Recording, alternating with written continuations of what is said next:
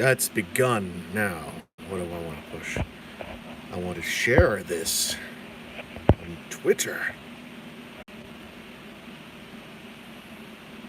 Yes. I don't know if it was recording that whole time I was on Twitter. Maybe I could have just taken my phone and picked it up and done the tweet. I couldn't tell. But now it says 20 seconds. I suspect that it just paused the stream while I was over there tweeting what the stream was. Hooray. Hello, oatmeal raisin cookies are garbage. Debatable. Hello, ESF Gaming. Hello, Ben Walter. You're not debatable. Oatmeal raisin cookies are not great, but sometimes with a bit of honey and like the right cup of tea, they're like the maraschino cherry you didn't know you wanted because you hate maraschino cherries. Hello, Cian Thomas. I messed that up. I didn't mess it up. I garbled that. Hello, Ciron Thomas. Hello, JTM14. Hello, Tommy Adams. Getting into Legion. Yeah, I played this with a friend of mine. The system is really cool, and I like Star Wars when it's not movies a lot. I don't mind Star Wars movies. I just think they generally are not all that up my alley. But I like the concepts of Star Wars, especially how much I like the ones that I don't think are ever gonna get picked up on, or just silly stuff. So the nice thing about a miniatures game is that I get to just make this better Star Wars, i.e. my Star Wars. So, we got good uniform colors. We got pink stormtroopers. Good stuff. Wholesome stuff.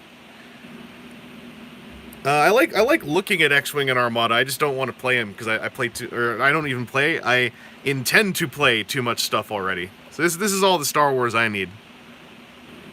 Because they got me my clankers. I've been playing Battlefront 2 a whole bunch with some friends. I believe that clankers are, just another entry of Star Wars robot storyline telling that they could be doing, that they're not doing. So I'm taking it upon myself. I'm running a slipstream-colored clanker army. That's the plan, anyway. But I want to get this core set painted because I'm really bad about finishing anything in general, and so I think it'd be good for my brain to say like I got the Imperial Rebels core set all done, and I got all the Stormtrooper guys done. I got Vader done with OSL, which is, I don't know, that got me hyped up about myself. I'm going to try to do some of that on Luke-ular Skywalkus as well. I wasn't looking at the chat while I was talking. Whenever I'm trying to mini paint, I'm not looking at the chat because I'm looking at the thing I'm painting, so I apologize. Hello, Luke Moy. Did I see the upcoming units? I did. They all look good. Right now, like, basically, I wanted to run Empire and Separatists, and then the thing with the Empire things is it came with Rebels, and there's a couple Rebel things I like, so I was like, alright, I'll have a little, like, skirmish unit of Rebels.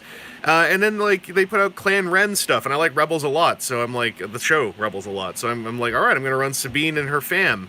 And then, the Empire stuff, I love all that stuff. I love the look of the Empire. The fiction sometimes loses me, but I like the concepts. As far as like a big bungling Empire. I'm in 2 Facebook groups. I think I posted some stuff I painted in at least one of them. I can't remember if I posted in both of them. But then the Separatists, I love them, and they're getting the hover bikes, and that looks great. And then they're like, oh, and here the clones are getting they're getting ATRTs. And I'm like, that's okay. But then I saw the clone tank, and I'm like, well, the clone tank looks cool. So I don't, I don't want to run all 4 armies. I'm trying to tell myself I don't care enough about the clones to actually run them. And I'm just going to maintain that till I actually assemble and paint the clones I got from those starter sets. Studio Series Blitzwing, other recent... I think Blitzwing looks cool. A lot of reveals right now I've kind of just been looking at and going like, yeah, it looks cool, and then I'm waiting until they come out to see how they look when people are actually messing around with them. Yeah, like those vehicles, Tommy, the Saber tank is out in a couple Toronto spots now. Like, it showed up last week during all the lockdown, but they're all doing mail order. And I had a moment where I was like, I guess I should order that Saber tank. But I'm like, my panic buying before the lockdown was a ton of miniature stuff. I don't need a tank. And if it disappears for months because, Asmodee, whatever. It's like, of the 4 armies, it's the one I least want to even run. So, yeah, I saw there's reviews up of some Studio Series stuff, but like, I don't know. I don't really feel like checking it out yet. I've been in a weird spot with like coverage of toys I can't go out and actually find myself, where I'm like, I kind of want to wait until friends of mine get them, and then they say stuff, and then I can grill them a bit privately, and then figure out if I want a thing. I don't know. I want to check all things out, but I'm no longer in a rush. That's kind of a quiet thing I've been doing. What was I gonna do? The thing I've been doing this year is I'm trying to make myself feel less. I'm trying to erase the notion of FOMO. I'm trying to remove fear of missing out from my brain because I suffer from it immensely in a lot of things. It makes me do very stupid purchases constantly that I, in fact, don't enjoy after I've done them. So I'm trying to just teach myself to not worry about missing out. Because I know for a fact that almost all things are available again eventually. So there's no point in rushing. Like, I got some Earthrise. I'm writing some scripts for my 3 Earthrise toys, and I'm happy to just have the 3 for now. I think the others look great, but it's wave 1. They're not going to disappear. They'll be there. They'll be there when the lockdown's not over, but calm down. I don't want to get people upset. I realize I talk about the pandemic a lot. Like, a lot, just in conversation. It's like my way of dealing with stuff. But I've already had 1 or 2 folks kind of, like, intimate to me that they're like, yeah, I don't really want to talk about the pandemic. It's kind of freaking me out. And I'm like, that's okay, that's okay. I gotta remember that the way I deal is not the way all people deal. So, I wanted to try doing this painting stream because I was on a Zoom call last night with some friends of mine, a couple of them back over on the island.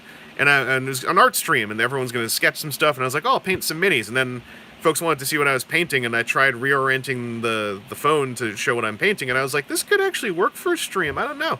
So I wanted to give it a shot. My work spot's here, so I guess I should move this over slightly. Like that. Let's see. Ever going to show off my full collection? Probably never, because it's not even all here, and I don't have it. I don't put stuff on display very much. I'm weird. I don't care that much about, like, having a perfect shelf display. I like keeping things organized in boxes. Stream's down. Did I see the WizKids Transformers minis? I did. I have an interview on this channel with WizKids about the Transformers minis that I did with them at PAX Unplugged. And I have bought the Megatron, because they're so inexpensive. I almost bought all of them. But I was like, I'll just buy the Megatron once right now, and eventually sit down and try to paint him in safety Megatron colors. And then after that, I'll probably, if I feel like I'm in a groove and painting is not something I have to put tons of thought into even doing, which is really irritating to me, that I have to do that. Then I'm going to pick up all 4 and start having a go at them.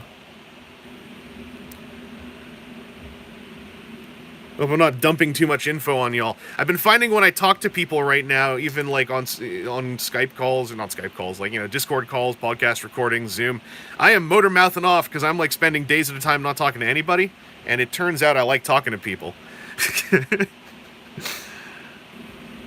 Hang on, I missed something there. Any tips to get into the Transformers TCG? Yeah, it's, well, it's kind of like, how do you put this? You can kind of figure out some stuff depending on how you feel about trading card games in general. Like, if you're already into them, there's steps you can skip. But then if you've never played one before, there's a different path to take. Transformers TCG, I think, is wonderful in that it has accessibility for a lot of different levels of competitiveness and experience, by virtue of being, like, both a well-designed game and one that is simultaneously always trying to maintain a level of accessibility for children. Hang on, I just gotta I'm using some contrast paints because, like, these Rebels, I don't care enough about them to make them look like, even, like, I can't make stuff look amazing, but I just want to contrast these guys up to lay all the colors down and see if I even want to do anything else. Because I put more effort into my Stormtroopers. These guys are all just wearing too much stuff. They're all wearing like 14 layers of clothing. I don't know, it looks wildly uncomfortable. Luke Johnson, V-Paint lives. Maybe, yes. Maybe V-Paint does live. So getting into Transformers TCG.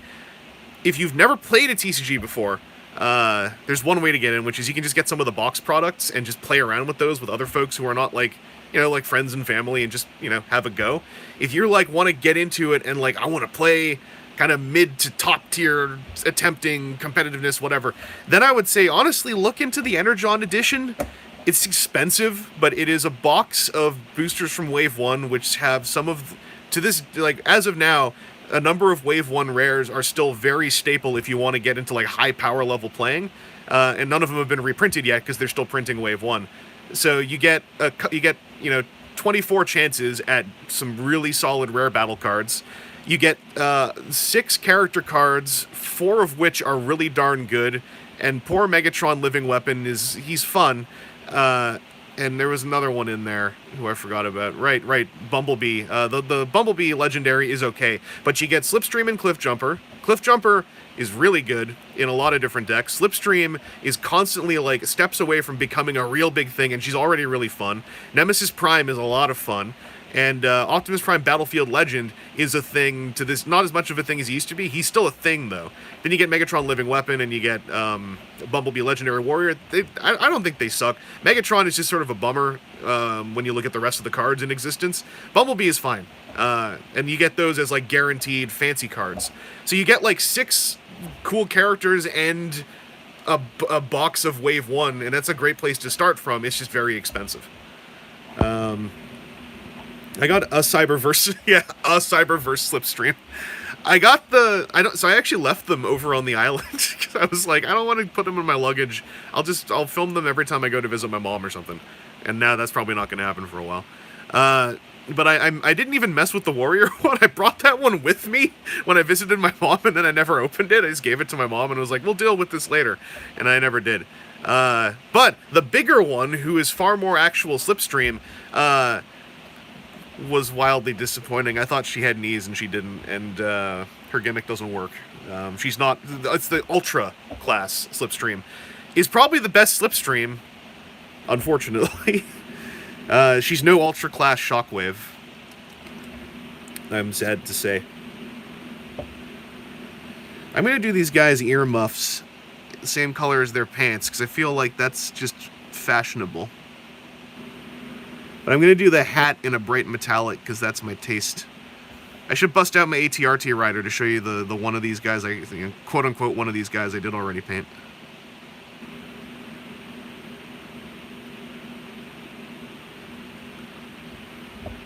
I would love to see Seekers in that Build-A-Figure Cyberverse line. I'm just, like, currently convinced that Build-A-Figure Cyberverse line is it's just McAdam. I don't think they're doing any more after that. Like, I think it's done. Given that they said nothing at Toy Fair. And they're moving on to, it sounds like Cyberverse is also done. I'm not going to hold my breath as much as I wish I felt like I could. There's much like RID 2015, but I think it's a better show than RID 2015. But much like it, there's a ton of Cyberverse characters who deserve good toys. And we're going to have to just figure out which ones have a toy. Like, at least the Ultra class is more solid now. I got to mess with a friend's Clobber, and, like, he's not wearing a helmet. What am I picking him up for? Clobber is a good toy. And so I am assuming Rack and Ruin is of the same tier. So, like, I'm happy that, like, that price point is, like, sorted itself out at the end. It sounds like one of the last Warrior class toys, the Shark guy, I just call him Aquaman, because of his episode. But it sounds like he's a good Warrior class toy. Gives me hopes for that Starscream that I kind of keep forgetting exists. The new Warrior one who's actually on model. Hammer Bite. Yeah, I keep wanting to call him Hammer Shark. Have I seen Avengers Endgame? Yeah, I saw that in theaters with some... There were some very excited people in the crowd during that movie.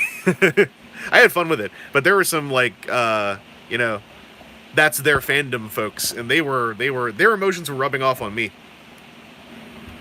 Yeah, Luke Johnson, I kind of hope some of those Cyberverse characters, get into that big nebulous pot that, gets drawn from in other shows, but it's going to be a while until we see if that even happens, right? But then again, patience is good for everybody. More so than ever, we all got to learn even more patience, unless we were already good at it. What I'm saying is I'm not good at patience.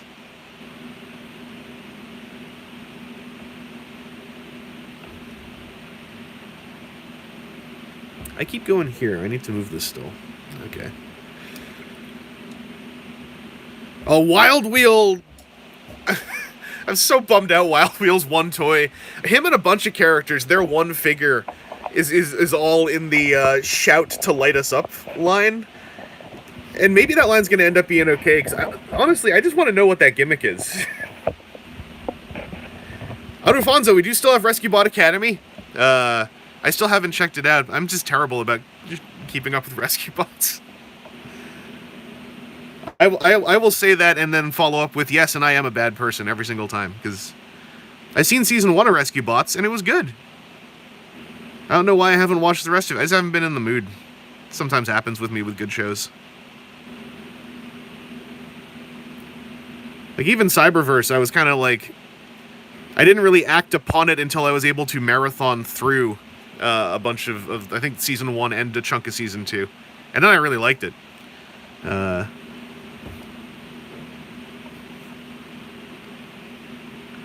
think I'm going to go back and do the tops of their hats now. And I'm going to do the weird poker dealer cap in a metallic. I've heard nothing but good stuff about original Rescue Bots. Like, there's... As much as I have talked on Twitter going, like, I wish other shows would get to have 4 seasons, and I kind of got the blowback, I'm like, no, I get it, but, I mean, I want every show to have... I want every good Transformer show to get a lot of seasons. Rescue Bots, as far as I know, deserves all the seasons it got, you know, and quote-unquote continues to get. Yeah, Blackhawk, I can't believe Windblade, literally the other main character at the start of the show, got left out of that deluxe line. Because I like everyone who's in the deluxe line, so I'm like, why are you making me pick 8? Why are you making me glare at other characters who I'm happy are in this line? And yeah, Luke, I'm picking up Wild Wheel no matter... Like, basically, it's like, yeah, Wild Wheel, Steve Irwin, Dead End, or like, I'm just got to pick up whatever they show up in, because... Sloth, I'm going to say all your numbers. Sloth 210983, what model range is this? This is Star Wars Legion. Mark Chan, you're supposed to stay inside, sir. Are you outside my window? That is breaking the law.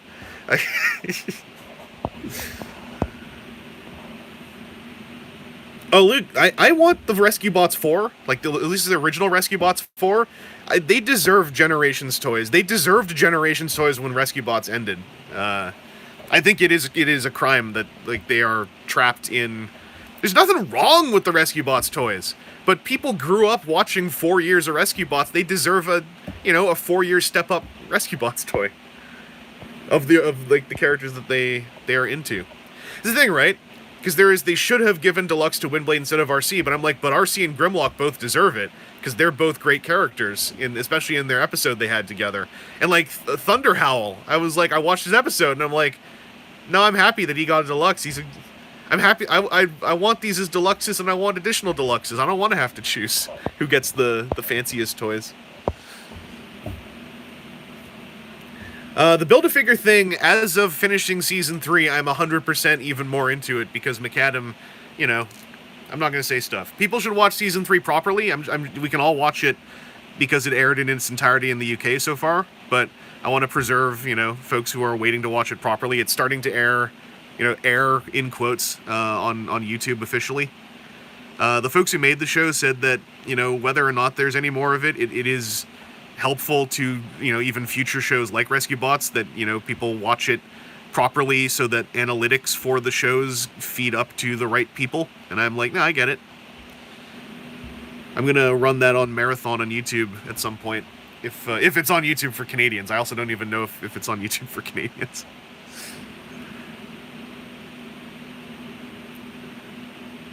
Here's my question, is at what point, because I'm not sure how anyone who watches my stuff feels about mini painting just in general, are we going to get us a contrast paint snob? That's my question. Because, what I'll say is, anyone who thinks contrast paints are kind of jank are right. They are. But they save a bunch of work. Because you can make contrast paints using a combination of 3 ingredients. But this is giving me contrast paints in pre-made colors. And it's like, it's saving me work.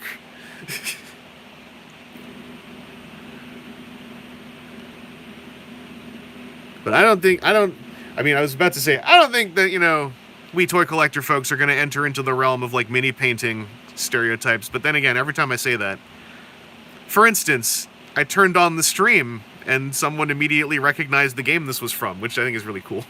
Because I didn't want to have to explain Star Wars Legion, because I don't like Star Wars enough. I just like this game a lot.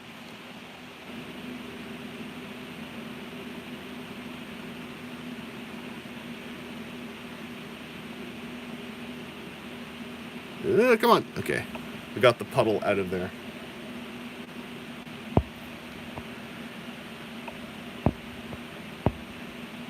Oh, yeah, I mean, yeah, Quintessons, Transmutate, you know, eventually showing up places. Or, yeah, doing a Build-A-Figure. I'm scrolling up. Pardon me as I catch up with everyone. Doing a Build-A-Figure in other lines, I think, could be cool. Like,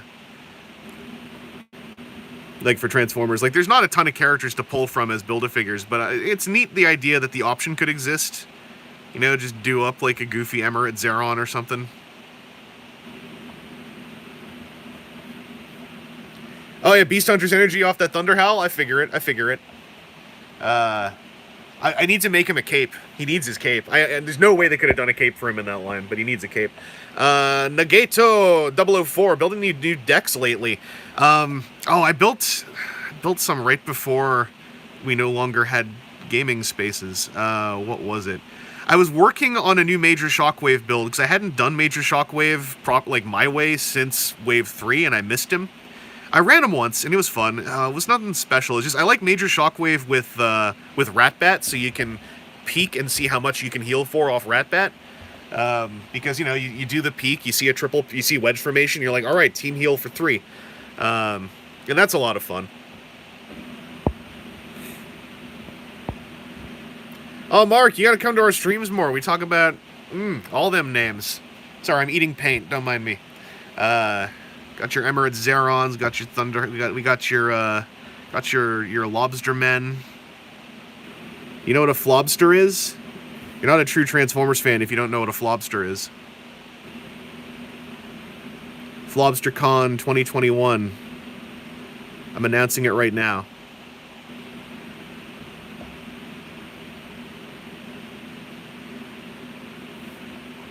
I have a bunch of contrast splatter going on here too, but I just want to lay these colors down and then see how much the splatter and overspray even bothers me on, like, these foot soldier guys. That's one of the mini painting traps that I have always fallen into ever since I was a teenager doing Games Workshop stuff, is getting way too hung up on stuff that you'll only notice if you look at a miniature this close, and also it's part of a squad of 10. No one's ever going to look at it that close. Zeron actually was very unique in his goopy mouth, because it was he had a weird vent mouth, and I don't think anyone else had a permanent vent mouth. Oh yeah, the official Armada Prime Proto. Yeah, that's probably going to be a next year thing. The Team Fortress context, you know, flops. Did I intimate through my tone how much I am adjusting my glasses whilst I read what you wrote? I was messing with you. Jeff G. Flobsters! Anyone make some fresh Flobster pots?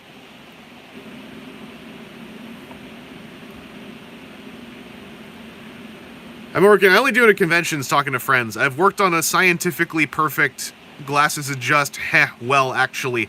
That's like, it's been tuned. We used science to tune it for maximum irritation. It's one of my proudest creations. It's the perfect well, actually. Sorry, it's the perfect IRL well, actually. It's a very important thing you gotta add in there. Because, well, actually... an IRL version is a completely different beast than just typing a well, actually, on a simple, casual social media. I mean, we all knew that, but, you know, there might be some, normies in the room who don't quite understand the deeper subtleties of the well, the well, actually.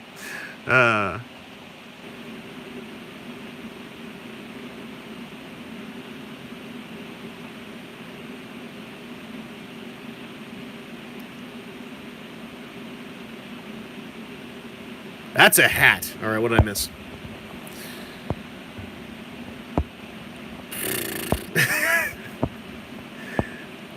You know, a lot of people will be judged by me, but none of them will care. In fact, most won't notice. It's only the folks like Mark, who I'm screaming at over a stream that he's watching, that tend to know about. Santa Bone, what kind of minis are these? These are from Star Wars Legion. These are the Rebel soldiers from the core set.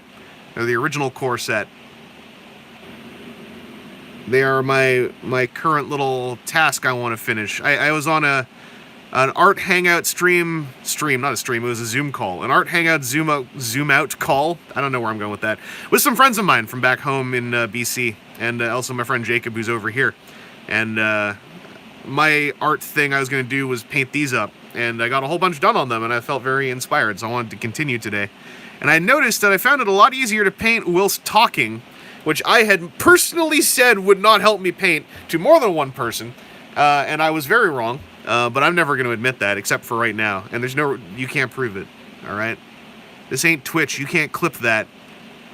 You can only, put up a capture clip afterwards, and I can accuse you of having edited that from my various voice clips over the years.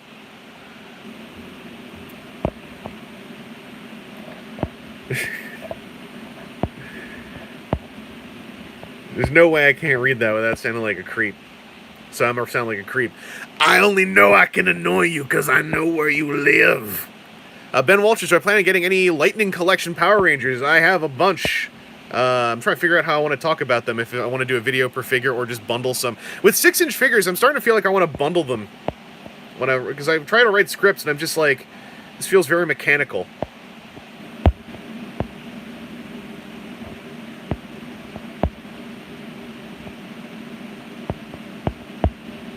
That's right, they out here to call me out. They'll never know. I'm just hiding out on my painting stream. Painting Rebel Soldier baseball caps. And dropping judgments. Ah, yeah, yeah, yeah.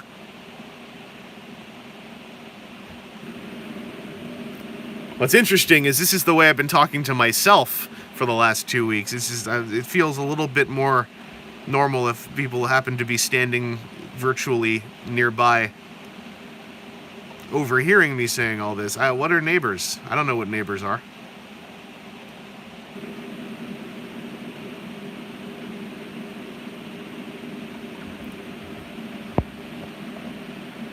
Yeah, G.I. Joe minis would be nice. Maybe, WizKids get to do some. How do I feel about the G.I. Joe classified? So you mean the 6... Oh yeah, that's the name of the 6-inch line. They look neat. I'm not in a rush to get them. I want the Destro because I love Destro. But especially if he's a Wave 1 thing, I'm sure I'll be able to catch him at some point. So they look cool. The fancy packaging for the fancy Snake Eyes looked real purdy.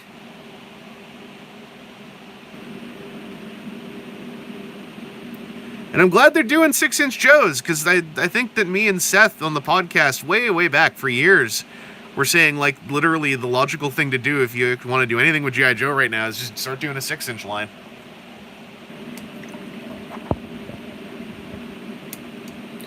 The next 3 weeks are just Vangelis yodeling to himself between the next 3 weeks? You think I'm not practiced already? You think I'm not getting my throat around those already? 2 weeks in, I'm an early riser. I get on this. It is insane talking to the G.I. Joe community about those classified figures. Not my Joes is huge. That's a bummer to hear. Every time I hear about, like, the deep G.I. Joe community tone, it's always kind of a bummer. Like, I don't know. They're so close to Transformers. I'm like, y'all can be a lot more chill about stuff. But granted, G.I. Joe fans are always going through, franchise trauma perpetually for the last decade. If the Overwatch line had to die for G.I. Joe to come back, I'll take it. You know what? Me too. But yeah, Blackhawk Joe. Yeah, G.I. Joes always look the same to me, and I feel like the more 80s they are, the less interesting they are. And then you can have like what was it, the 20th anniversary line, where they had like their 80s, but then they're all just a little bit tweaked. I'm like, that's my thing. That's kind of what I like. Give them all a fancy gun. Make the G.I. Joes into like suitless Power Rangers. I'm down with it. Because Cobra's always solid, because they're just goofy supervillains. Also, Mark, I absolutely would agree Overwatch is basically G.I. Joe. That's why I was hyped for a toy line. But boy, the Overwatch toy line's life, I don't even know how you explain it. It's like, here, I'll draw a graph. So we're going to announce an Overwatch toy line. It's going to be by Hasbro, who do some really good 6-inch figures, all right? Things are going to go up and up and up. First wave is out. People are kind of digging these, going up and up. We got some exclusives to show. We got molds coming for all the heroes, and the line's dead. That's kind of the story of the Overwatch line.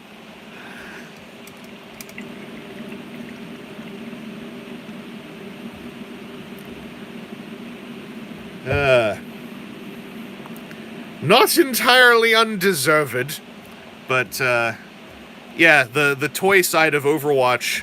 When Overwatch got into remote murky territory, the toy side just like died on this. It was like it was Nintendo ending or pulling out of that launch event.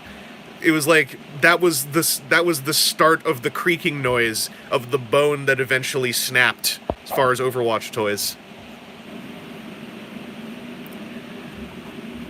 I was like 30% all in on Overwatch. And then I was kind of losing interest, and then this all happens, and I'm like, you know, this maybe was for the best for me, very specifically. Figma is continuing. Figma has a Reaper. Hasbro never did a proper Reaper. I think was a Reaper, like a normal Reaper, one of those prototypes? There was a normal Ana prototype that got sold on eBay. Or test shot, not prototype. You see the Overwatch Nerf guns everywhere. I think those are still from the initial stock.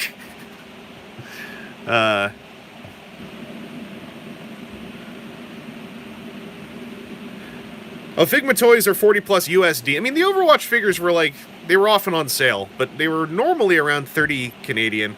Overwatch Figmas in Canada, you can catch them for under 90 sometimes, but I always see them for like 90, which is a bit much. I was about to say there is a transforming Bastion, but you then said that didn't cost way too much, and the DX9 Bastion is kind of... Well, I don't actually know whatever happened with the DX9 Bastion. Like, does that thing still exist, or did it just disappear? I want to show you all my chicken walker.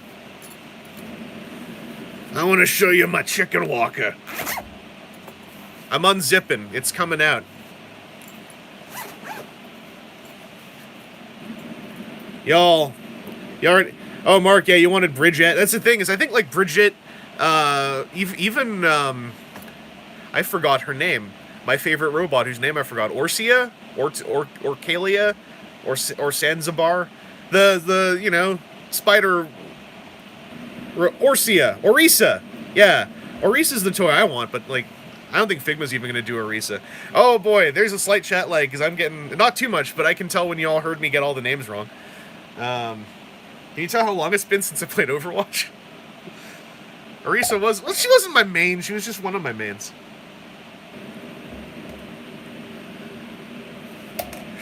She wasn't my main. She was just one of my mains. What does that even mean? Yeah, like Wrecking Ball. Those are all characters, I think, that are like, even if Figma continues, it's going to be eons, if ever, that you get them. So we got us our little walker here. That's how I painted my first Rebelmans. If I have vehicle pilots, I did this with the Stormtroopers as well. I kind of paint them in different colors so that it's like they're vehicle pilots. 89 Batman is getting SH Fig Arts, and Tamashii Bluefin is going to be distributing it stateside. So I used Vallejo Real Metal for a whole bunch of this, and then I matte coated, then I re-satin coated over top of parts of it so you can still get the reflective properties of the Vallejo Real Metal. The Vallejo Real Metal Metallics, I don't dislike Leadbelch or any of those other ones, but I saw a video where a guy was really going like, this is like night and day. It is like night and day. Like, the Vallejo Real Metallics are just straight up like reflective metal in one coat. It's really beautiful. Anyway, there's 3 weapon options. This game is not WYSIWYG, so it doesn't matter, but I wanted to flex. So my weapon options are all magnetized on here. So you can swap between the little laser gun and the Gatling gun and the flamethrower. And I color-coded the weapons. So it's like the Gatling gun that I'm probably going to use a lot is the blue that's found here. And then the laser gun is more of a pinky purple. And then the flamethrower, I went for a kind of gold thing, and I went for a bronze here, and I did a whole bunch of sponging to make it look like it's all scorched and charcoaled. I saw something about paint drying. Vallejo paints take forever to dry. Some Vallejo paints actually dry too fast for me. I have a Vallejo gray that I think just doesn't have enough non-pigment in it. But yeah, if you water it down a lot, not even a lot, but just water it down to the consistency of milk, go in a thin layer. Thin layers dry like way faster than a thick layer right out of the pot. That's right, sponge! We're bringing it back OG style. Also, this grass is a product that's literally called gamer grass, which is great. It's a really lousy name, but it's a perfect name for that product. Also, the way I do my basing, you can see I do it before I prime. So I have two things. I have a thing of kind of these thicker rocks and a thing of sand. So I super glue down a couple thicker rocks, and then I use some white glue in a layer to put the sand down, and then I spray primer afterwards. And then the gamer grass I put on at the end, and that stuff is just like little adhesive patches, and then I just put a dab of white glue on the adhesive, because the adhesive is not very, very powerful. You know, I always got that gamer grass. Hook me up with some of that gamer grass. I'll hook you up with some of that gamer grass. You kid want to buy some gamer grass? Hey, I was wondering if y'all would get the joke, but I think you did. What line to stuff are these models from? This is Star Wars Legion. It's the current... I was about to say it's the current Star Wars miniatures game, but it's not. The same company puts out another Star Wars miniatures game that's slightly smaller, but Legion is the one they're pushing. And I like the Legion system a whole lot.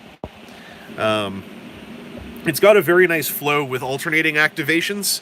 Because Warhammer always kind of freaks me out with the whole thing of, like, all my guys go first on turn one. And it's like, alright, so, like, did I need to paint all these models, or could I have just brought, like, cardboard tokens for half of them if they're going to be right off the board after turn one is over? I don't know. But yeah, Fantasy Flight Games do, like, a bunch of Star Wars minis. They got Legion, Imperial Assault's the old one, they got X-Wing, they got Armada. That's Wreckin' Rule. What's up, Wreckin' Rule? I'm just preparing. Oh boy, yeah. So I got a new deck tech coming up here that I'm working on, and it's gonna be it's a sick deck. It's a sick deck. We got just Autobot Stormtroopers, and you see, I'm setting up some good proxies here for my deck. But I'm not cheating on no what? No, there's Transformers cards here. They're here. You can't. I mean, I can't move the camera, but they're right here, just in front of me, just slightly off screen, and they're what I've been messing with. You like? Yeah, that's right. We're cheating on Transformers together. Can you all tell that I'm on lockdown? It's true. What was I getting? I'm gonna find a metallic for these hats, because as you see, I did a metallic red hat for my chicken driver. I'm thinking for these guys, here's my theme. Here's how I'm thinking about my color schemes. Everyone's got gray pants. So the way our color schemes are working, everyone's got gray pants, and everyone's got red shirts, and everyone's got gray earmuffs. The gloves and jackets are different, and they got black boots. The gloves and jackets are different colors between squads. The straps are different colors, matching the gloves. And so the baseball caps, I think I'm going to make a complementary color for the jackets. That seems like how we do it. So for the turquoise, I hate that I'm painting every single one of my armies in turquoise and purple, but I like those colors a lot. What did I see here? Did I do metallic red blue with contrast? So on the ATRT, the metallic red is just it's a Vallejo metallic red.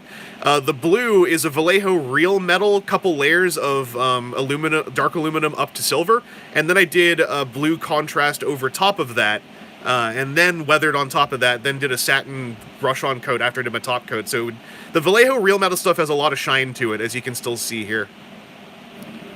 All my armies sound Spinister. True. Very true. Have I read Leviathan by Scott Westerfield? I have not. I have not read a lot of books since high school. I am part of the problem. ATRT, all-terrain retweet. Yes. Zamples, we didn't know we had a Star Wars fan in here. I was trying to keep stuff kind of on a casual level, but yeah, it is an all-terrain retweet. Also, I'm going to show off a bit more. You see on the weathering here, I did some more black sponging, so it looks like these little vents are like coughing exhaust out while he's walking. And I don't know how much you can tell with this phone camera. The matte coat comes up to about here, and then there's a satin coat that transitions around here, and there's more weathering down here, so it's like there's dirt stuff all over the bottom half of the digitigrades, but as we go up, it gets more and more shiny. You're a biggest Star Wars fan, you always set phasers to stun. Live long and prosper, good to have you in here. How do those TF Minis strike me? Blackhawk, I have the Megatron, I haven't painted him yet. They're super inexpensive, I almost just bought all of them, but I was like, I'm just gonna buy the Megatron. I'm going to sit down at some point to paint him in safety Megatron colors, and then I'll go and buy the 4 and do them in the normal colors. It is a retake of World War I. Germany as a mecha empire and Britain as a bio empire. That sounds like it's up my alley. I gotta just remember to read books. That does sound really cool. I feel like I've heard the name Of course I've heard the name Leviathan. That's a name that's in a lot of fiction. But I wonder if someone has told me about that setting, because that sounds really familiar. BMV has them cheap. Yeah, when we're not on lockdown. Diesel punk mechs versus flying whale airships. I'm down for this. Mimicry, the TF Minis are by WizKids. They've got 4 out and 4 more coming out. They're in the same line as Nolzul's Marvelous Miniatures, so they're pre-primed. So if you don't know anything about mini painting, you can buy one, open it, and start painting on it, and the paint will bind to the surface. It's just a gray primer. I would probably zenithal the thing a bit, but if you can just open it and paint it. Luke, have a good crashing.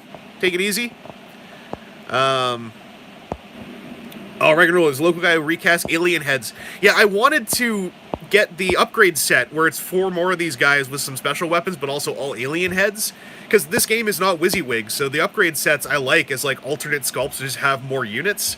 And I ordered one from a local game store who's gone to mail order. And then they're backlogged hardcore. And when I opened my box of stuff I ordered, they sold me the cheaper upgrade set, but then they sent me one more of these.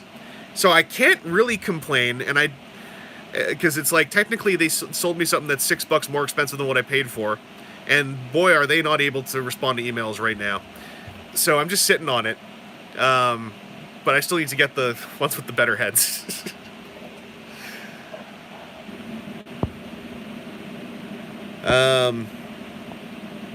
For beginners, testers and animals are the best paints. Don't listen to that! Testers and animals are how I started painting when I was like 10. And boy, like decades later, well not quite decades, almost 2 decades later, I learned why all my brushes immolated and why the paint was so freaky to work with. I've been into 40K. I got into 40K when I was 12 years old, and then I got out of it when I was 17, and then got back into it 2 years ago, but never played it. I just kept meaning to. It's a whole, you enter into a kind of like wargaming suicide pact with people, and then you never do it, and you swing it around, and you fix it up. I'm just using contrast right now on these guys, because I want these guys to just sort of have their colors blocked and look okay. I don't mind contrast, but I use a grand old mix. I was going to bust out my metallics. That's what I was reaching for. It's a mess. It's a mess. Over here, it is a mess. Ah. All right. Code Turtle, the weapons, there are different weapons, but the way this game works is your unit has a card, and your upgrades are more little cards you put with the card. So because everything is card based, you don't actually need WYSIWYG because you have your cards laid out in front of you. Yeah, disinfrared contrasts are fine. I fully acknowledge that what they are is something one could make using matte medium, flow aid, and inks. But these are all pre-mixed in nice, useful, interesting colors. And they're just kind of expensive for what they are. But they're very useful. And, like, for instance, you have a sculpt like this with these pants, that's 1 coat of Basilicanum Gray on those pants. And, like, I can make it look nicer, but I think that's really darn good for, like, a coat. I gotta touch up that white spot. I'm doing the thing again, where I'm paying way too much attention to the tiniest little things on a squad of like, what is it, 4 to 7 or 5 to 7 figures. No one would ever notice that. Anyway, I did. I've corrected it. My water's getting murky. But anyway, here's my little kit of paints I was using. These are the Vallejo Real Metals. These are awesome. These are great. I love these things. I can't find them anywhere. I bought they had a pack of 4 of these at Maple Mart, and that's like all they had. And then they had like a couple singles that were mostly the same from the pack of 4. So the way I've been doing like gold and coppers is this stuff with a contrast over top looks incredible. I wanted one of my goofy metallics. Where did I put them?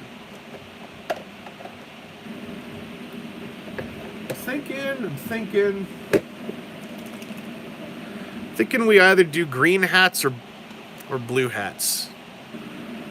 I'm thinking green hats for the blue shirts, metallic blue hats for the turquoise shirts. I'm gonna give that a try.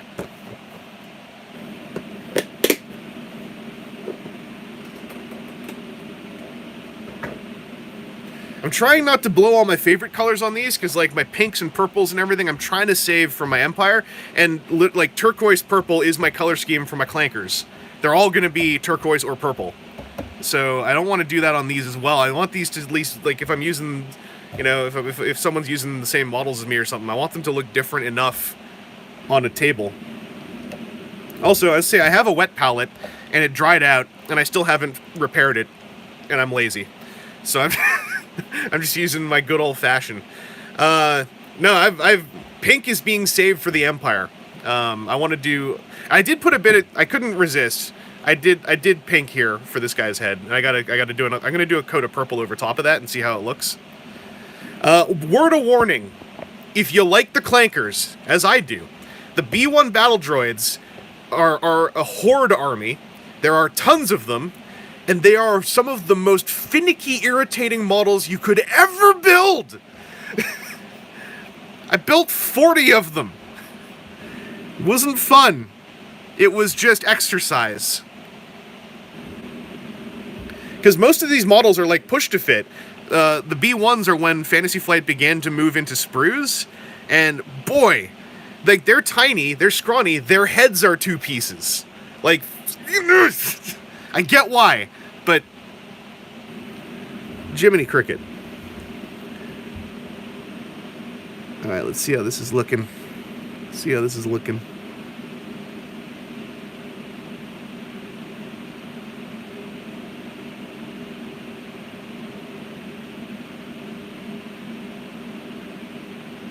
Ooh, it's looking nice.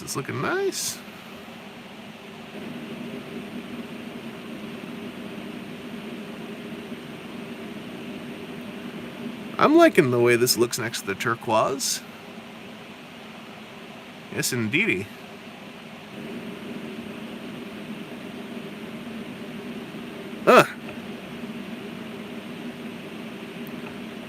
Yeah! That's the scariest part. I gotta get the underbib.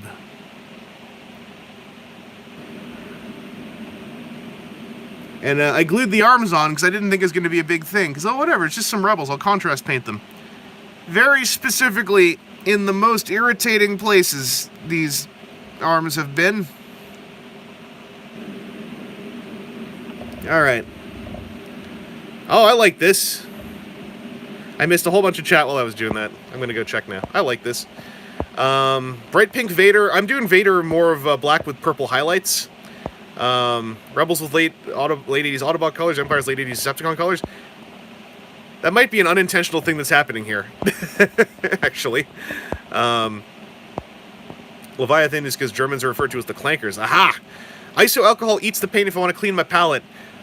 I could, but this is just a piece of packaging, and I have another one here already. Like I save one of these every now and then, and I just use them. I've used these until basically the paint is so thick it's kind of like silly putty. Then I'm like, okay, I should get rid of it.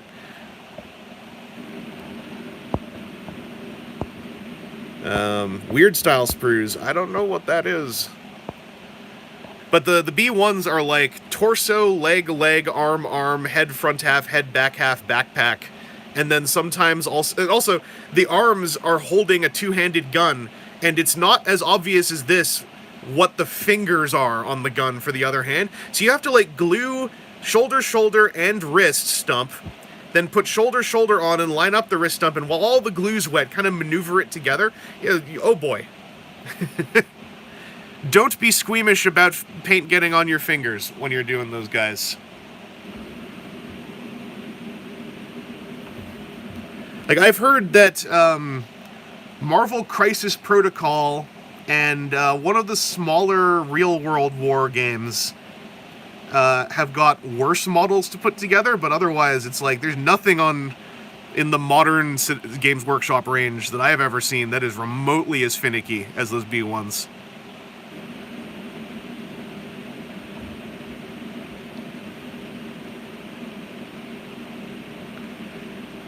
I meant to when I was going to start this stream, I was going to do this thing. Maybe I'll do it now.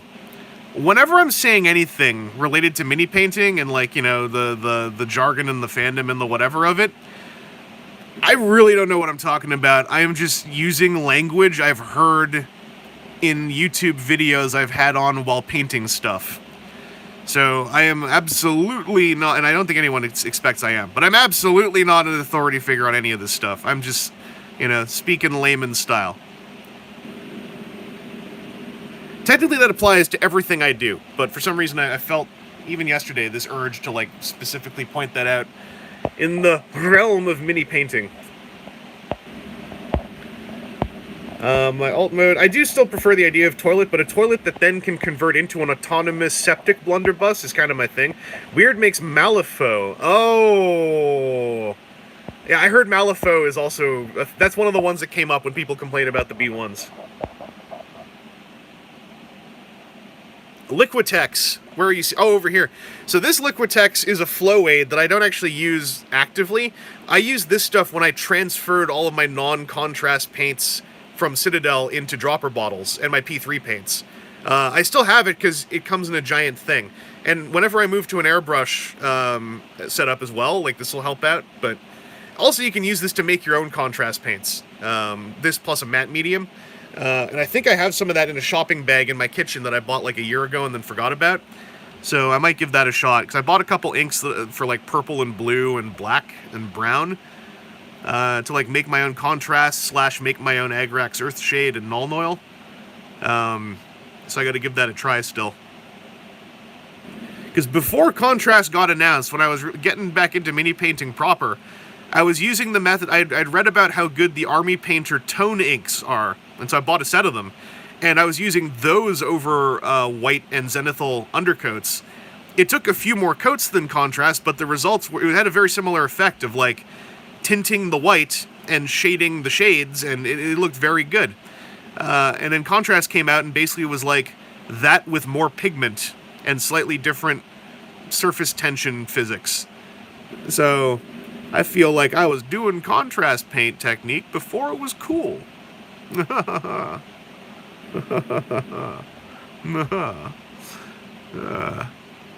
I was hip. Could still say I am kind of hip. As though it were a lifestyle of mine, you could say I'm like a hipster.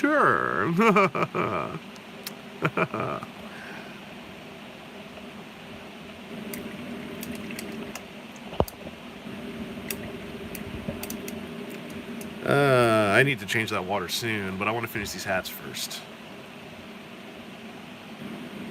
The price on Legion Minis, before the Clone Wars, the price was ridiculously cheaper to play this game than any Games Workshop game. It still is cheaper, but now that they've moved to harder plastic and often sprues, everything's gone up like $5 to $10. That's new. But all the older figures like these are like, all the old line is all push fit stuff.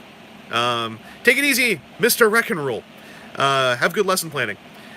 These push fit ones are slightly softer plastic, but they are like, it's like 20-something Canadian for a unit of them. As opposed to Games Workshop, which can be more expensive of that. Of that? What's going on? What's going on?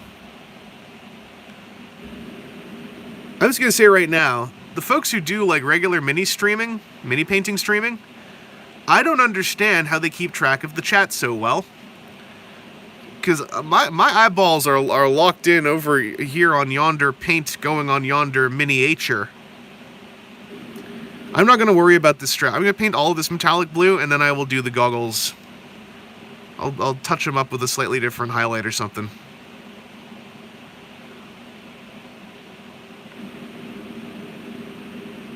Or maybe the goggles just look cool when they're in blue as well. We'll see. We'll see.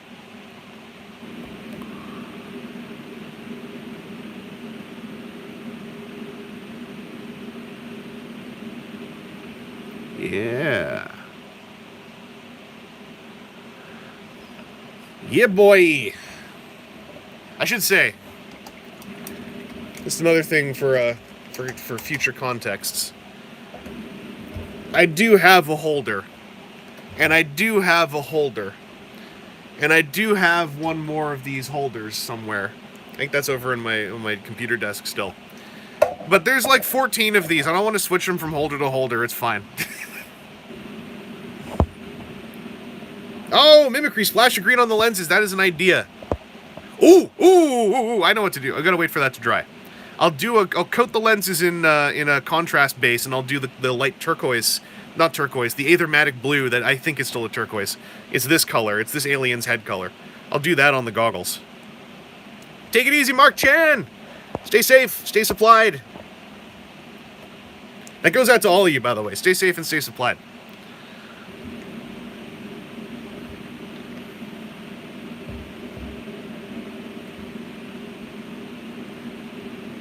Alright.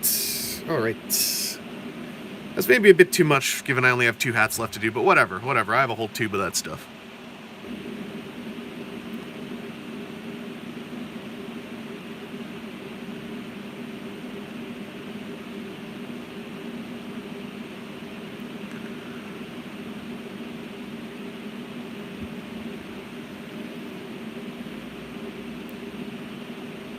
Your hair used to be with the aethermatic or this metallic blue? If you had metallic blue hair, that is baller. I want shiny hair.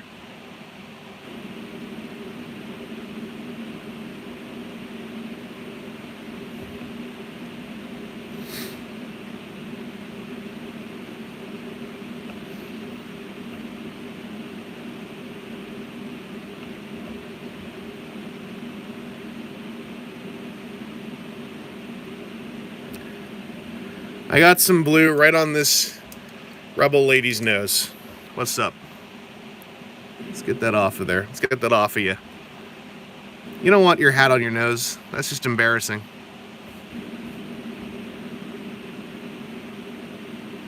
Alright, close enough. I was going to do some actual flesh highlights on these faces because the contrast just didn't really do much on my zenithal whatnot.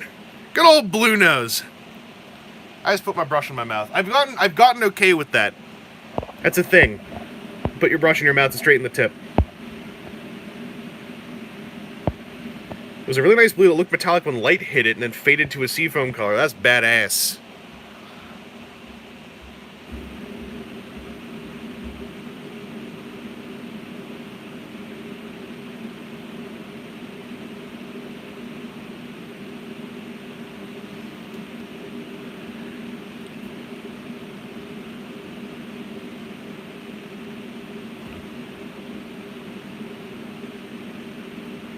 It's always these top rims of curved surfaces that I get way too hung up on, too. I'm like, it has not perfectly adhered to the contours. I must go in again. And I splatter it all across something else. And I'm like, well, guess I better retire from miniatures painting for another couple years.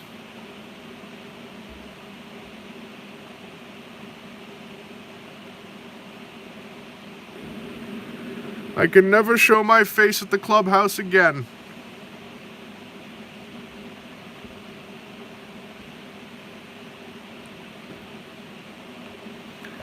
Blue baseball caps, completo!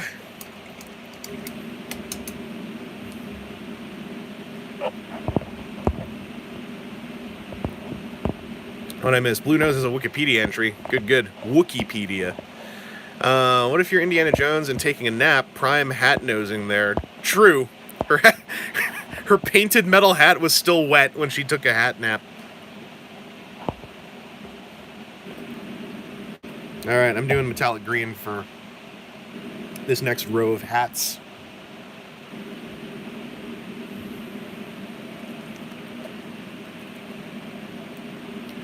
I'll just say, I'm gonna throw out the world's most obvious icebreaker since How's the Weather. Y'all taking care of yourselves? Y'all doing okay? Because it's completely okay to not be feeling super okay. I'm just asking if you're doing okay. There's a difference.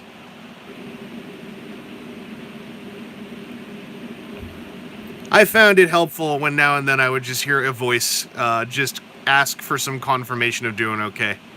Even if I found it kind of irritating.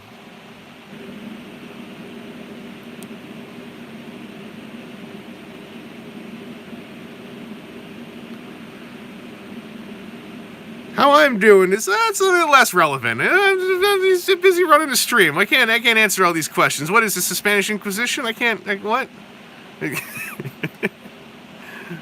This green looks hilarious with the dark, urban, dour bulk. Look at this. I'm camouflaged, sir. I love it.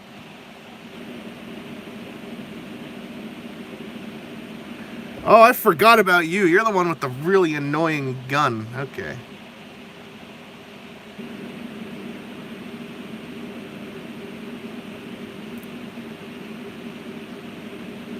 I gotcha. All right, here's how it's looking. Here's our scheme. I like it. I'll catch up on the chat in a sec. I just wanted to get one of those done so I could see it. All right, Zambul's watching the stream, so okay. How am I doing? Oh, I saw that one. Verspringen, doing my best. Good. Easy, making do. Good. Taking short walks if you can, if it is doable in your area. Well worth it. EFSF, stay up till 3, sleep till noon, never felt more alive. I've been staying up sometimes till 10 and sleeping till 4. That happened twice last week. It's no good. It's no good.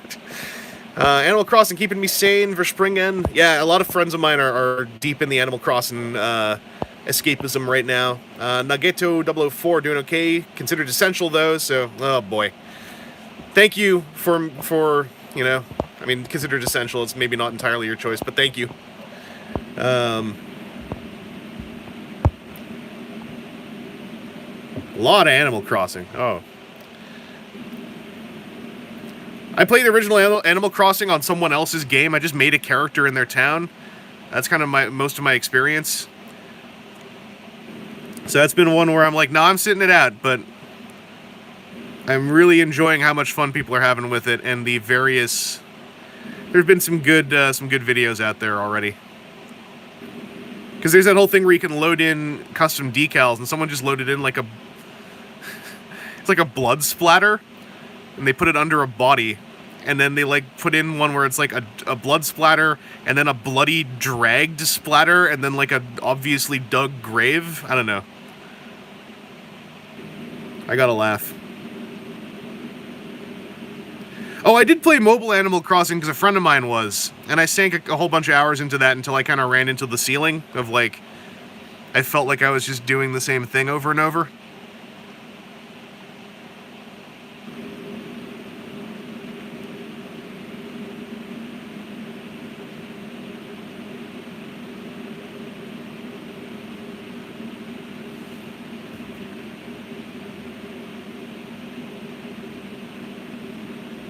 Alright.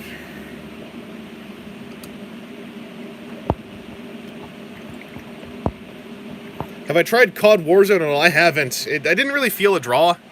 Right now, oddly, like Star Wars Battlefront, I'm finding really satisfying. There's something about the everything right down to between the pace and the way the guns feel and the way the gun impacts on other characters you're fighting feel. Oh boy. Battlefront has like become like a perfect combination of stuff for me, and I like that's the Star Wars part is almost the least important. It's like the Star Wars part of that makes me more hyped for this miniatures game. Like to me, Star Wars has become this combination of like it's a cartoon, a miniatures game, and a shooter that I find fun. Where the fiction setting is neat, the actual stories I don't care about all that much, and I'm really enjoying them. Like, I still have to play the single, and now that Eden Versio and Inferno Squad are going to be in this game, hopefully later this year, I gotta play the single player in Battlefront to see if I can get invested in them or not. Because they're the other unit coming out to go with Clan Ren.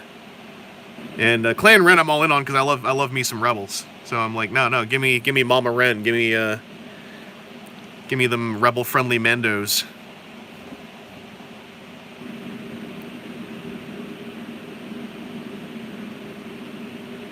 Oh, this guy's hat bled into his eyes. Don't tell him.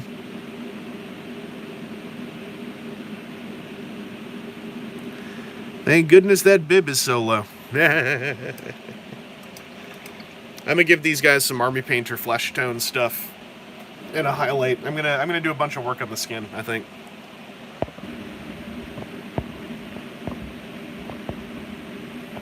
Izum, yeah, Battlefront 2 is solid.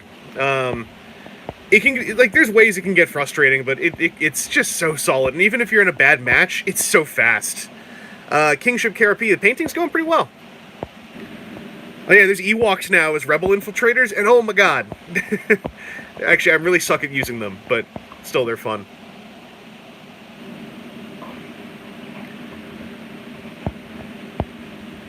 Verspringen, the cynicism of releasing the Siege toy and then the Earthrise one. I don't really have a horse in that fight. I think it's like, I appreciate the storyline communicated from figure to figure, and I'm very happy that Earthrise Prime, if you never told me there were Siege parts in them, I'd never really notice, because the transformation is so wildly different. They are basically two completely different toys, despite a lot of shared parts. Which does not seem to be the story for the Megatron, which I think is a real bummer, because that Megatron looks like a real bummer.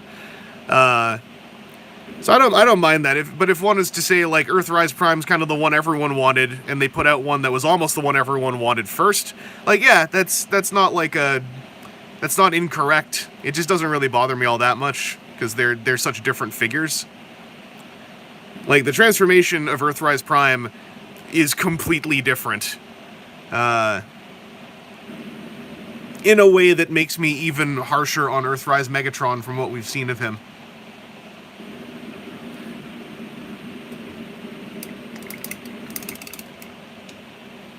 Megatron's weapon being kind of garbage is also part of the problem, yeah. Oh yeah, Nurse Midnight, basically, Generations cost more, and part of that is we're getting the Takara paint jobs now. Earthrise, like, I've learned from other people's coverage now, Earthrise Prime is fully painted in the Matrix Chamber. He's not $90, he's 70. Where is he 90? He should not be, he's retail 70. Oh! Australia dollars, okay. I saw everyone just reacting like you said Canadian, I assumed I missed something. Because even then, 70, it's a bummer he costs that much, because the trailer is wholly uninspiring. I completely see how it ends up costing that much extra between the trailer, the enormous amount of moving parts in the torso, and the surprisingly enormous amounts of paint. But the trailer, specifically lacking roller, makes it feel like you're getting an incomplete version of an accessory that most people already don't want and are paying for it. My hope is that Earthrise Prime is the last time we have a G1 Prime having to come with a trailer, like between him and MP44. Like, we're done for a while, right? Like, we don't need trailers anymore.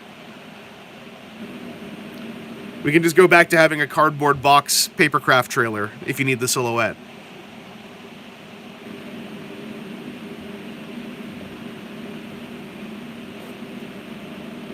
Oh, more than DNA, like a bunch of people, I'm sure, are at least gonna get, like, you know, write down ideas for Earthrise Prime rollers.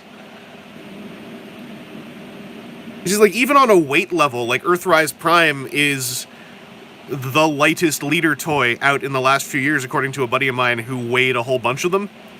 And if he had a roller, we kind of, I feel like we figured, maybe I'm misremembering, I feel like we figured if a roller was there, that would have filled in the weight gap between Earthrise Prime and Power of the Primes Prime. I should say lightest leader class. Yeah, I said leader class. Never mind. I thought I said lightest primes, but I think I said lightest leader class.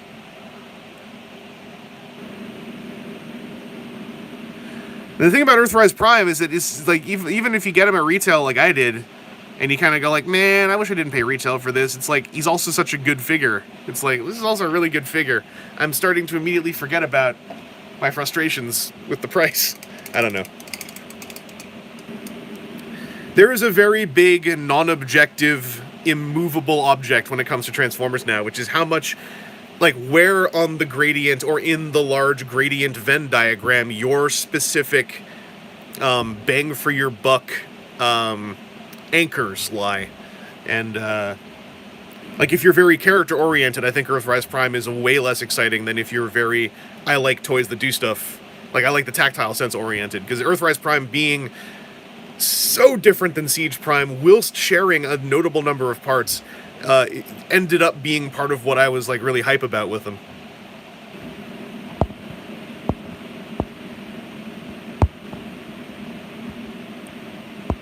This and Fred, I like the idea of them putting in specifically as a bullet point a non-working sound box.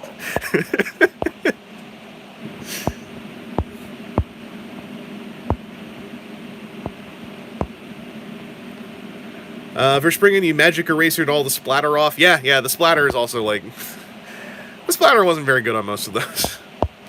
Like, I saw Astro Train at EB Games a couple weeks ago, but in Earthrise packaging, and even with the Platinum discount, I was just like, he's Wave 1, I can wait until I can catch him for like 25% off or more, and also the splatter on him, like, amidst all the other Earthrise toys, I was like, Astro Train, you super duper look like you snuck on board someone else's flight. Like, you don't look like you're from this line.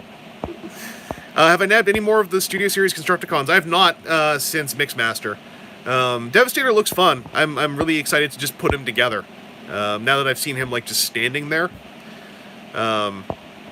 Verspringen, I will say Siege Shockwave is always the one I defend as coming with extra stuff, but it's because I really like Siege. I think Siege Shockwave is my favorite leader toy of the current trilogy.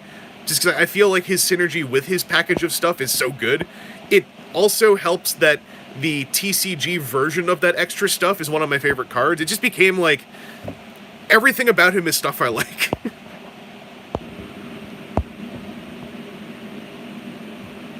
I still need to get a good look at Barricade. I saw him at one comic store, and I was like, I'll wait till he's at Toys R Us, and then I never saw him there.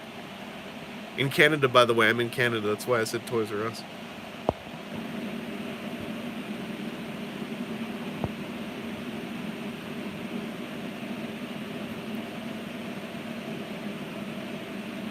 Oh, Siege Clamdinger, yeah, good old Clockhopper from Galaxies. I would like that design too. I was wondering how much that might have shared stuff with the Earthrise one. I haven't messed with Earthrise Cliffjumper at all yet.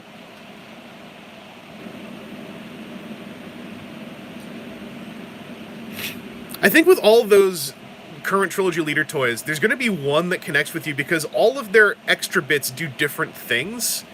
And so, like, one of them will do something you like, and usually I think that means the other ones don't do as much that you're into.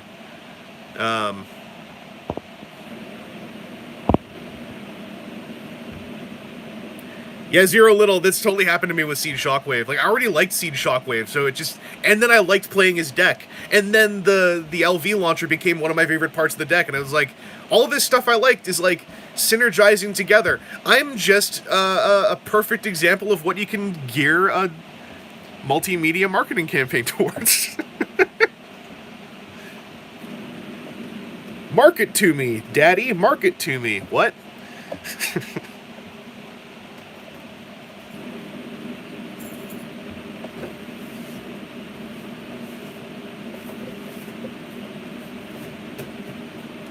Moving some stuff around so it was easier for me to get my paint box. My paint box is too big to put on camera. It is a big ass hardware briefcase. It holds all my paint. I like it. I want some tones. Whatever. I'll pull them all out and I can choose once I see them in front of me. Army Painter tones with Lamian medium is my jam. Just glaze everything. Hundreds of glazes.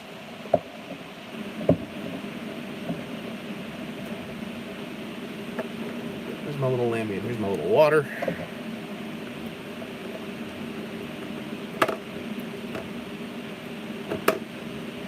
Where'd you go? There you are. Here's my unofficial dropper bottle of Lambian Medium. Very, very proud of it. I made it myself by pouring a jar of Lambian Medium into a dropper bottle.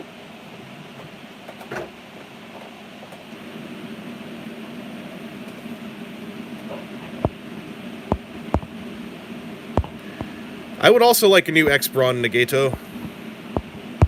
Mimicry, I don't have any of the C-Cons. Pre-ordering them was cost-prohibitive to Canadians like myself. I didn't want to pay all the extra shipping and handling. I'm just fingers crossed that EB Games maybe gets them. Or I'll just pick them up at a convention someday. They look great.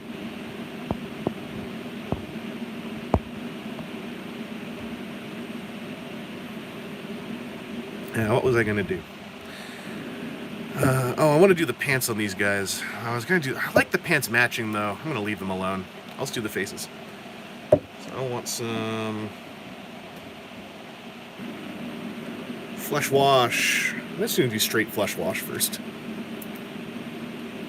Oh, yeah, I mean, yeah, Mandarake, they're out in Japan, too, at Takara Tomy Mall, so they'll be on the aftermarket. They'll never be cheap, but they'll always be there. I just think they're not cheap now. I don't think they're going to become wildly more expensive, so they were an easy thing to not rush for. And yeah, Toys R Us might get them as exclusives, too. Like, Toys R Us got Red Wing for us in Canada, so, like, holy crap.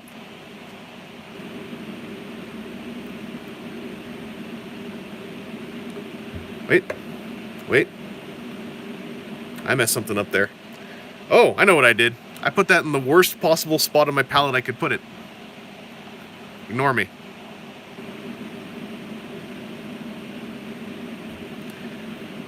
I dropped a drop of flesh wash right where I'd put the metallic blue, and it hadn't dried yet. That's demonstrating something to y'all not to do. Don't do that. I'm Donnie Don't.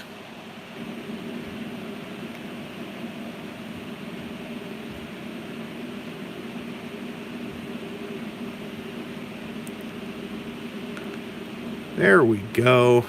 Ah, I can already see it's getting warmer. There's some more blood running through the skin.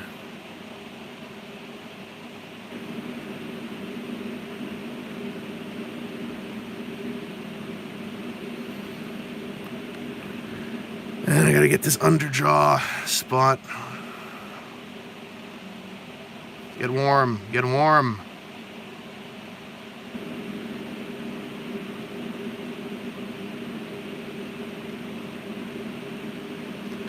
Yes.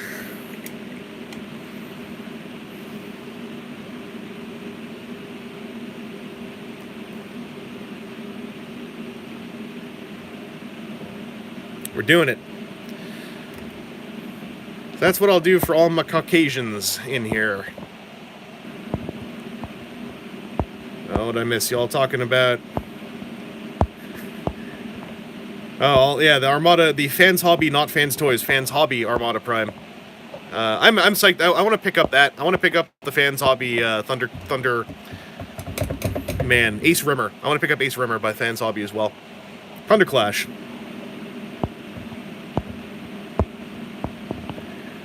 I see. I saw something there. Darth Yono, Tiny Man. Yeah.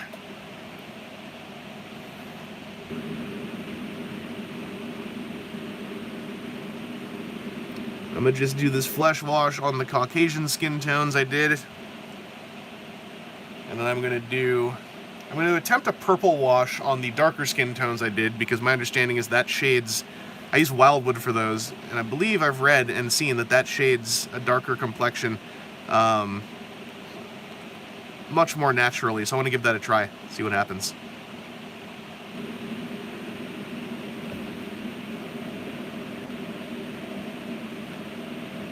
Alright. So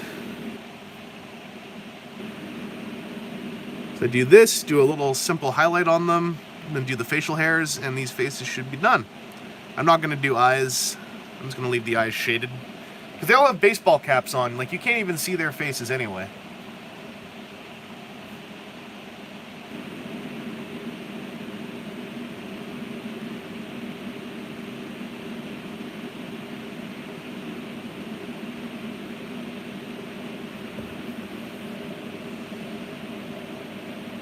Alright, you.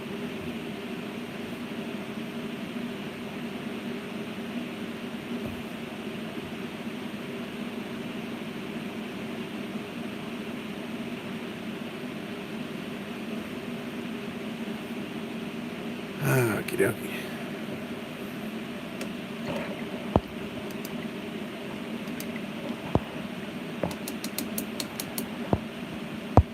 Never gonna see Thunderclash anything but Ace Rimmer. Great. I'm glad I could help you.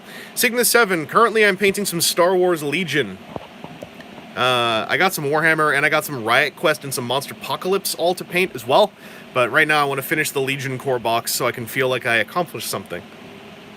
I was gonna do purple tone on this lad. Maybe I'll try red tone. See what that does with that pink.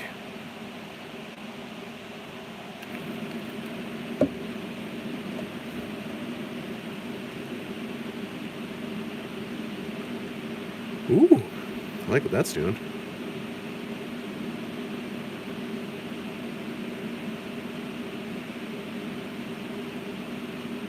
Yeah, this is going to be a couple coats of glaze style, but will result in something.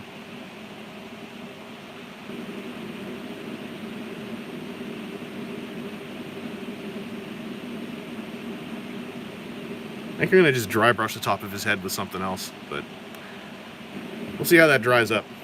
Right now he looks a little bit like he just sort of killed somebody.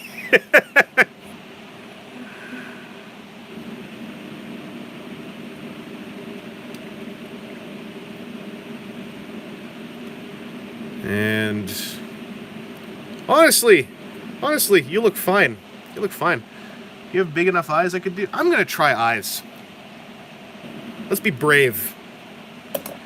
Let's YOLO.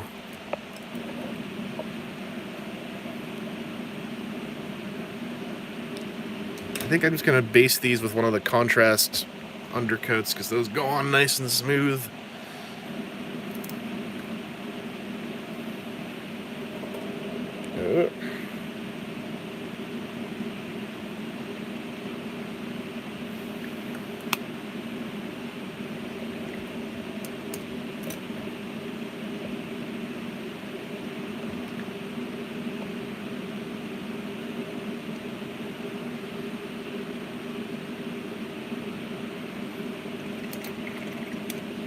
All right.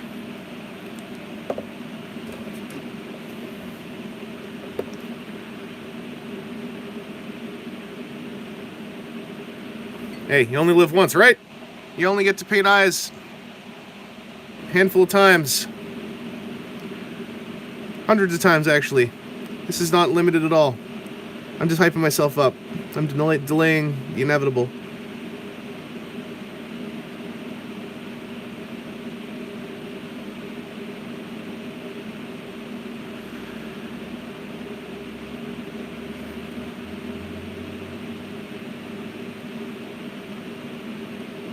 Bop. All right, let's do the other one.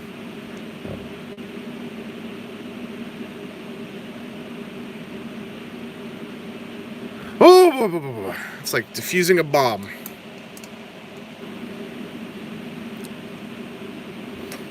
Can you even tell in the shot? Oh, you can see. Yeah, you see. I got some of that. I got that eyeball. I'm gonna do it in a bright color. I just don't know which one. Maybe I'll do pink. Does pink go with this?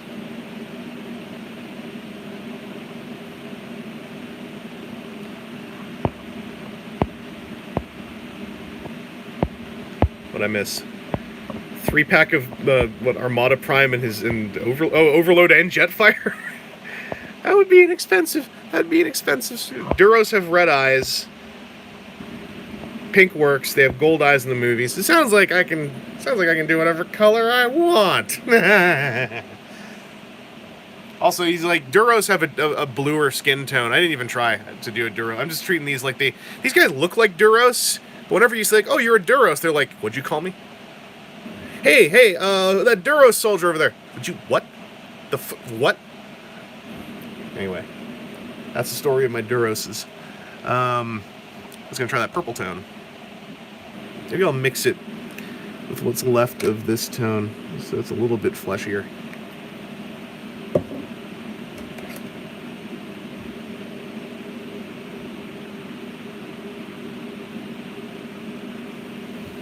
Alright. Let's see what happens.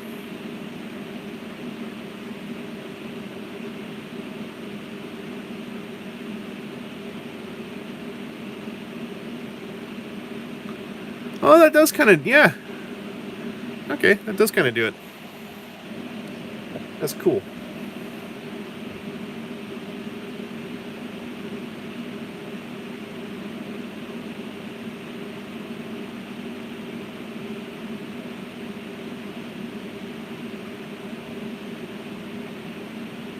All right.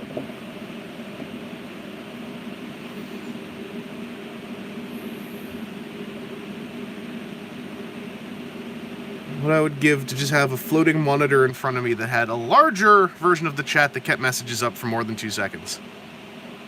Who wants to buy me one of those? What'd I miss? What do you think of Haslab Unicron? I think he looks very... I am excited to mess with that thing. I really want to mess with that and that not Zeta Unicron, because I like the different decisions they've made to solve different problems. And the Haslab Unicron being enormous is an entirely separate problem it has to deal with, because I was looking at the I don't even remember we know this, it's the Zeta one, right? That's just what we're calling it. No one's playing pretend like, oh, I don't know who that is, the headless planet transformer. Anyway, the Zeta Unicron, some of its tricks I suspect would not physically work on a toy that's bigger than it is. I have similar feelings about a lot of the third-party Legend scale toys. I suspect that something that is as big as Haslab Unicron, some of its weaknesses come from accommodating that enormous weight and girth. To which the easy reply is maybe it shouldn't have been that big, and like, well, it's the design doc on day one, I think, was it has to also be this big. For better and or for worse. So they both have very interesting solutions. The Haslab one, I really want to see the panel dance, as it was described, of how it's all the planet panels kind of dance around and lock hands together, is what I remember the Toy Fair quote being. I want to know what that looks like in person.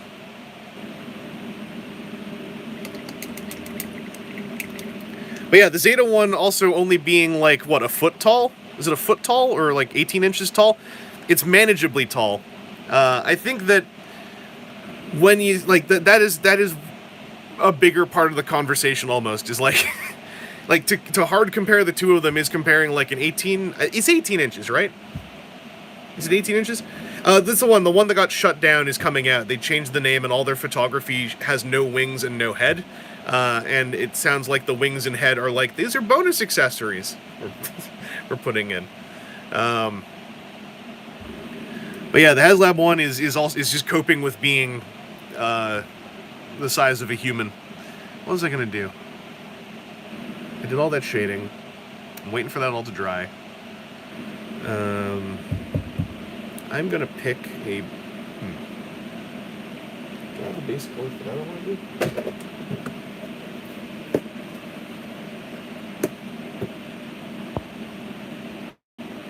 Wait, did I miss this?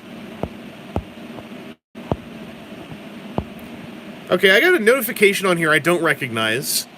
Did somebody super chat and I missed it? Oh, I did! Negato004, hashtag monitor fund. Thank you very much. Did you know you're the very first super chat I've ever had? Unless I missed one before. It's true. Thank you very much. Hey, Sam! It's going okay. I'm painting minis. The Zeta, not Zeta one, they showed me, he's like the same size as Siege Omega Supreme, I think. Ryan Sheehy has a prototype he took a whole lot of photos of that have been making the rounds for that the TFCon third-party panel.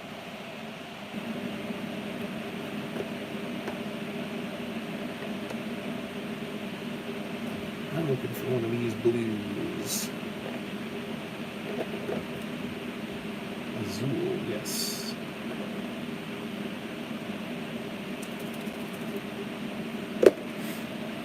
All right. Luke's lightsaber. This Luke's lightsaber. Which blue? This is Andrea blue. This is deep sky blue. Deep sky blue. I was feeling deep sky blue. That's the right-hand one. So that's one for deep sky blue. I'm feeling deep sky blue because I'm going to do it as a glaze over the white. Okay, 2 for the right, 3. Yeah, okay, we're doing sky blue.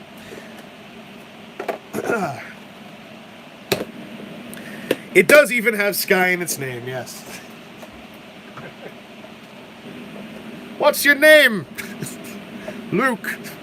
Your whole name. Luke Star Wars. I'm never not laughing at that punchline. That's my favorite thing. Because I even got it wrong. That's how much I love it. And I love something that much, I'll get it wrong, so it's like frustratingly wrong. Oh, it's good stuff. 3, 4, 5.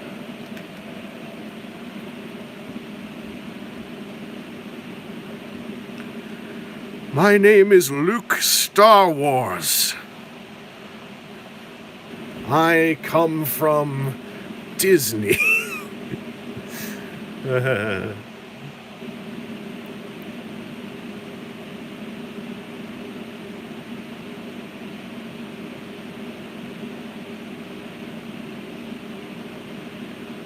I'm friends with the Muppets. From the Muppet Show. That's my Luke Skywalker perfect impersonation, by the way. I hope you all liked it.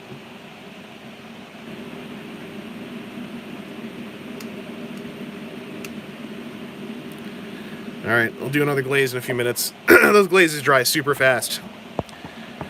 Is that a chunky lightsaber? Oh boy, and that thing likes to be bent too. It's the softer plastic. How long have I left paint in droppers before? Have I had problems with it drying out? I have not. Like, these ones came in droppers, the Vallejos. I've had these for, like, over a year or two now, and they're all still fine. The ones I transferred to droppers, I did with a drop of Flow Aid, and they're all still fine. I've only had stuff dry out in these things, because these things are mechanically unsound. But inks and stuff, it's just the thicker paints that tend to dry on those. The inks have so far been fine. The contrast paints are borderline inks.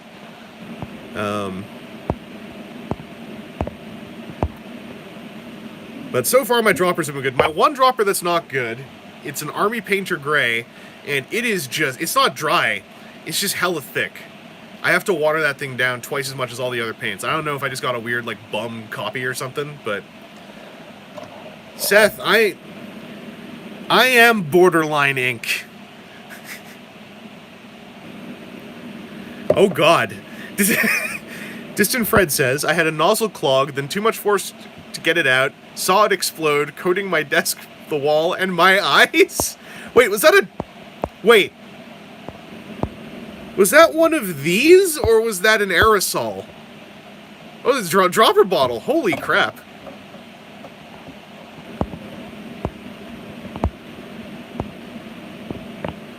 So I've had aerosols go funky. Like, it just didn't stop spraying. Oh, it sucked. That's crazy. That's got to have been, like, rolling, like, triple ones 10 times. Holy crap. So those Army Painter primers I'm done with. I had 3 of them. Never happened to me. Then 3 during lockdown at the same time. Just leaked all their aerosol gas out. All the paint is still in there. But the aerosol gas is all gone. So the paint's never coming out. Unless I hacksaw the thing open. If I was really hardcore, I would, but I am inherently still, at the end of the day, a coward.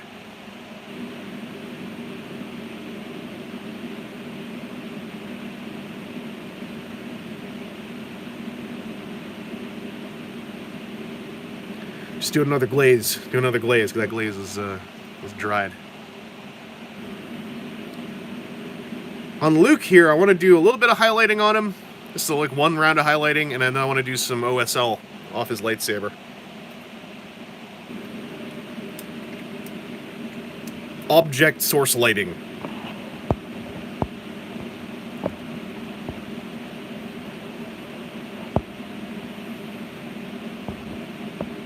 The thing with droppers is, you know, demonstrably, they still can go wrong.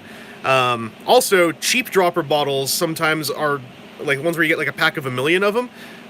Sometimes you'll want to put water in some of those first, because some of them, the seam, if they're cheaper, the seam just might not work. And I had a cheaper one where I put some water in it, and then I squeezed here, and a bunch shot out the bottom. And I was like, yeah, I should probably just throw that one out. Well, it was only had water in it, so I threw it into recycling.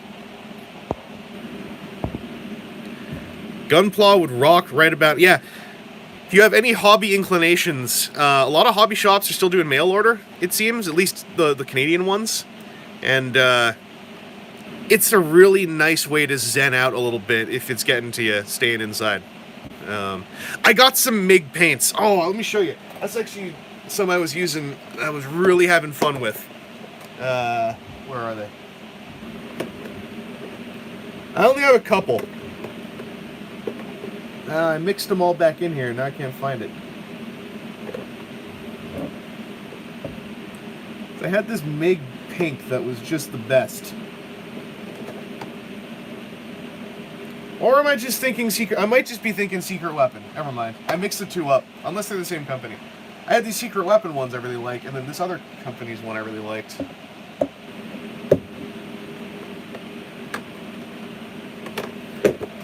But yeah, I had these secret weapon ones, which are super fun.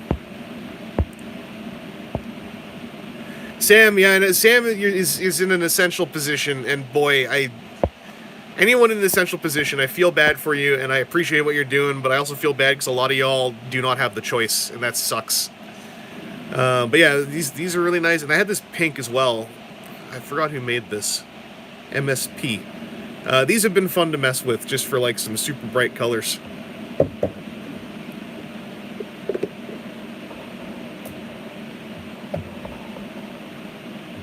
MSP is Reaper. Okay.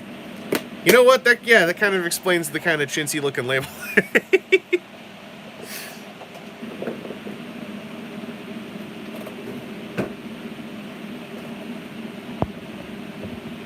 People do need clean water. I appreciate it. Yeah, Seth, that's... I feel for you.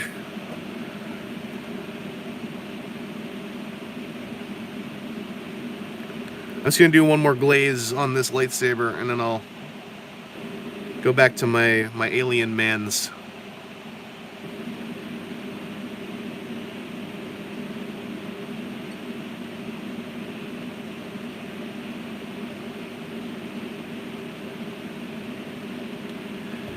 Okie dokie.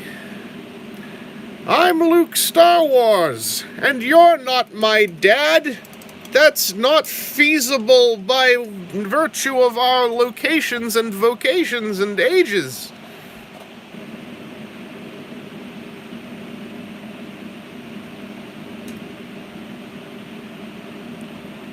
Sam, it's essential. I'm saying it's essential.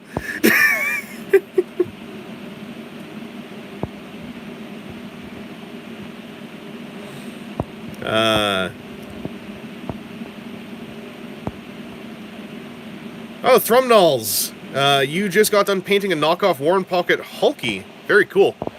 I got a knockoff Hulky in the Diaclone colors, because I just never could stomach the original Hulky price. I'm not proud of it, but and then I had to get another one because the knockoff I got immediately broke.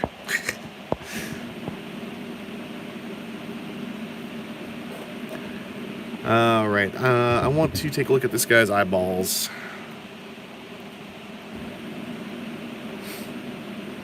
Let's use that secret weapon. I thought I had some MIG paint. I'm really sure I mixed them up with this.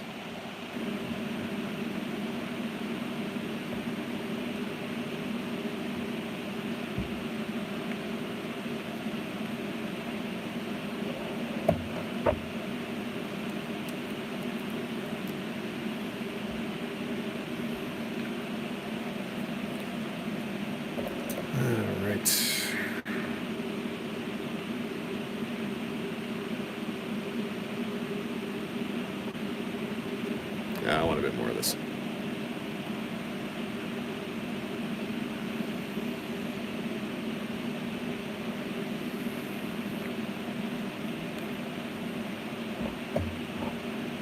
I have 2 of those Flame Toys model kits, but I haven't put them together yet. They're in part of my hobby pile of shame, along with, oh boy, a multitude of Gundams.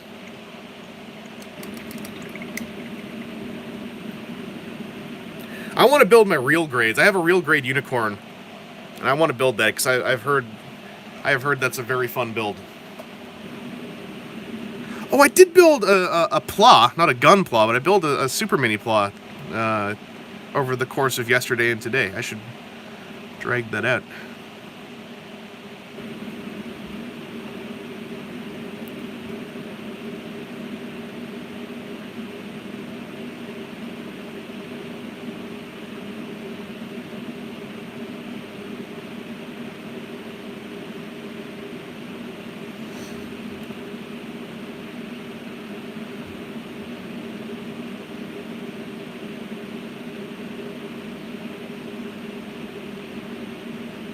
Yeah, I don't want to take any risks. I'll be patient. I'll come back later. Let that dry for a sec.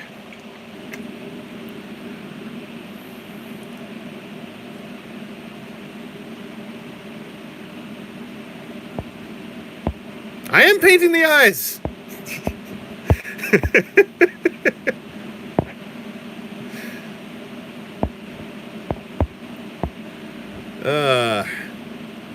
No, the real grade Unicorn I also want to build because the my whole backstory with the original Unicorn kit. I feel like I have to catch up. Oh, Ronnie Lane. Super Mini Pla Astro Megazord Galaxy Mega is the one I built yesterday and today.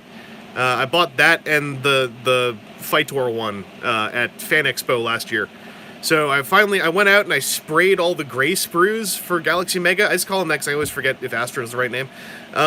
I sprayed all the gray sprues with a Tamiya gunmetal, and it looks really nice. But also, a massive gust of wind came out while I was doing the spraying, and I almost got a whole bunch of Tamiya gunmetal enamel spray in my face, and that was pretty freaky. So now I'm like licking my finger and testing the wind before I do any priming anymore, because that really freaked me out. But Astro is nice because the reason I didn't pick up a lot of the other Super Mini Plas is they all had like a certain level of parts forming that's completely justifiable, but it just kind of turned me off of my own with my own tactile tastes. And then TJ told me that the Astro one is basically a self-contained transforming robot, and it totally is, and I like it a lot. My RG Unicorn has not got a layer of dust because I put him in a storage unit with a bunch of other unbuilt Gunpla. Oh, I have to wait for the dust? Okay, I'll take him out of the storage unit. I'll put him on the balcony.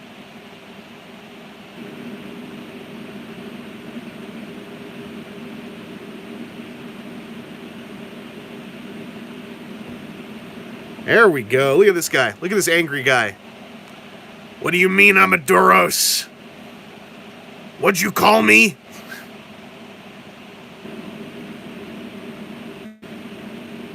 Yeah, I'm happy with that. Oh no, I'm seeing a tiny thing no one else will notice. I'm gonna take a stupid risk. I'm gonna ruin everything.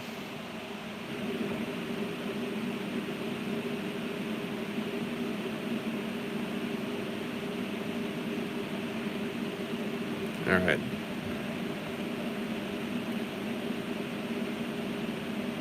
I did it.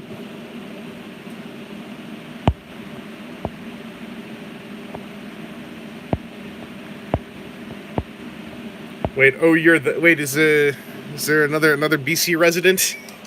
Discovering another BC resident?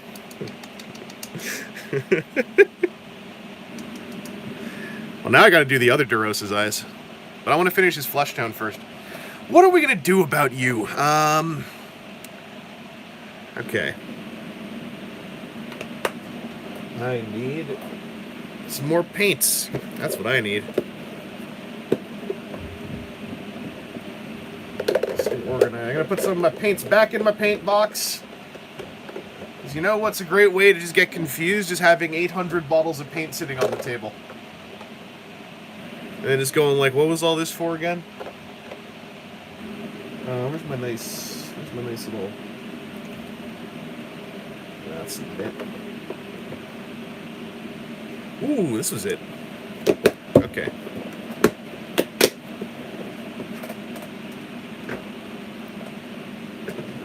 I'm thinking I'm going to mix two of these together into a little light overbrushing.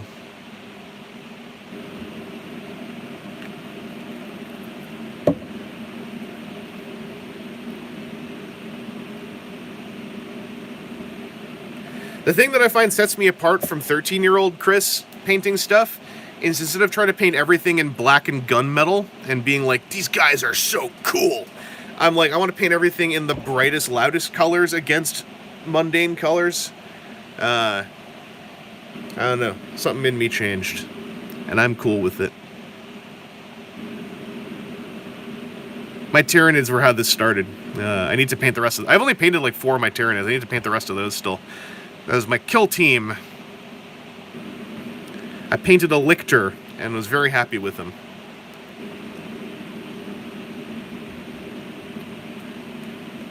He develops taste.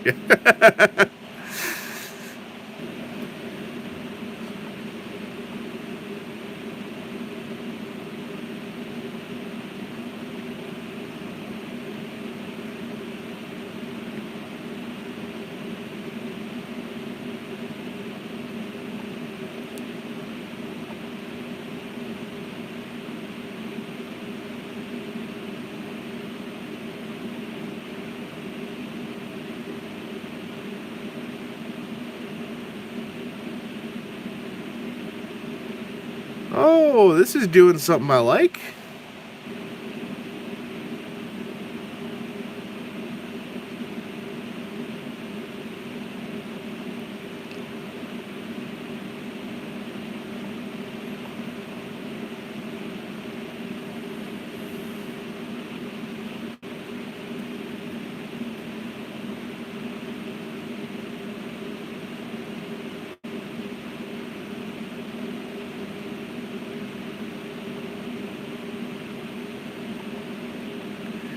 Yeah, boy. All right.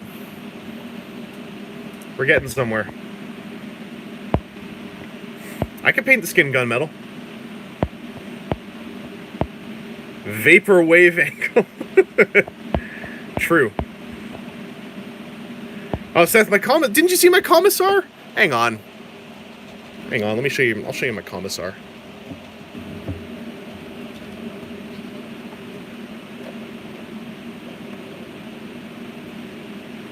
You know, given how much you know about the lore, I'm surprised you didn't identify already. This is the classic army that goes with Commissar Chicken Legs.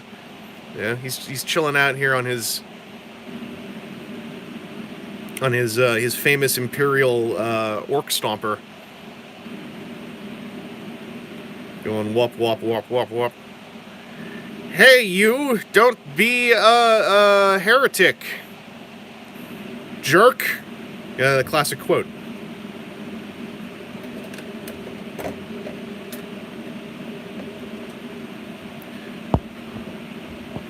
If I ever find someone who just wants to give away the Darth Vader from the core set, if they bought like multiple core sets, I would like to try Pink Vader, because I did him more like purple.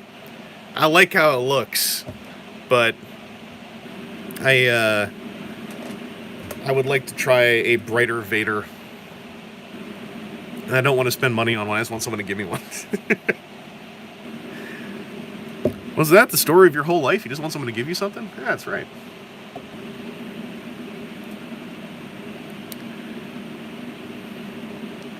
Well, Sam, paint some minis. Cygnus, did I get a pre-order in for Toei Spider-Man? I did. I got an HLJ in on him. I'm going to hopefully be able to hang on to it. I'm happy they're doing that guy. He's a good guy.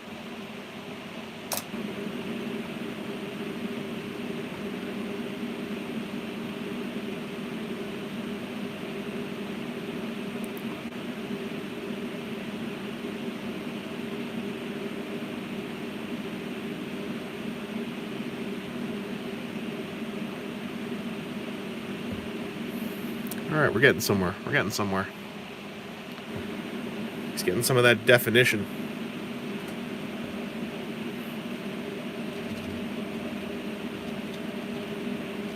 This Citadel paint pot, by the way, way too expensive for what it is, but again, it's a very convenient thing. It's got like ribbings inside it so you can friction paint off in the water. I like it a lot. You can make something easily like that, but that was a Sentinel, not a commissary. I'm sorry, I thought we were talking about 30K. You know, the real play, the true fans, Warhammer.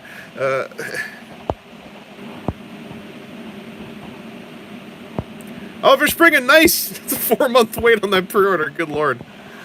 Oh.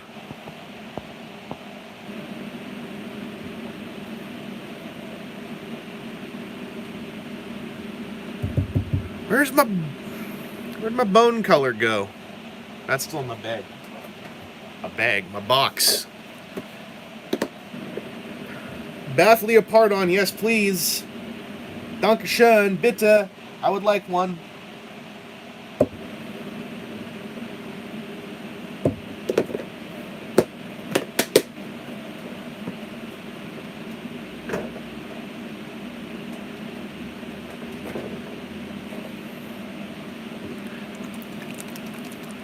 I've been getting a ton of use out of this color, Frostbite by P3. I hope P3's still making paint, because I heard they had a factory problem. And I want more Frostbite, because I'm going through this one, and I want more.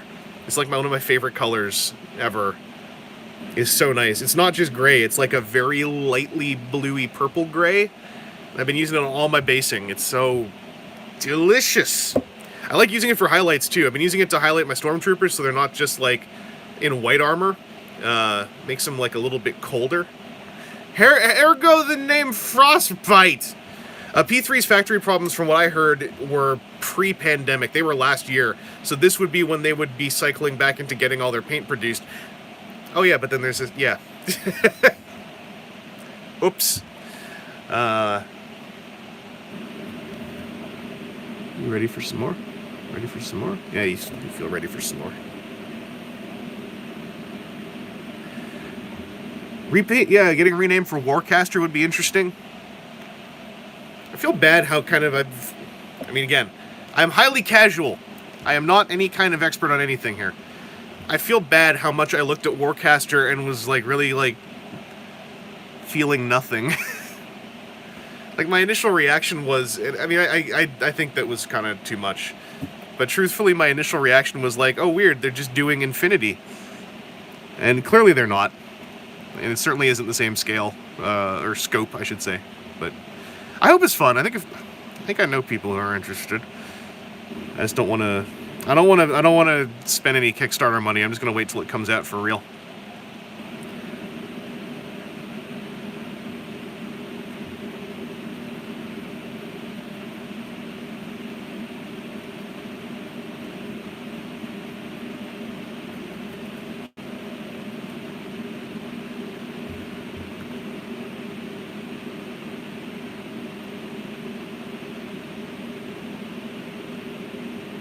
What's this nub on your head? It's weird. I gotta make that into a wound.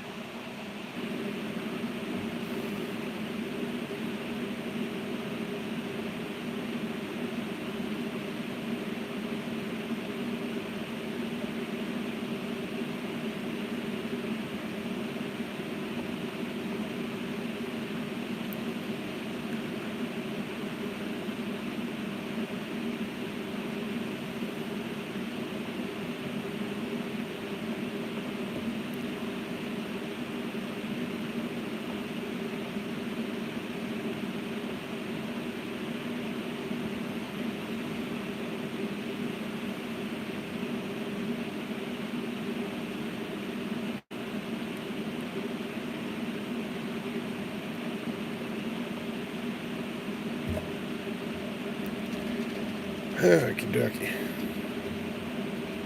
I'll be back to the chat in just a sec. When I'm doing this kind of stuff, I'm finding it very hard to look away.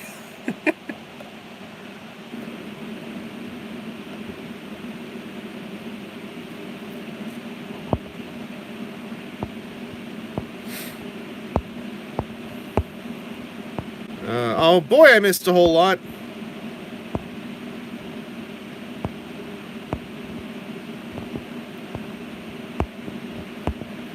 Emissary of Hell would be really fun to hear in an actual animated movie. Yeah, it's weird because it's a nice way to put it, I think. Yeah, it feels like a company tired of their current product. It feels like they got people there who are still into the War Machine thing, and I love the look of War Machine, and I feel like the aesthetic of War Machine is specifically the thing that's been removed, and then you get Warcaster, and the newer stuff they've been revealing, and seeing more of the painted minis, I'm starting to see a bit more of like an identity in it, and so I feel better about it, but yeah, the whole thing felt really weird to me as like a setting.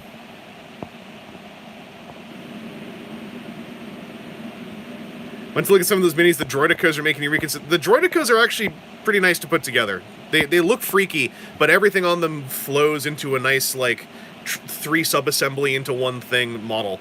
The B1s are the kind of irritating ones. What drew me into minis, when I was in grade 7, I saw a flyer for Warhammer 40,000, and I thought it looked really cool. And then the original Codex Chaos with the very first Abaddon the Despoiler model came out, and I got locked in as a grade 7 kid, and then I played through high school. And I ended up going into Orcs. Gorka Morka is what held me in. And then when Gorka Morka ended, my passion kind of died off. And then high school ended, and I had other stuff I was worrying about, and I just kind of fell away for a while.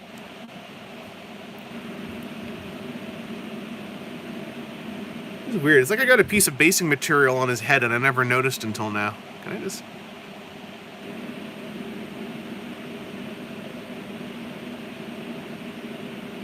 Alright. This guy bleeds red, I think. I'm going to try out a thing I bought that I haven't gotten to use yet.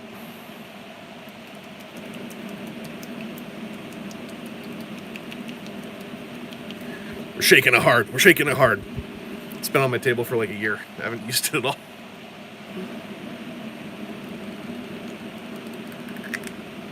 Oh, okay. I'm going to put a little bit of this leaking out of his head. EFSF, am I still getting freelance work during this lockdown period?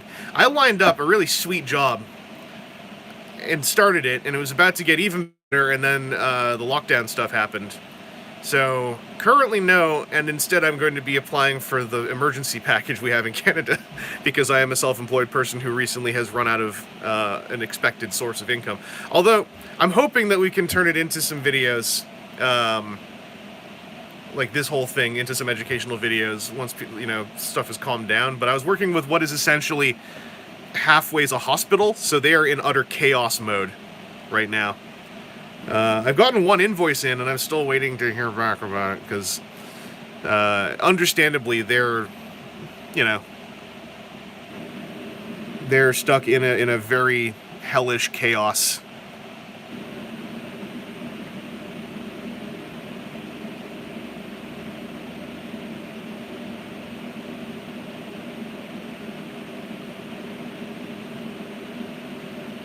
Oh god, this looks really cool. Okay, I'll show you in a sec.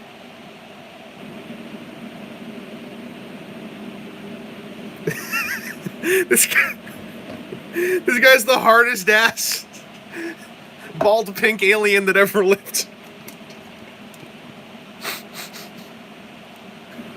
I had to do that really close up because I wasn't sure what would happen. Look at this. They shot him in the head and he just didn't stop.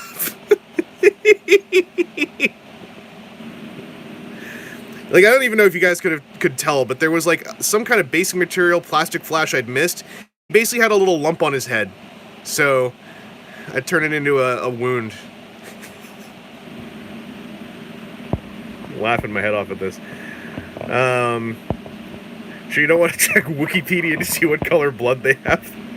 I have decided to take... This is now Extended Universe. Questions about TFCon Toronto. Currently, I would say they're not going to say anything right now. Personally, I expect that they will try to hold it. My outlook, not to sound pessimistic, and I don't feel this is pessimistic, it's just kind of realistic. I don't think this current situation is going to be very different until probably November or December.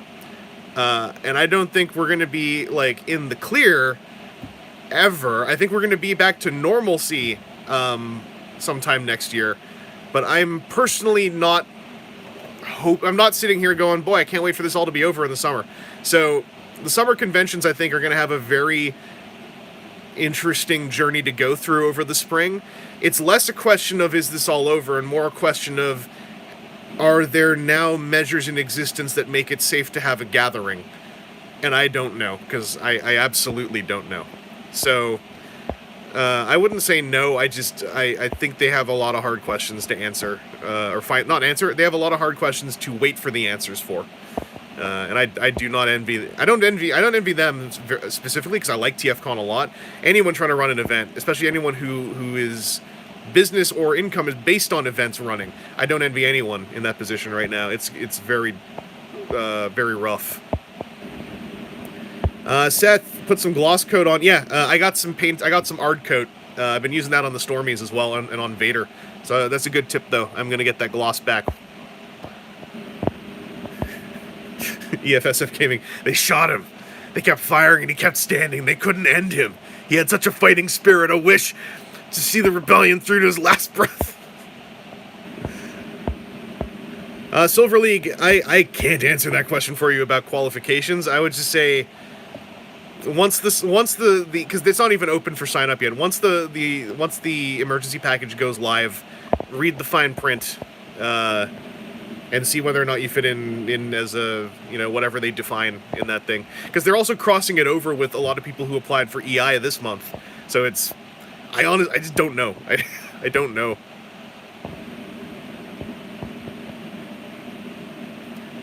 He inspired his troops and they forged on with him. He won't die until his duty's fulfilled. Man, what do I do with his eyes? What stands out from pink? Blue? I'm gonna give him blue eyes. We're gonna go for white blue. Not really bright blue. I'm gonna do the same color as Luke's lightsabers, because I'm just gonna say this guy has lightsabers for eyes. That's canon.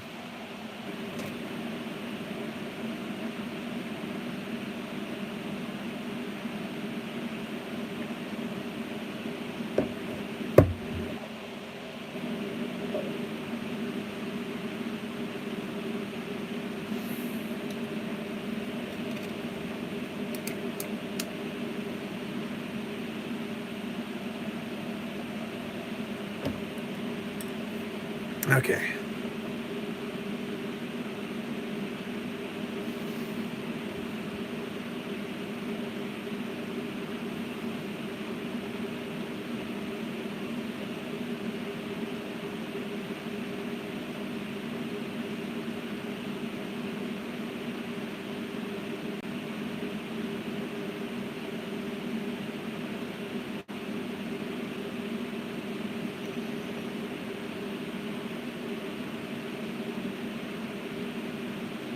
Is it water on the knee?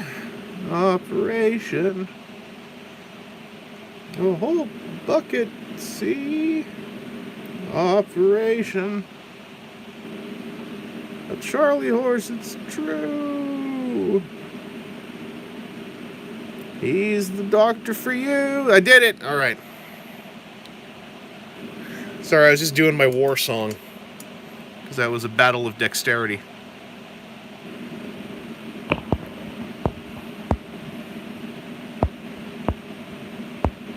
Kyber crystal eyes, yes.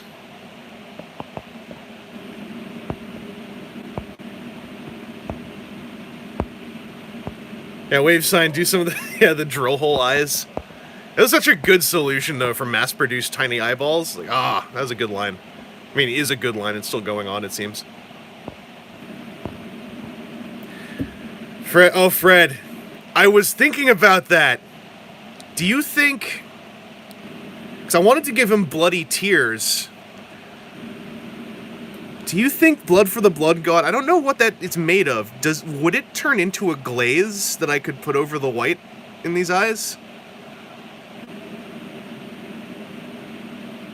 Even if it pinks them up around the rims, that could work too. What happens if I just put some down and I put some Lamian on it and we just see what it looks like?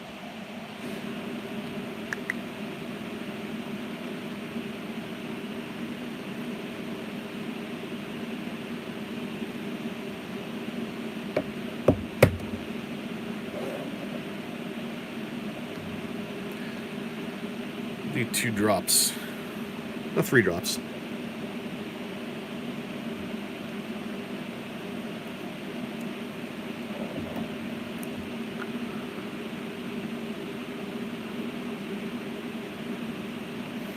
It's interesting.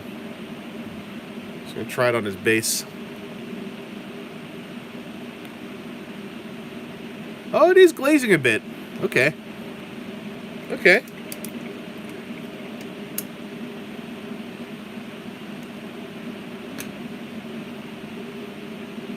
Just gonna give him a minute, and then I'll pop back on there. He's got some bloodshot eyes from that gamer grass. It's true.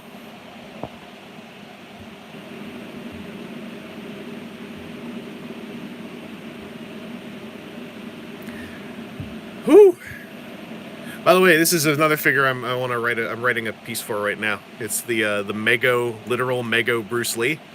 I wanted one of those Megos, and then I saw they had Bruce Lee, and I like Bruce Lee a lot, so I was like, well, I gotta get him. And he's interesting. I was trying to figure out, like, what are they using in place of the rubber bands, and look, it's like silicone cabling, and it's like those aren't 2 bands. That's just like, I think it's just how thick it is, or is it 2 bands? I can't tell. Anyway. That kind of fascinates me, like how they're trying to modernize the Mego technology.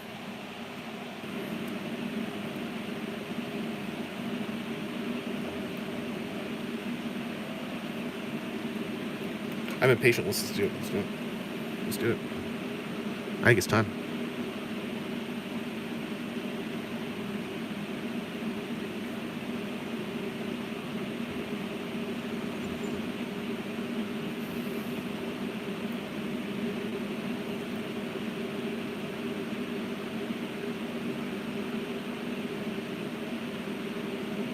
It's not showing up at all. It's just disintegrating into his eyes. That's okay. I just want it in the corners anyway.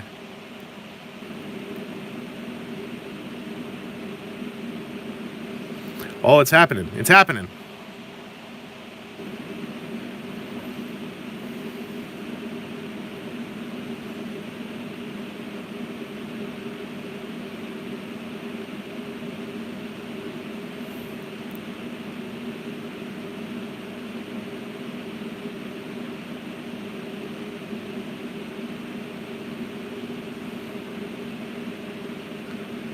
Whatever we're doing, this guy looks friggin'... This is like Doomslayer stuff. This guy looks like he wants to kill somebody.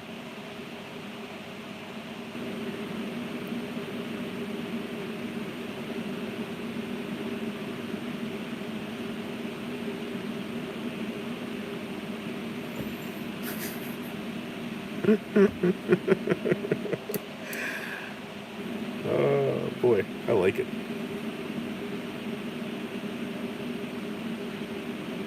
Let's keep his eyes white and I'll have all the blood just coming out the sides now. Because he just refuses to admit he's dead. So obviously his eyes are just chalk white.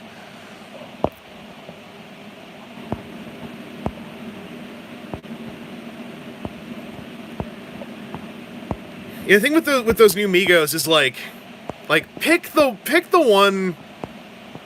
If you see one, and it has a head sculpt that looks not super modern.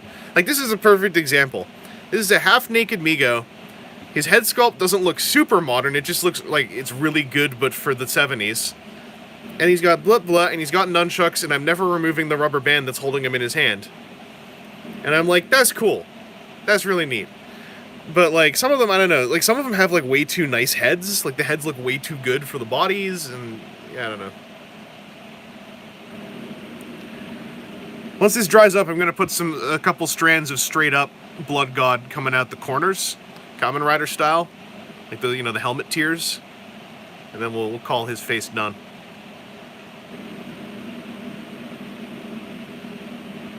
While I'm waiting for that, I do want to do a metallic on the turquoise guy's guns. So we're going to do some dark aluminum.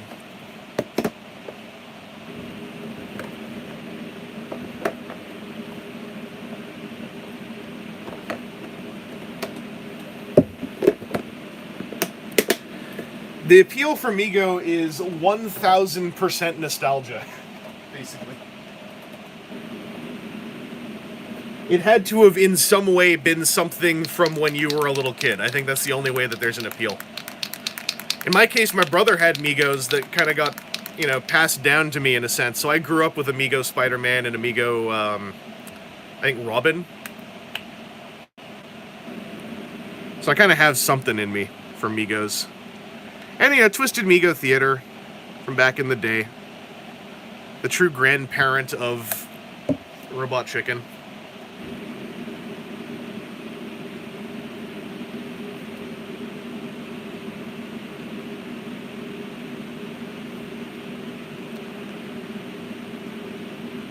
Ah, yes. Good, good, good.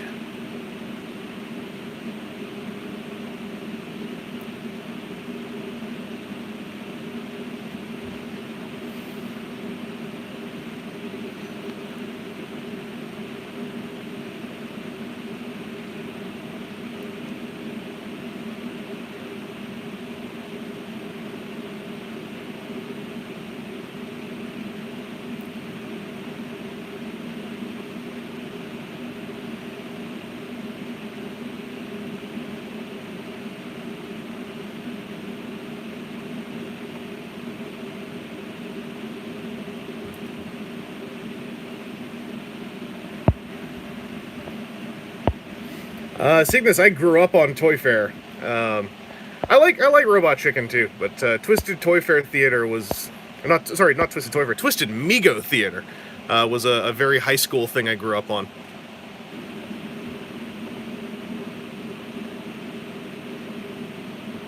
Twisted Toy Fair Theater was fine too, but it's like Twisted Migo Theater was the truly magical thing I was reading like while on trips to Germany and etc. As a kid, it blew my mind. I was like, oh, look at that. Spider-Man's a jerk. And Iron Man's drunk all the time.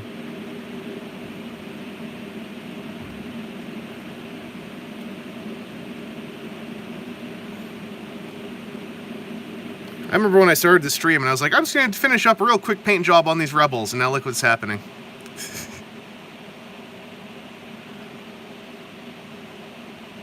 Oh crap, the belt buckles too. Do his.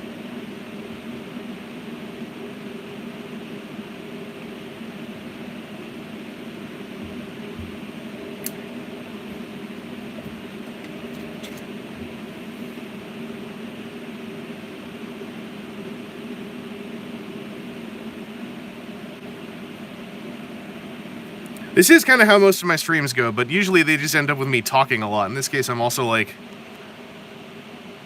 actively getting carried away with a task. With the task of hobby.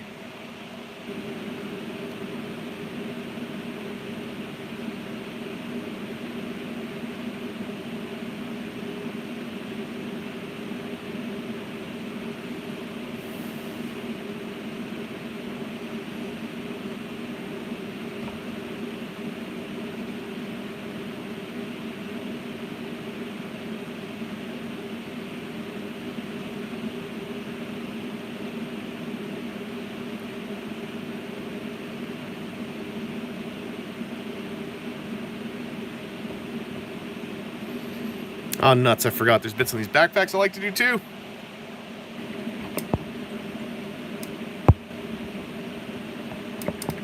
Did you know, besides toilet paper, Nintendo Switch is sold everywhere? In Toronto, toilet paper is a problem, but it's not as much of a problem as disinfectant.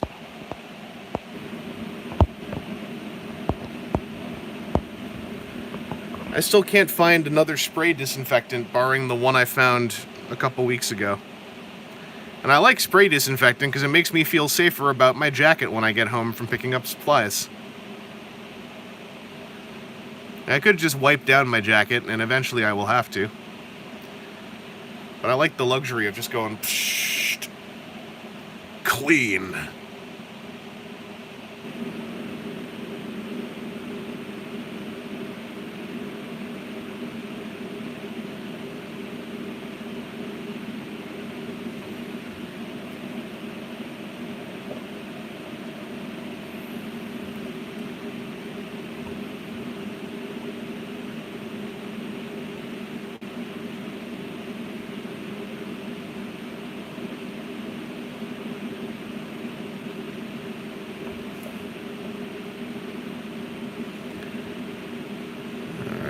Need some more.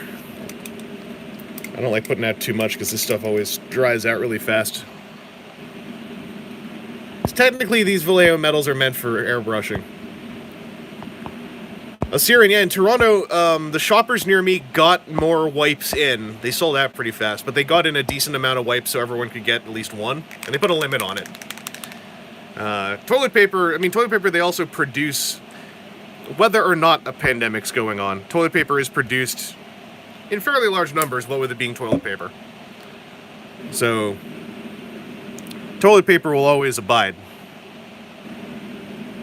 But disinfectant needs to get redirected to, you know, medical locations first and foremost.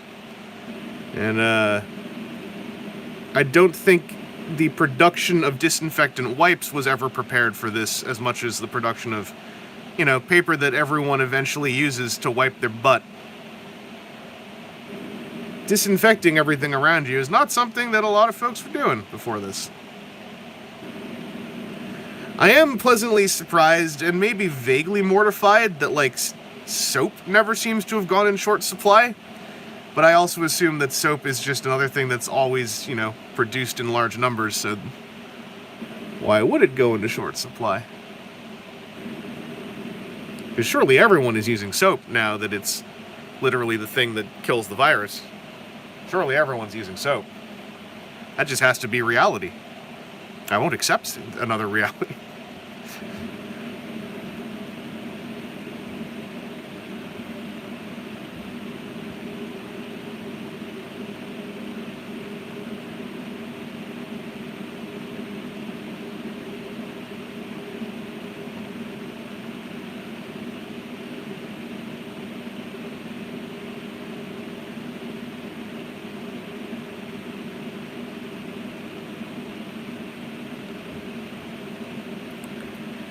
Keep seeing out of the corner of my eye chat coming up, and I look at it and it disappears.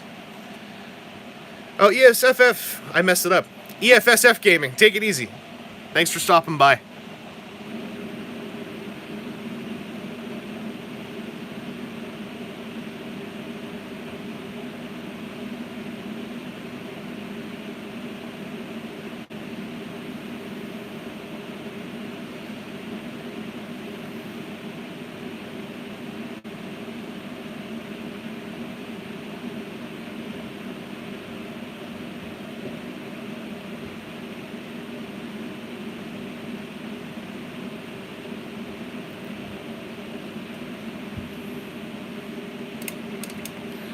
Oh man, painting these rebels is happening. I was like, I'm so good at building models, priming them, lining them up, and then going, I will paint this tomorrow, forever. Actually getting paint down on these and seeing them like looking like this, it's a good feeling.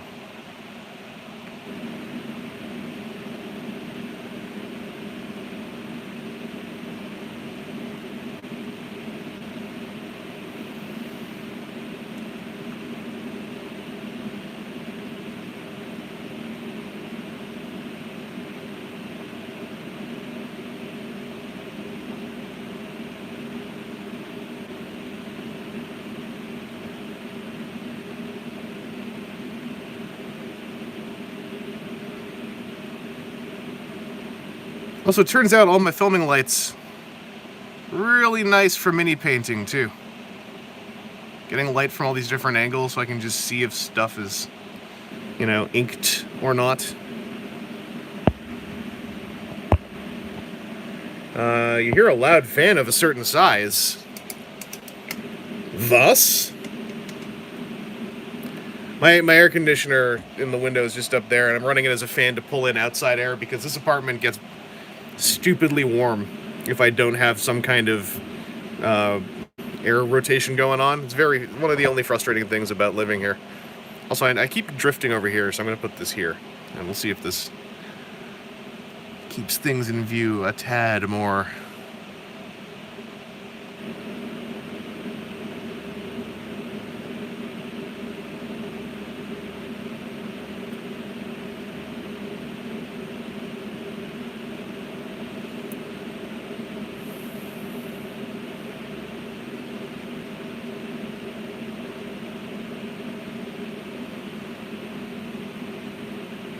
Yeah, yeah.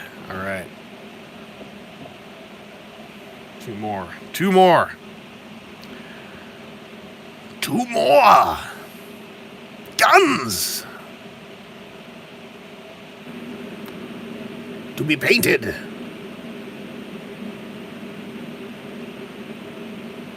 I will show you the life of the mind. I will show you the life of the mind.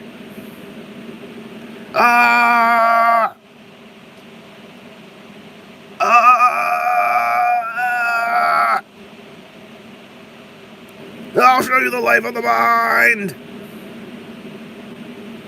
I'm doing a reading of a scene from Barton Fink.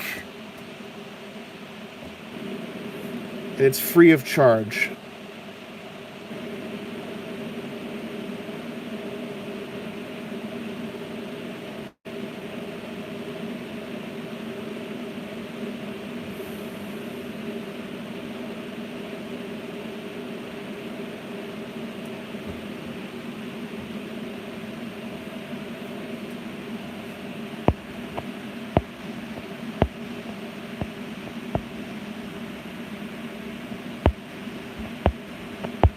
What am I reading here? Paint its butt flesh color. I did, but then I put the pants on over top. Because, you know, we're classy.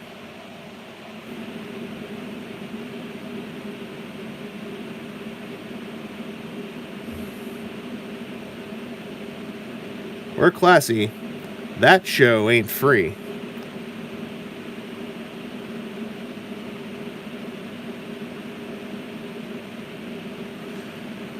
Y'all gotta pay if you want to see some of that flesh color painted buttock.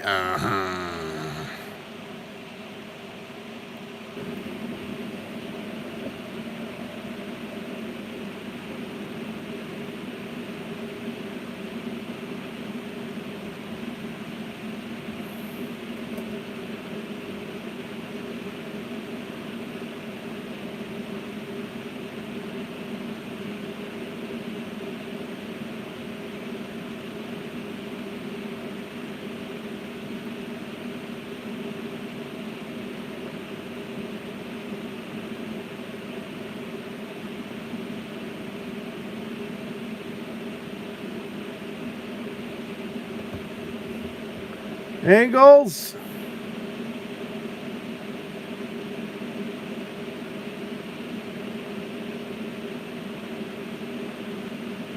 All right. All right. Oh, we're closing in. I could taste the sweet scent of this victory. Oh, I just got to do his gun. Oh, I'm getting brush finger. Ooh. Okay, there we go.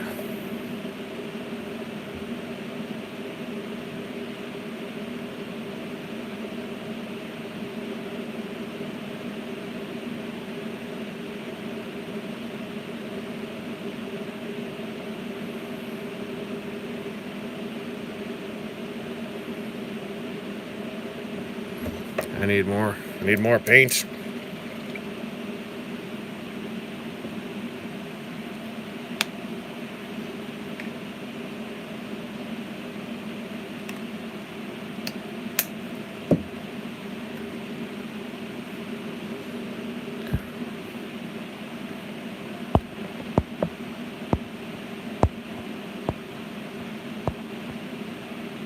Silverleaf, Siege Red Wing is at Toys R Us. I saw him online.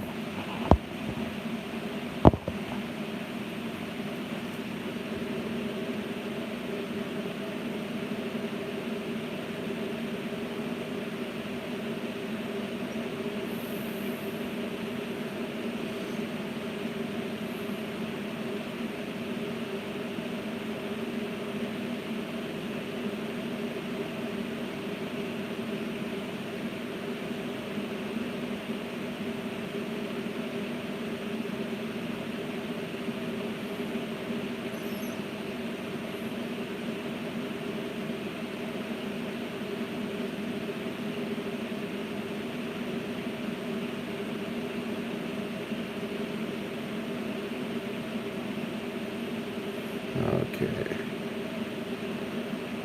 There's lots of surfaces on this thing, and I always get a little bit daunted and confused when I have to keep track of a lot of surfaces. Oh, we did it.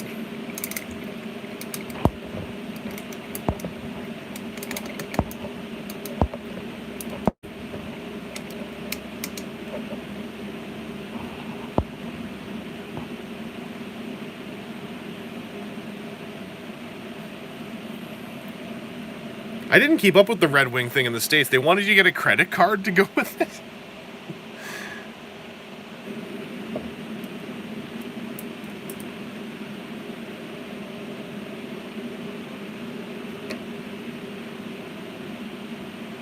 Ugh. That's dodgy. That all sounds very dodgy.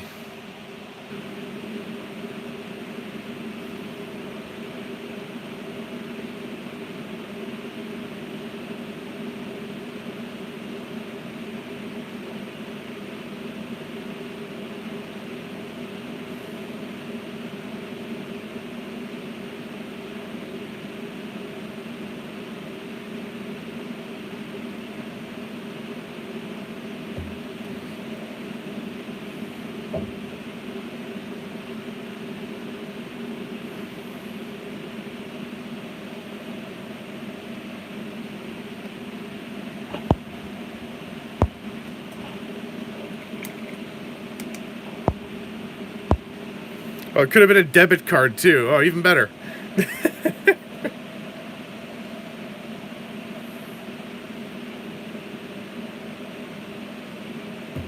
What do I want to do for these other guys? Let's slam on a little bit of gold.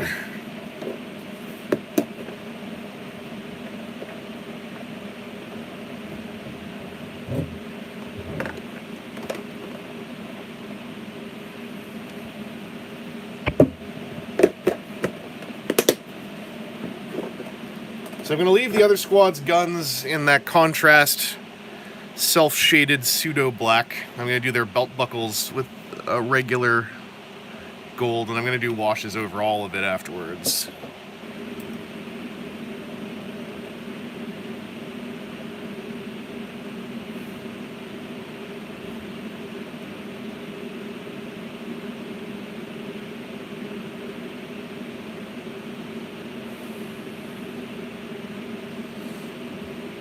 And I'll go back and do the backpacks afterwards.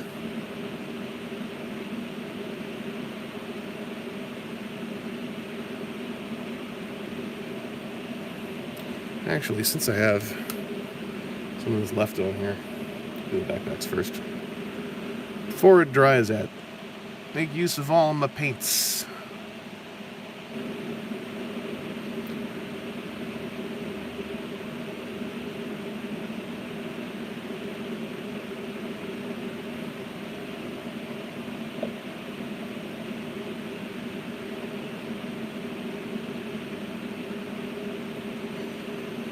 This is some of that assembly line squad painting I heard about on YouTube. Now I'm doing it for real. Life is an adventure.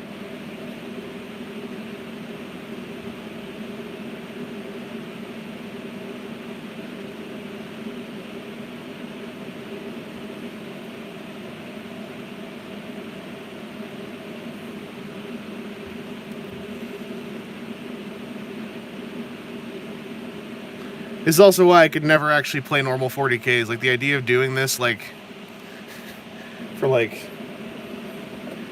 80 models. And granted, there's armies you could play where you don't have to do that for 80 models, but then they're all more detailed, and I just want to... I want to do one thing a bunch of times and feel cool, and then go and do something else.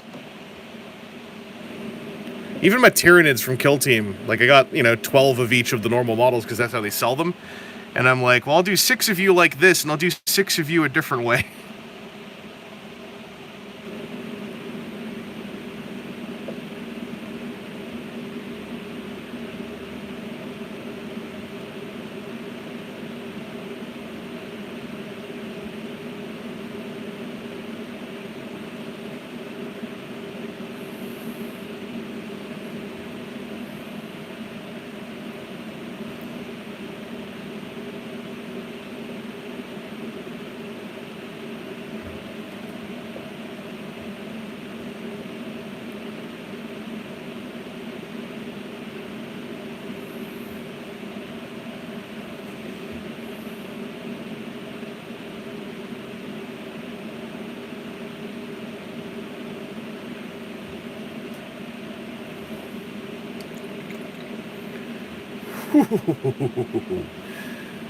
What'd I miss? Siege Brunt into Supreme. I'd like to see it. Surprised you didn't go with Omega Supreme colors with these. I gotta save those for a model who deserves it. I was basing a lot of this just off my color palette preferences and what is available in my contrast paints I got. And I kind of rolled from there. Oh, I know what I wanted.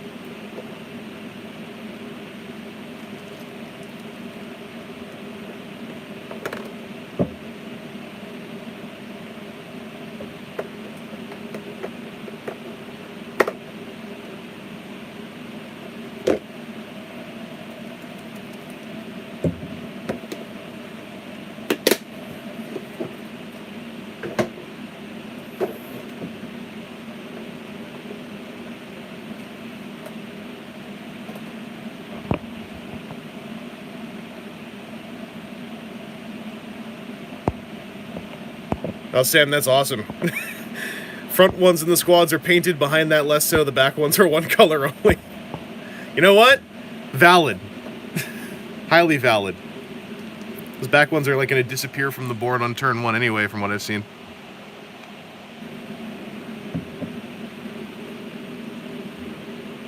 Alright, let's dab in a couple of these.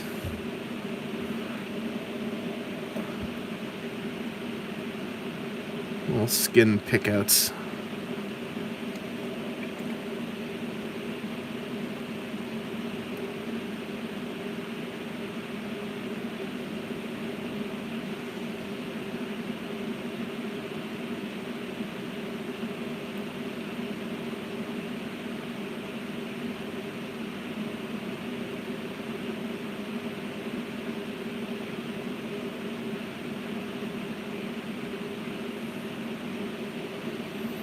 There we go. Hi, I'm a human.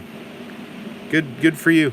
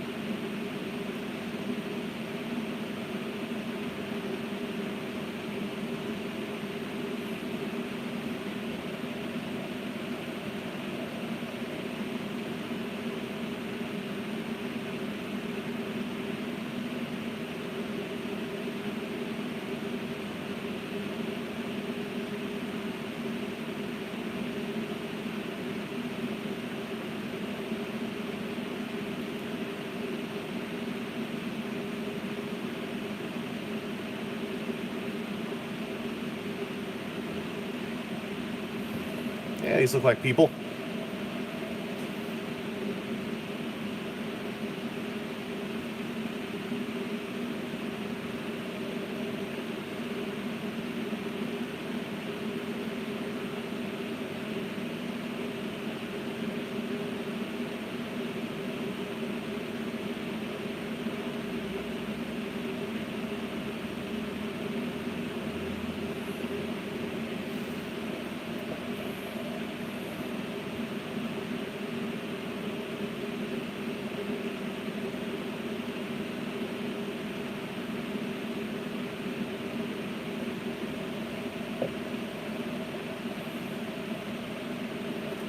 And you.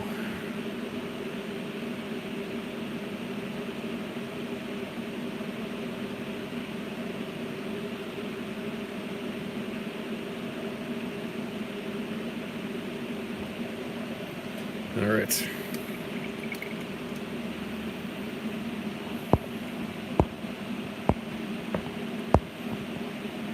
Do you think Bob Ross would have enjoyed 40K figure painting? Probably, especially like doing washes over fur sculpts. That's just like auto satisfaction. Eric! Don't go nuts! Go, potato chips. Does that human have a Tau head? Well, I don't know what you're talking about. They're all perfectly normal humans over here.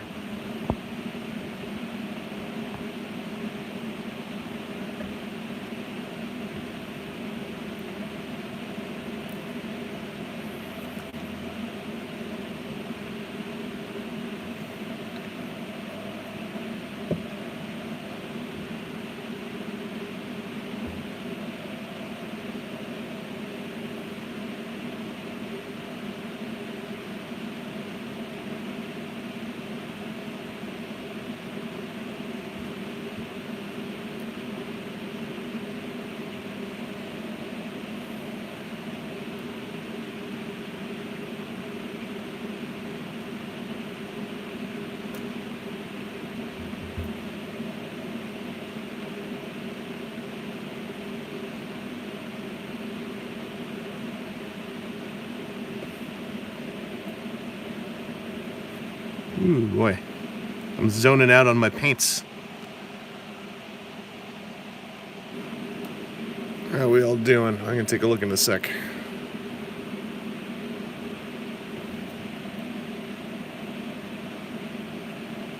I haven't watched Tiger King yet. It's on my my plus list. My list.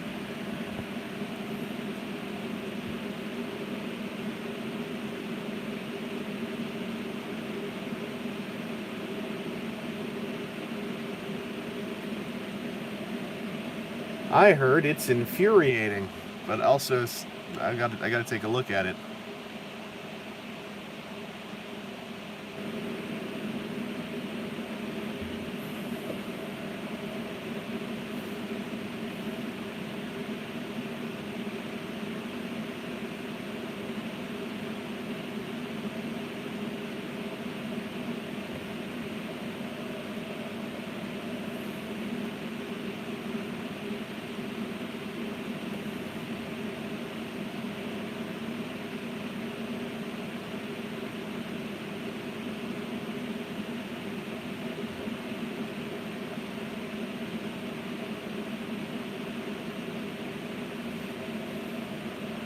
Going off camera a little bit here because some of these faces, my hands are happier to do them closer to my own face.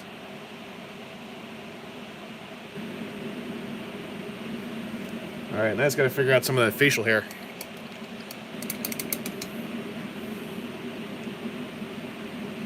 We'll still wait for all that to dry. Let's finish up our brave rebelman.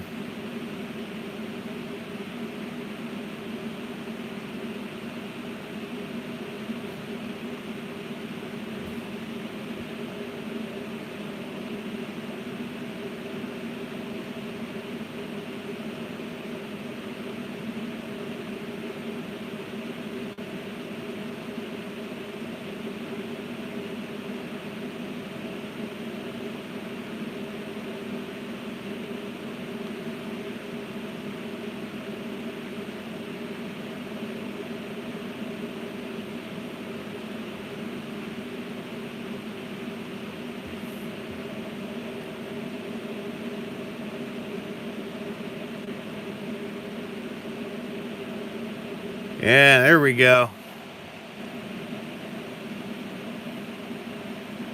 Got some of that tear blood.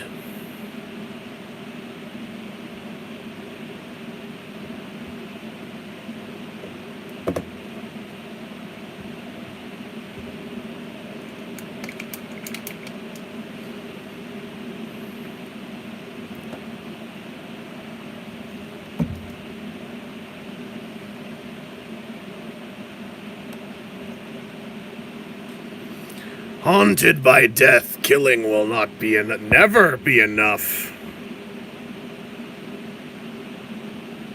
Look at this man.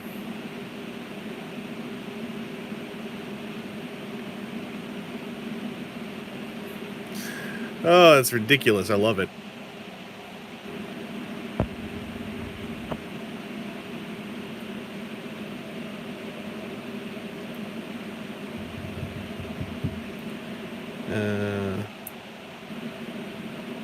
Right.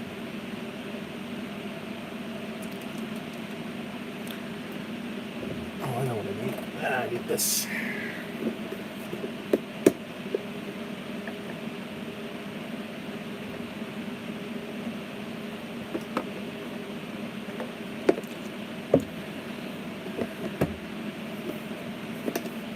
There it is.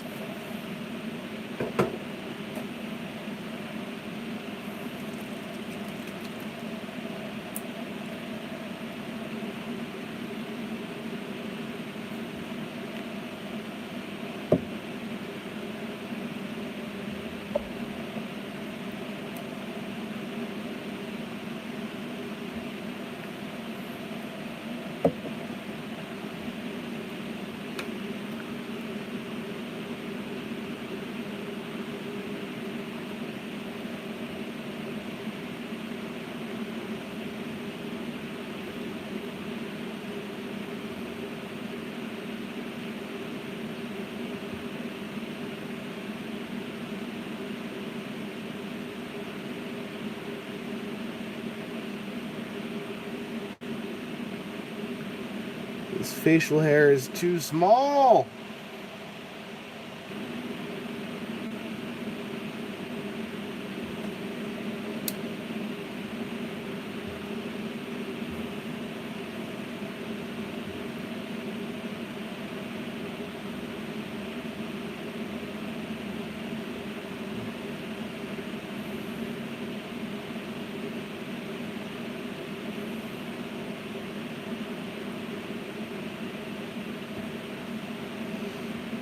Man, I might just do like a little blap of color on it, call it a day.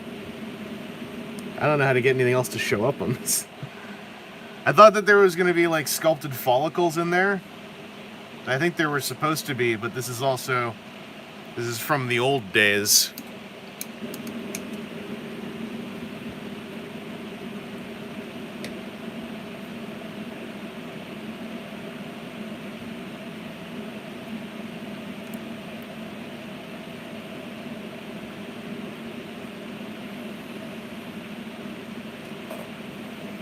Just gonna go for some black mustaches.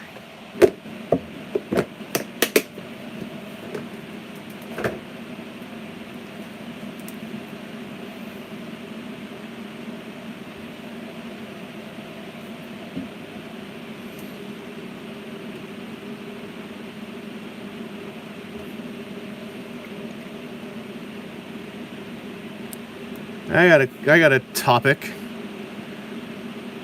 Anyone picking up any new cooking? Anyone trying out food they wouldn't have otherwise tried? Anyone making stuff for themselves, using what they got, figuring out economic ways to stay fed?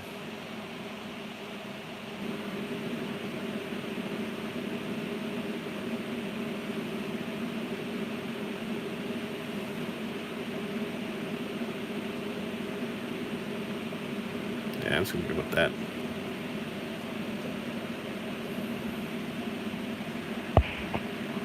Making a ham tonight. Roasting bell peppers, nice. Eating pigeons, I mean, you're free to. Wave 5 pushed off till June. Yeah, I mean, you know what? That's the best decision they can make, I think, given the circumstances.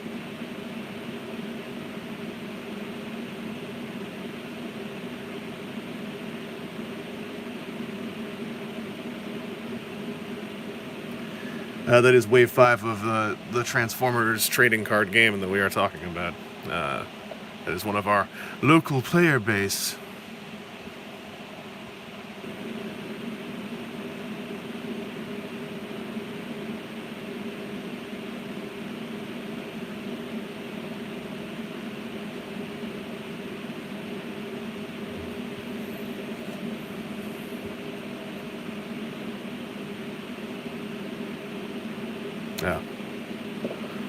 it's just a little cheek hugger. Okay.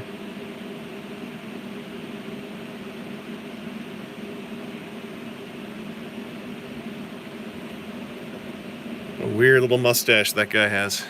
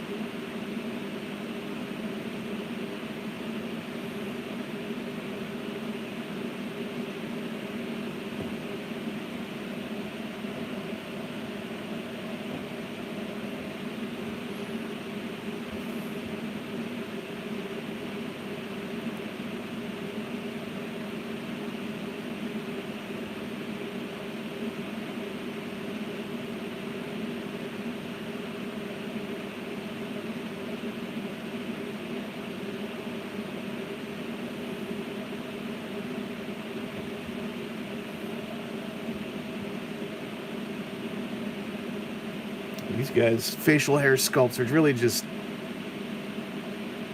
like silly putty. Much like normal facial hair, for being honest, am I right? Take it easy, Cygnus 7. Have a good night.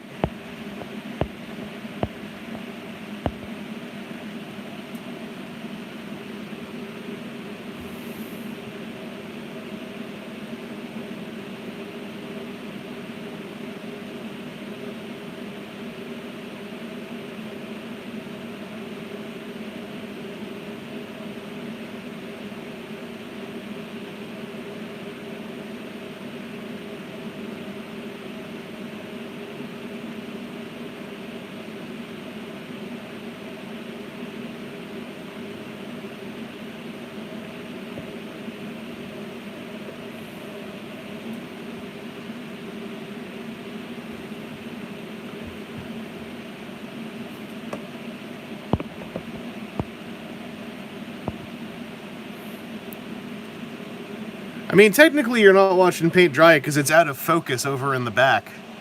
You're watching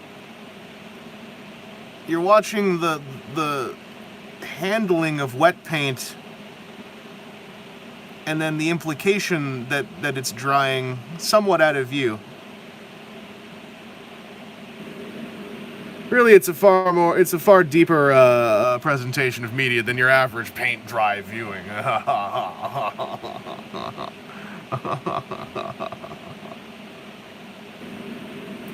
Am I calling out the paint drying industry? I am. Dinosaurs, all of them.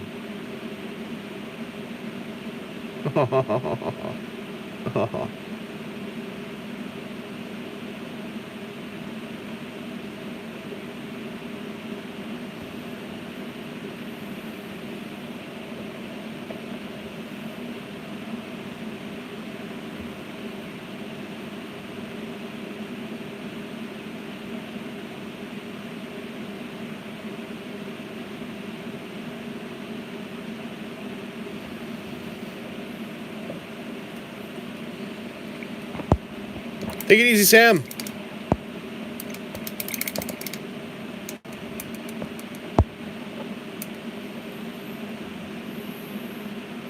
We represent the Big Pint lobby.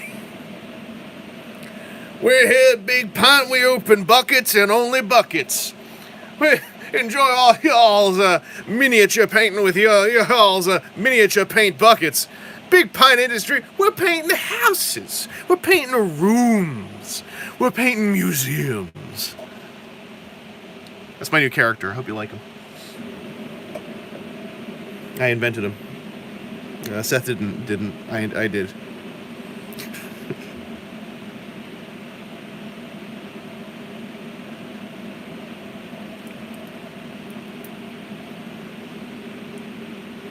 here in a big pint lobby. Oh, big paint. So, I was going with the whole, like, yeah, it's a big pint of paint.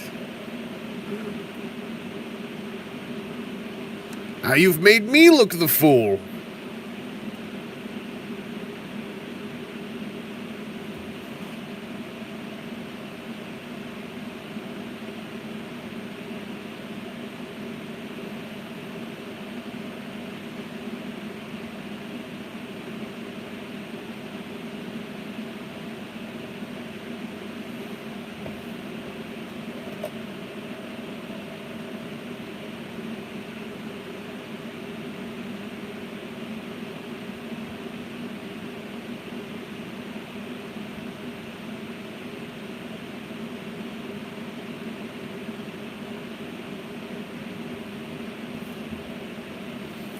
We're going to hit that up with something in a sec.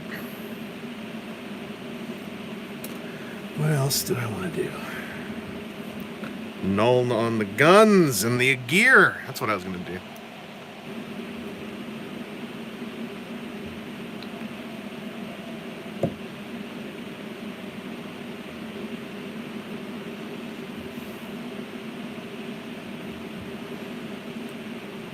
Some of that, what they call it, some of that liquid skill.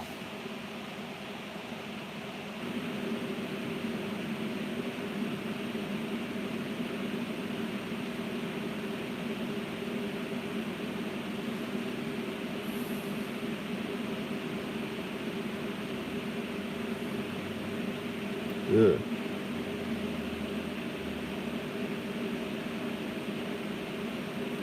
Trim that up too.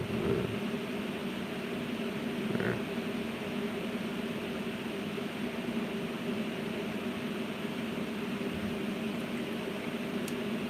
Take it easy, fish springing. I'm kind of automated right now. I wanna do my assembly line here.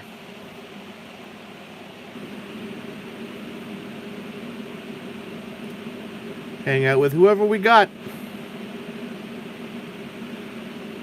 Up late on this Sunday night. Painting. That's what we're doing.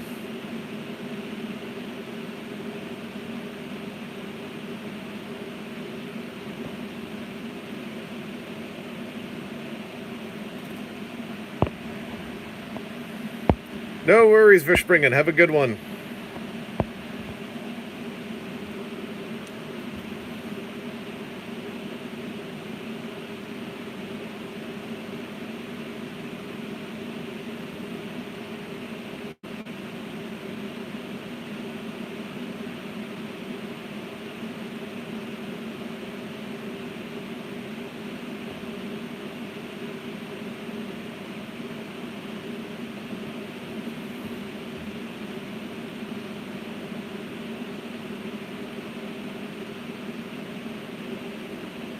All right.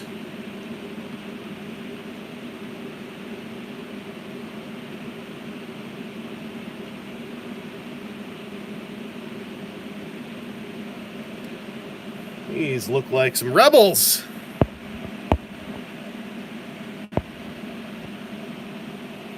Windblade Micromaster deck, yeah. All the decks kind of ran into a wall lately. Graham, your face is not just automated, your face is industrified. It's industry. You have an industry face. You're from Big Face. You represent face production industries. You represent the face lobby, face delegation.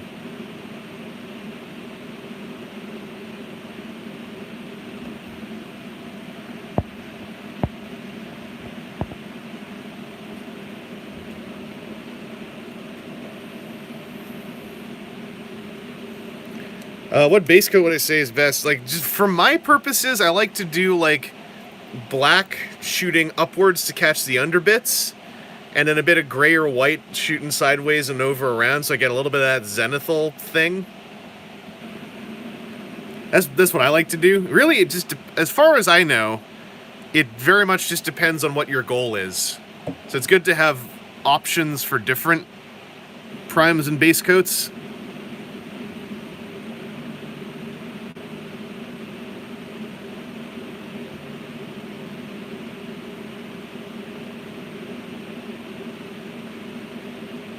And there is an absolutely valid school of thought, which is also your primer should just be a very light spray of black that gets speckles on the plastic to provide friction for your actual brushed-on base coat to sit on.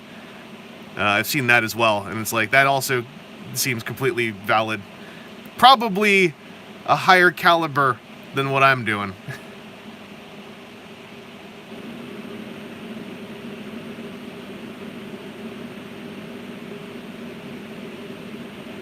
I am still an amateur. I'm still a greenhorn and an upstart.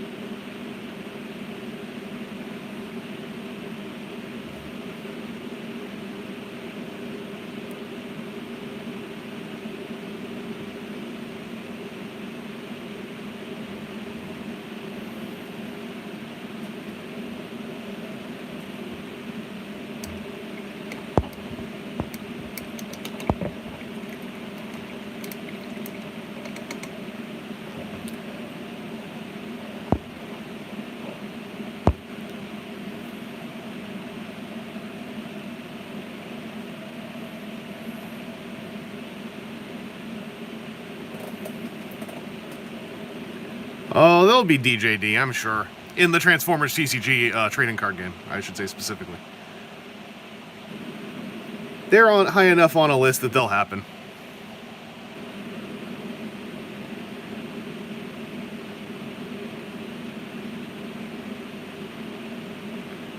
Like, they are perfect examples of, like, we need something obscure in here. And it's like, alright, comics, DJD, boom.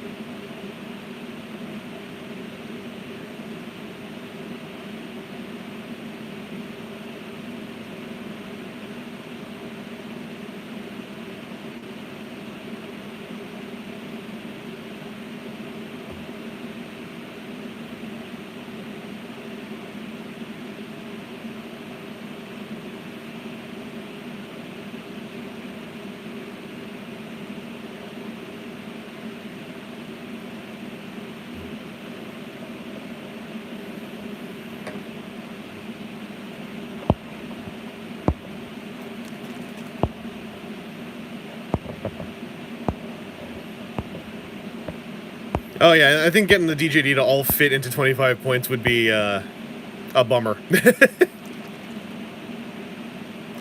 Mimicry, see if there's anyone... sorry, I just caught your comment about not having stuff. See if anyone...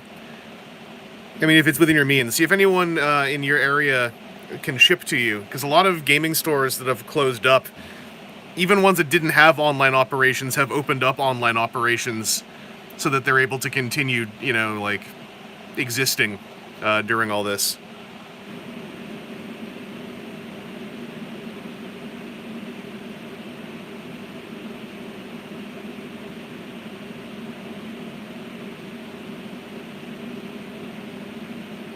Take it easy, Zero.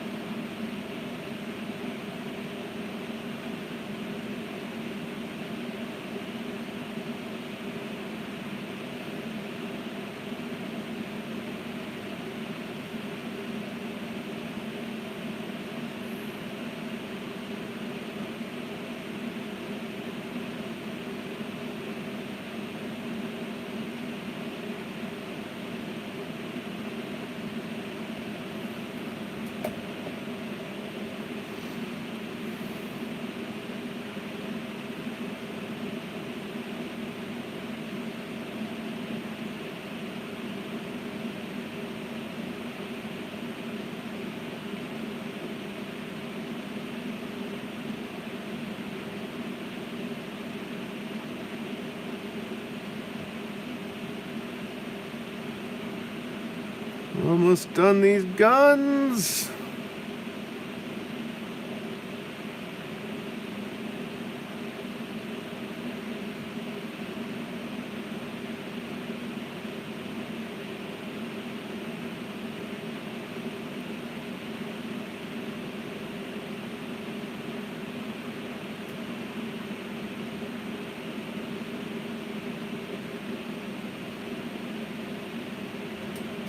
Alright, just gonna throw some of this on these guys' belt buckles and stuff.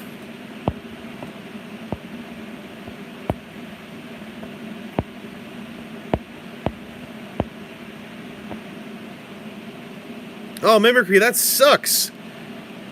Forced out of home 3 is in the lockdown. A friend of mine just got rent-evicted for the second time.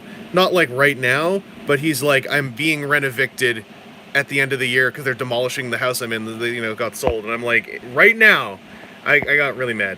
I got really mad. It sucks. Don't you feel bad about bringing it up. That's a very real thing that is, to me, a big problem to still be happening right now. People don't have somewhere they can just go during like a social isolation lockdown period that is wildly dangerous.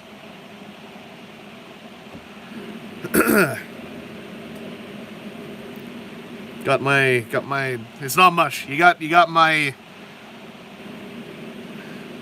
angry support. I have no idea how I can help with any of that stuff. I'm still now I'm like double like I just got to make sure that my rent is paid in this building and they have no reason to ever look at me, as I've been doing the whole time so far. I just don't trust our systems, quote unquote, when it comes to rental and evictions, especially in Toronto.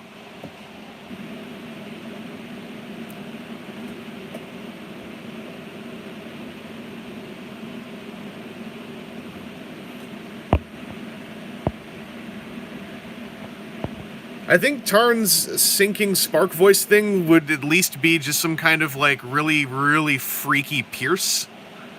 Like Wave 1 RC style Pierce. Where it's like, I just don't want him to ever attack my high defense guys.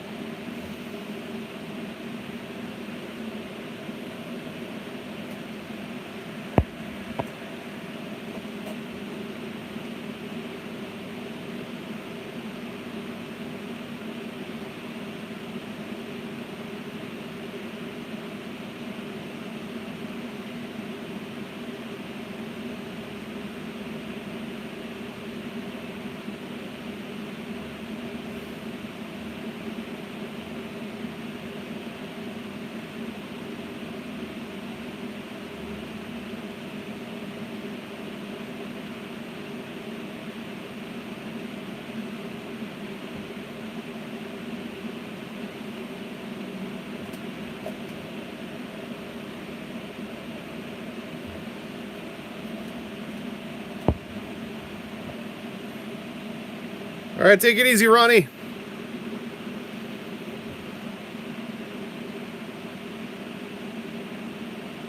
Have a good getting of self cleaned up.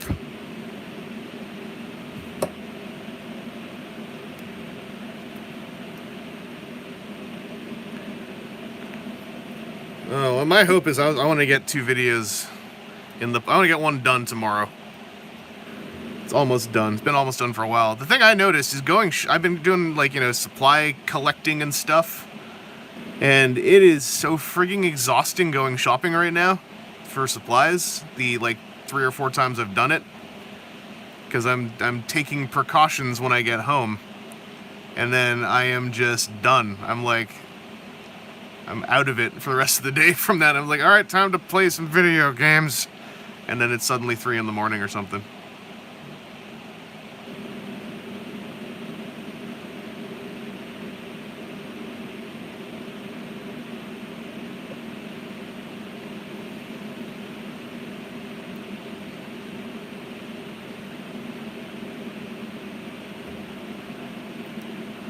I like the layout of colors on this. This makes me happy.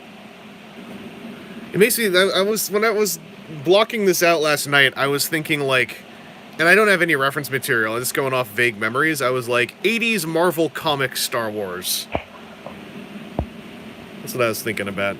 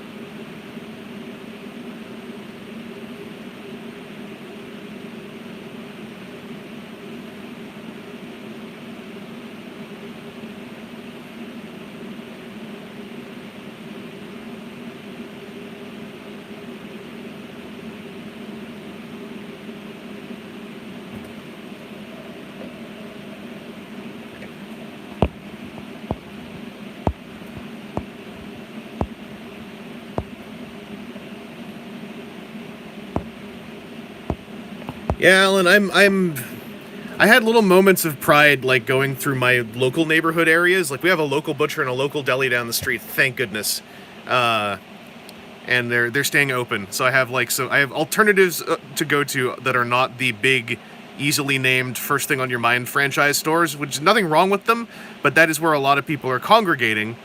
And so I like that I have some good, legitimate local options that are staying open for grocery services.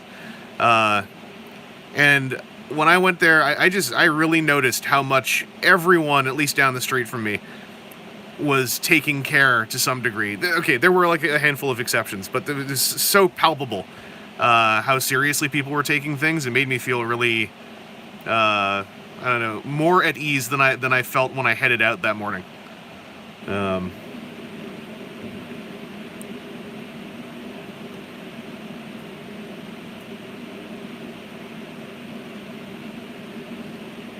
And that's all you can do. Just try to be responsible. Try to be risk-free. Yes, it is also more exhausting, and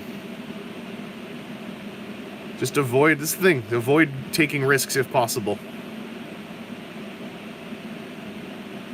And it's not always possible.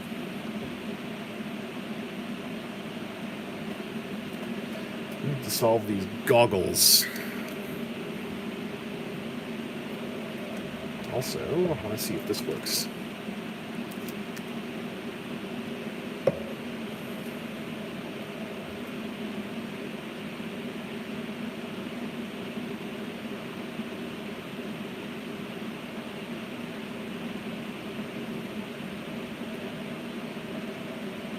Oh, it does.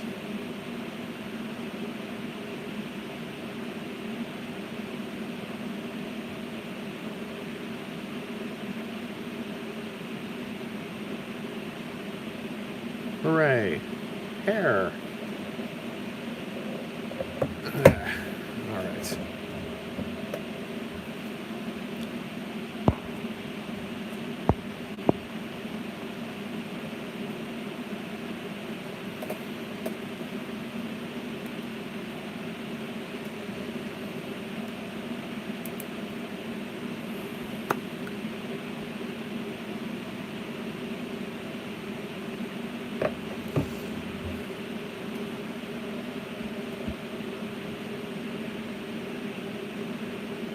Yeah.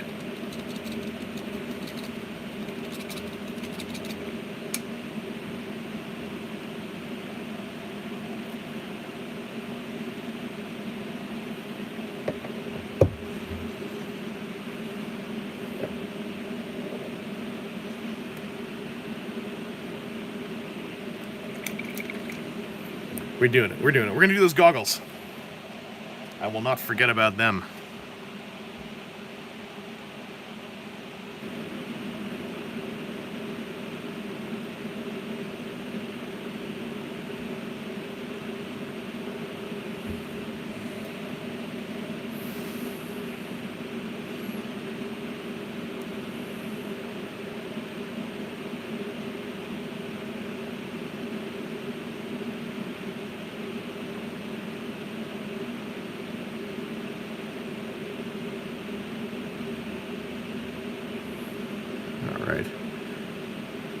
This is just laying down a flat base so I can paint something more stand-out-ish.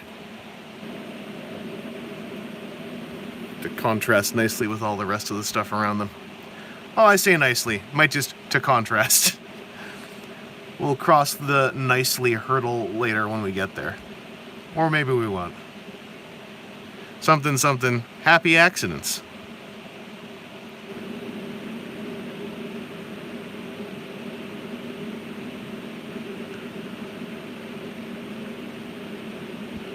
By the way, thanks for hanging out, whether or not you're hanging out now or had been here later and maybe went back and see if it said anything else in the archive. I don't know. But I really wanted to give this a try. I wanted to see if, like, any of this showed up well on camera. And it seems like it's decent for a little, my little efforts. So, it's a thing. It's a thing we can do now and then. I kind of want to give this guy a little something. I don't know what.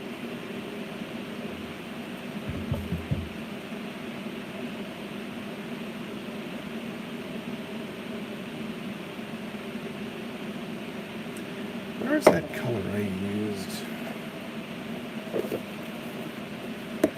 Best item I painted? I don't know. I don't know, y'all. I'm just happy that with anything I painted because I painted it. That's a hurdle to cross already.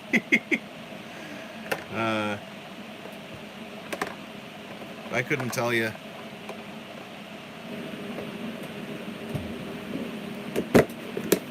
Like, favorite right now would be the core set Vader, because I tried to do object source lighting and it worked, and that made me feel super excited about myself.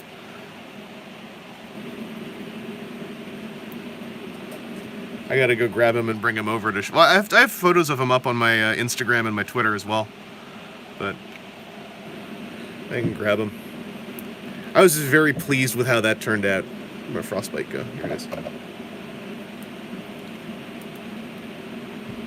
Because, like, doing glazes and stuff is something that when I was a teenager I thought was magic and impossible. I just didn't understand it. I didn't understand, like, even the, you know, basic liquid surface sciences and transparency sciences that were going on. I was just like, I don't understand how this possibly makes any sense.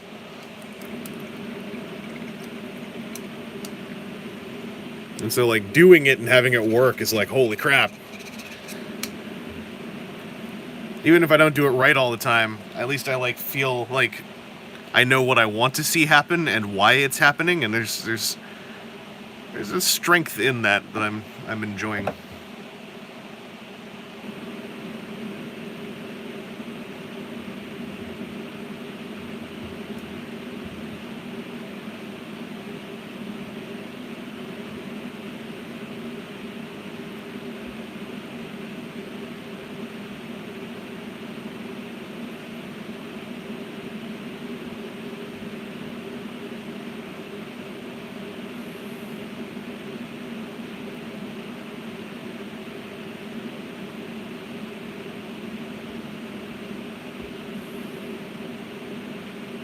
Alright, this is kind of looking neat.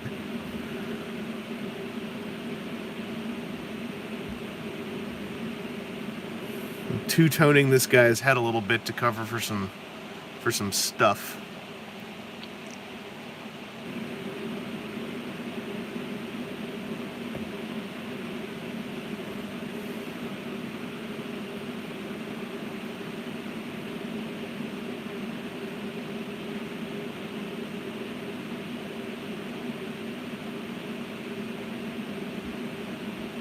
We'll just leave it like that. That should be fine. Yeah, now he's got a flatter color on his head. But I kind of like it. Maybe I'll do a slightly lighter tone on his head too. So why don't I just keep getting carried away? Yeah, it's a good idea, Chris. Thanks, Chris. It's a good idea.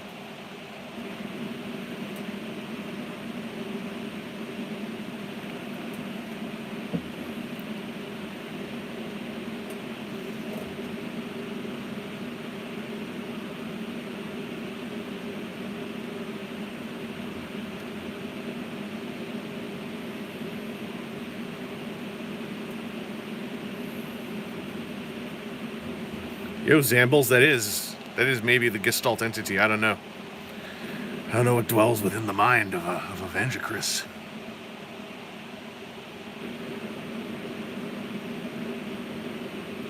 Oh, nuts, I like this a lot.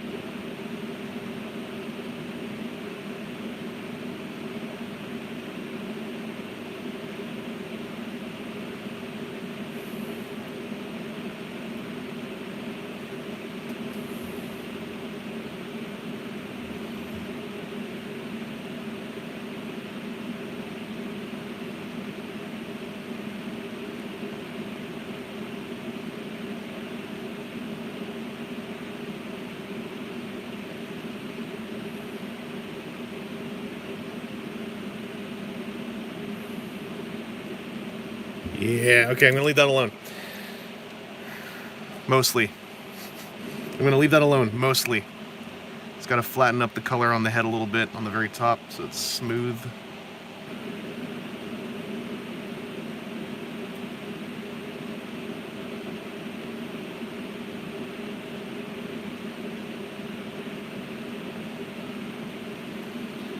Okay.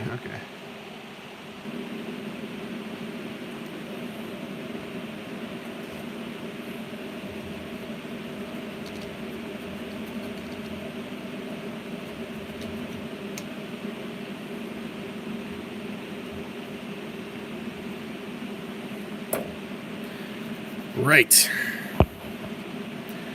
Rothian Fairmoon, I am painting some Star Wars Legion because I want to finish up the Empire Rebels core set, so I feel like I accomplished something. I gotta backtrack a bit. Zambles, the name Vangelis came from Vangelis, but changing the the L to a 1 because someone else had the name already.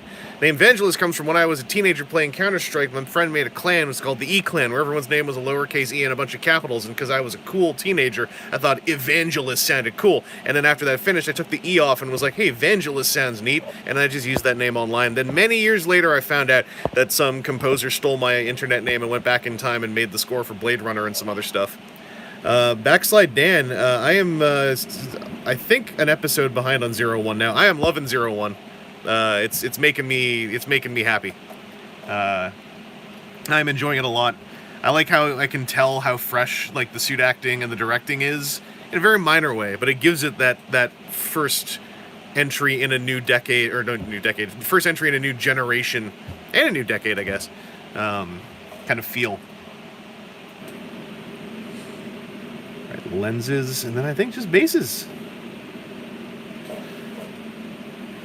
What do I want to do for those lenses? Someone said blue.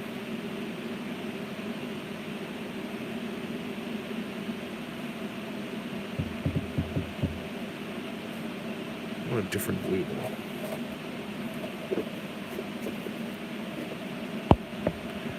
though. Where does one watch Kamen Rider? If you want to watch the original Kamen Rider, you can watch it fully legally on Tubi TV now via Shout Media. Otherwise, it's fan subs. I like overtime fan subs myself. That's just my preference.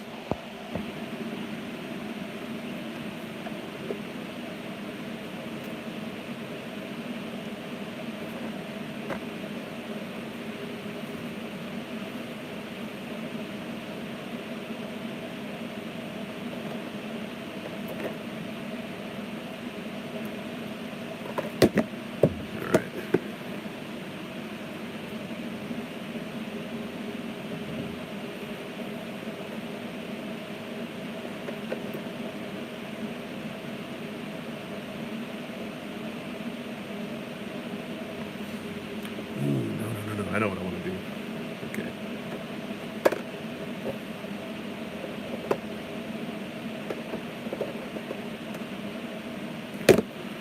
I'll try number 1 first.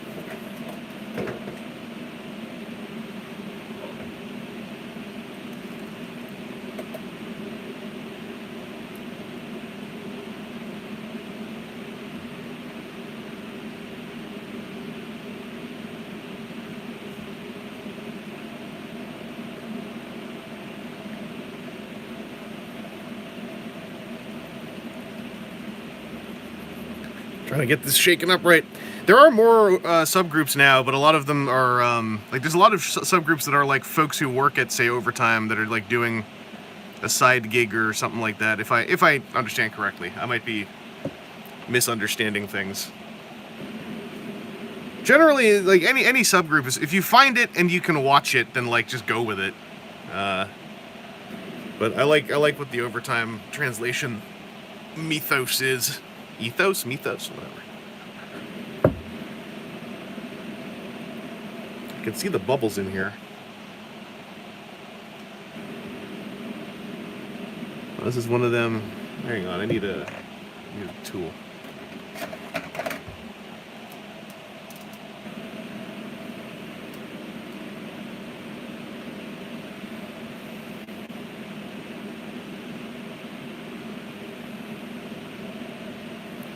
I need a brass rod, actually. Is this the right color I want to use for this? Nah. Okay, I know what I want to do. Forgot about those.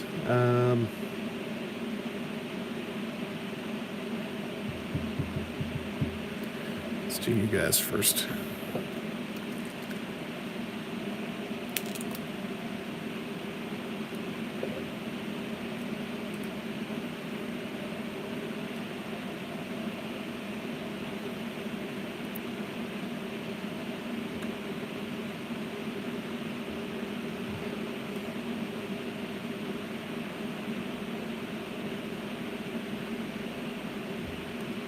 Oh yeah, I dig that.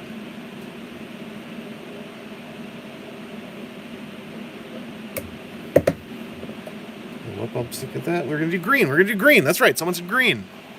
I remember. What's great is I'd be vocalizing all this, even if none of you were there. Even if I wasn't streaming right now, so I'd be sitting here talking to myself. They said green. Them.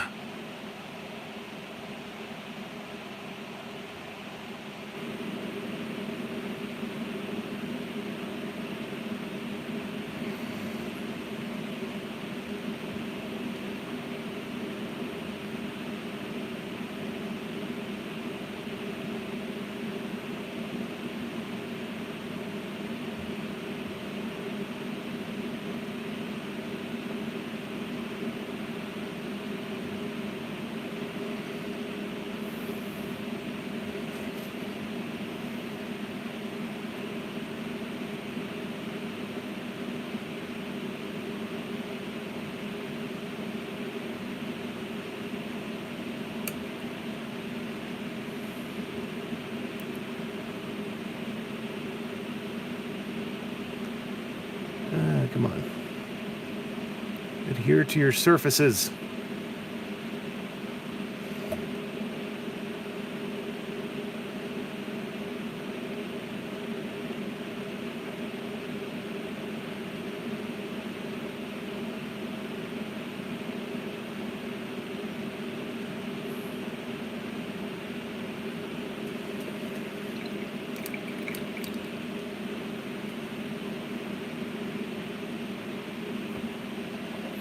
Batman, I have been thinking my paints. Just not the contrast paints. Those are one thick coat, remember.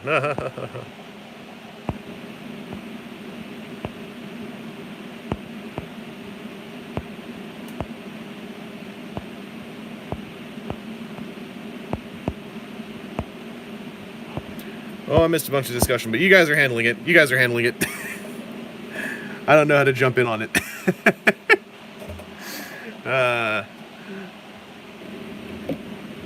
I missed the boat. I missed the boat.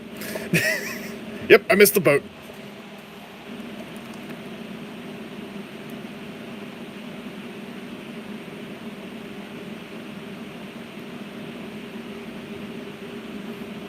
Well, what I'll say to seeing like how can something be delayed when something you do at your house you're confined to. Speaking as someone who's in that position, it's just very exhausting for some folks to exist right now, and so it's easy to just not have any energy to do anything. And then you feel bad that you're not getting, things done with your quarantine time, and then you just start feeling worse. It becomes this really awful cycle.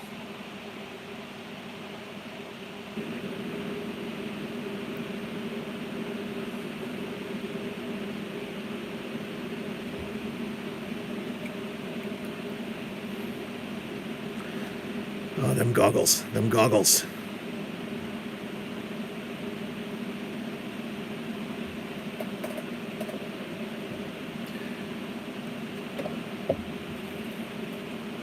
Like, I'm not saying the pandemic means you can get away with anything, but I'm also saying it's a pandemic. That's not very common. So it's gonna affect everyone, whether or not people want it to affect them. It's still gonna affect folks. Your ability to do stuff, and then I don't know. I find is if you can just recognize the extremity of the scenario, it makes you feel less worse about your own reactions to it if they are reactions that make you feel bad.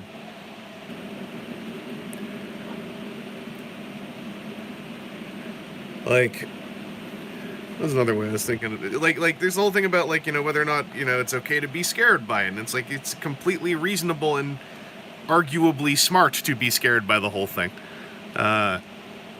It's just whether or not that also results in panic, because panicking is not good, and it's not your fault if you do panic, because guess what? It's a scary situation. It's just if you can avoid panicking, you'll be better off.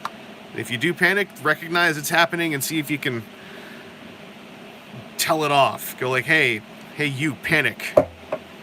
Get yo ass out of my head. That's what I tend to. I mean, that's what I tend to yell at myself a whole lot. I'm generally a together person, screaming at myself in the mirror.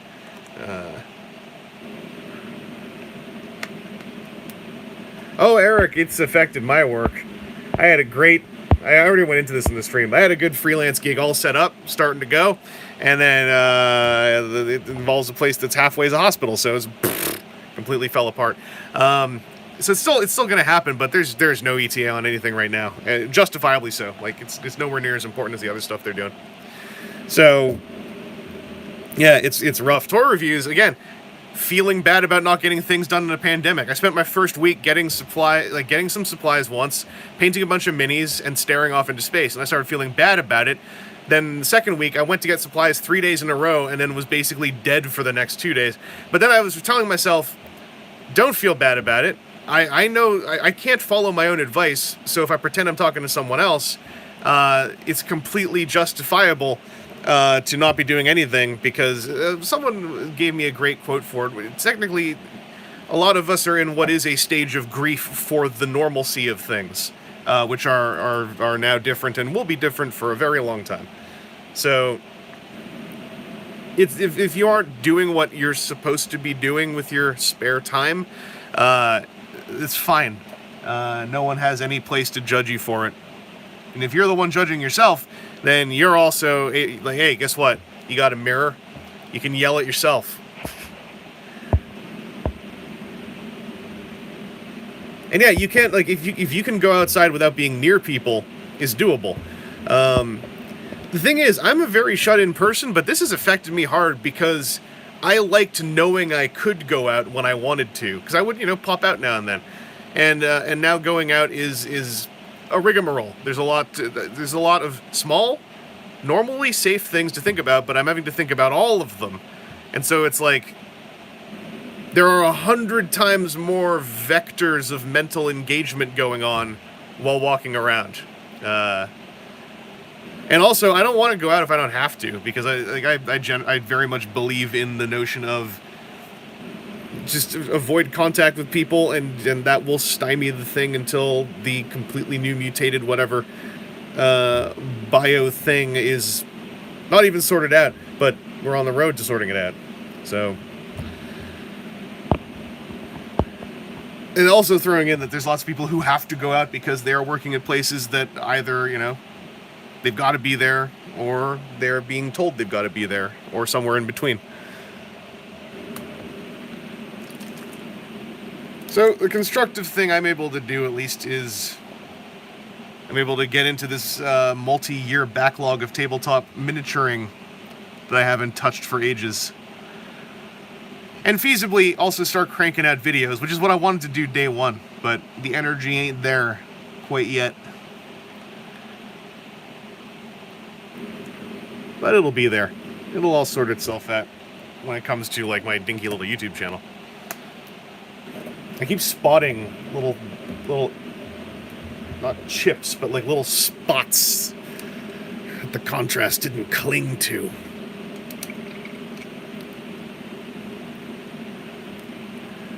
All right. I'm going to leave the goggles alone. I'll just put gloss on the lenses after I varnish these. So I'm going to start laying down some base glopping.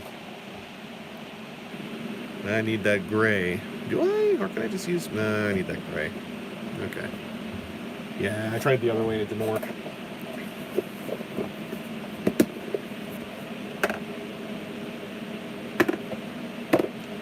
Oh, I took a big inhale when I opened my paint box, and boy howdy. That smells like paint.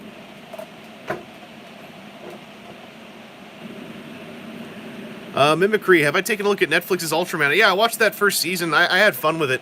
I thought it was a good time. I haven't read the manga, so I'm not like, this is the best thing I've ever seen. I liked some of the decisions made. It felt like a very long pilot, which is not an inherently bad thing, but I was left at the end feeling like I could have done with either 1 or 2 less episodes, or 1 or 2 more plot points after the final episode of the first season. But I like what they were going for, so looking forward to hopefully seeing some more. That's gonna get... I brought my munged up brushes because I've been using those a lot. So I have nice brushes, but these cheapo ones have been serving me well, so I want to use them until they die. One of these was good for slapping on some base. I think it was this one.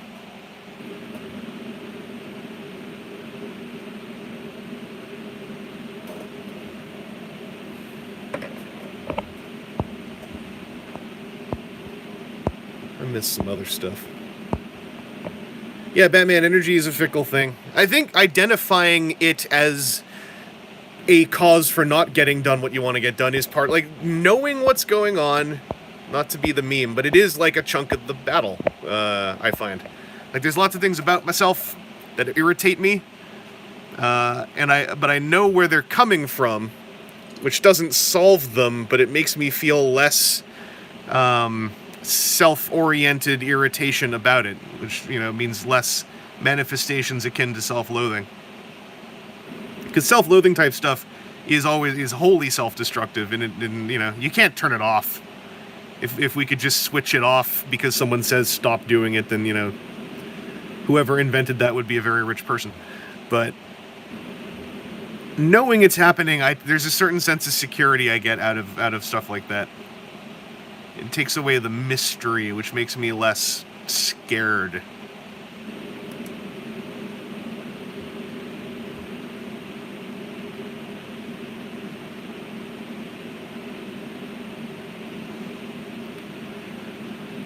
So I saw something about Hiroshi Fujioka's son as the next rider. I think they still have unless you guys said that they stopped the rule. Because I thought they still had a rule where no writer actor's offspring may become a writer. So some, like, very old anti-nepotism policy.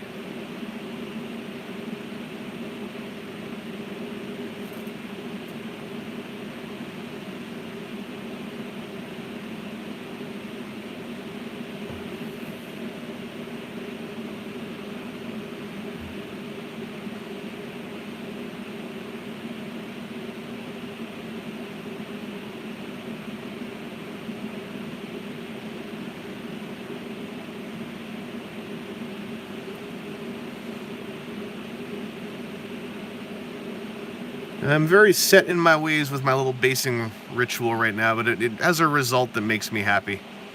Everyone's in a sort of vaguely astro-generic urban cityscape ruin.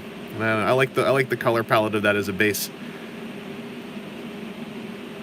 Fully valid to do way more colorful and detailed bases, but I kind of like bases as just being like a very intricate, semi-randomized texture that is sort of monochrome compared to the things standing on them. I saw Fujioka's son is playing the new Sega fella, But that ain't Kamen Rider. So it is Kamen Rider where the problem exists.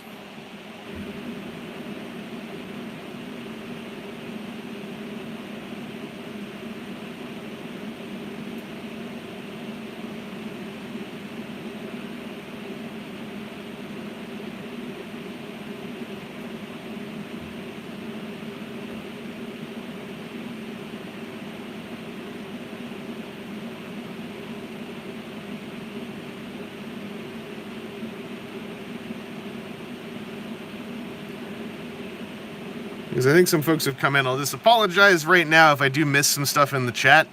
I have a lot of trouble darting my eyes from painting to the chat. I'm kind of just looking when I'm between painting stuff. I don't know how all the mini painting creators who do live streaming stuff seem to be able to so, not effortlessly, but they're able to really blip between chat, paint, chat, paint, chat, paint. I'm just like, I can't, I gotta concentrate too much. That is a muscle I've yet to build.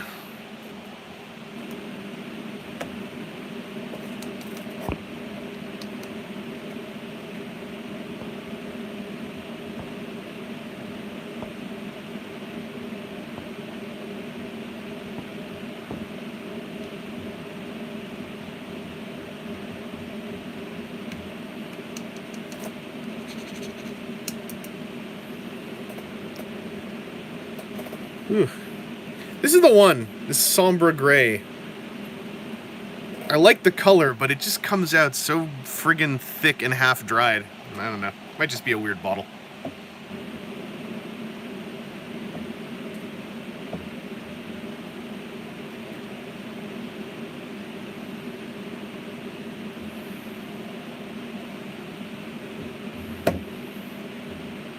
Don't... On camera, you fall over? You embarrass me? Me? Your surrogate father? You do this to me? After all I've done for you.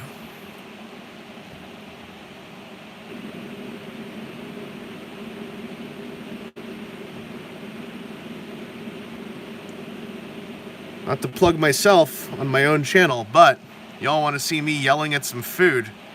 I got some sick cooking video clips up on Instagram and Twitter.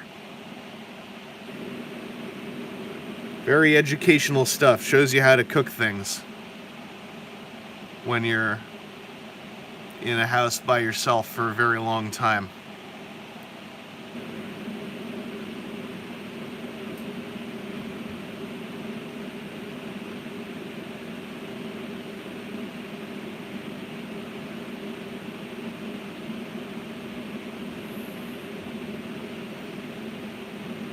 My process here, by the way, is I get this layer of somber gray down on the texture, give it a dark wash.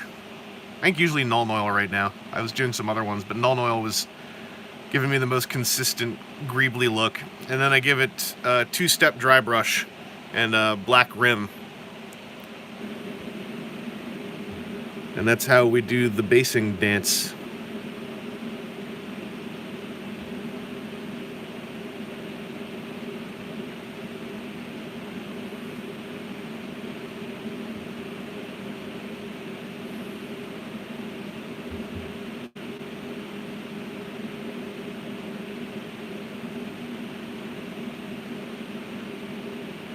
I should say that's how I do my basing dance. Everyone's got their own thing. But that's the one I am currently doing right now. It's what's going to get us to our glorious future of a painted Gorset.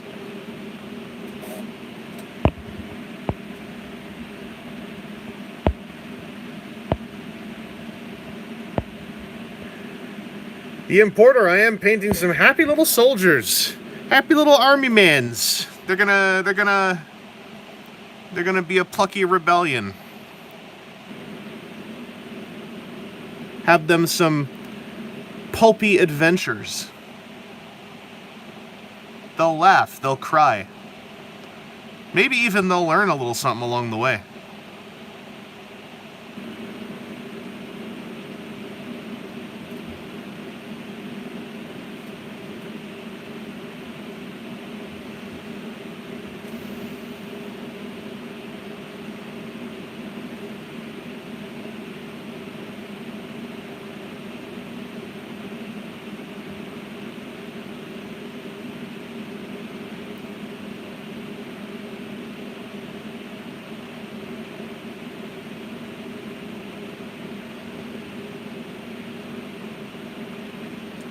Oh, I need to wash my brush. Somebody give me a... Oh no, Eric, you just said what's yonder... Oh dear. No, don't run away. You know what you're doing. You have to see this through.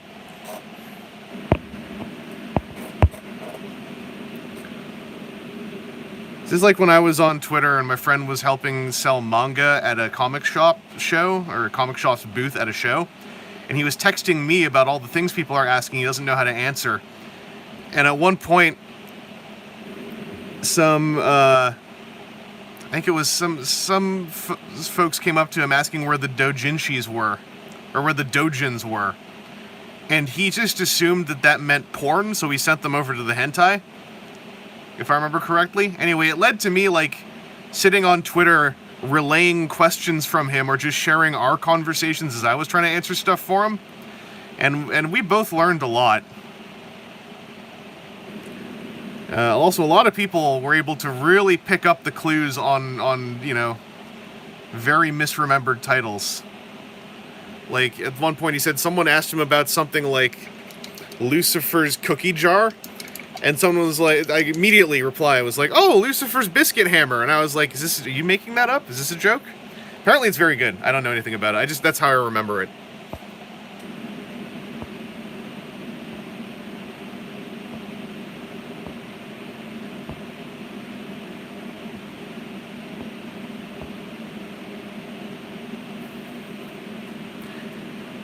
Yeah, doujins, as I understand it, are like fanfic content, but usually, like, in the context I always see it presented, it's like very high quality stuff.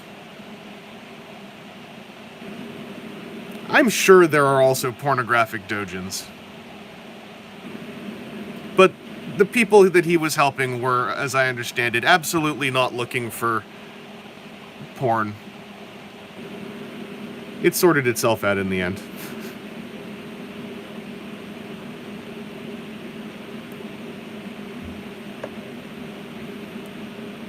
There's another one. That day is how I learned that there is an adult manga company called Faku. And whoever told me that, I was like, that sounds a lot like, and they were like, yes, that's the idea. That's what it's supposed to be. Yes, that is the name of their company. And I was like, oh, that's on the nose.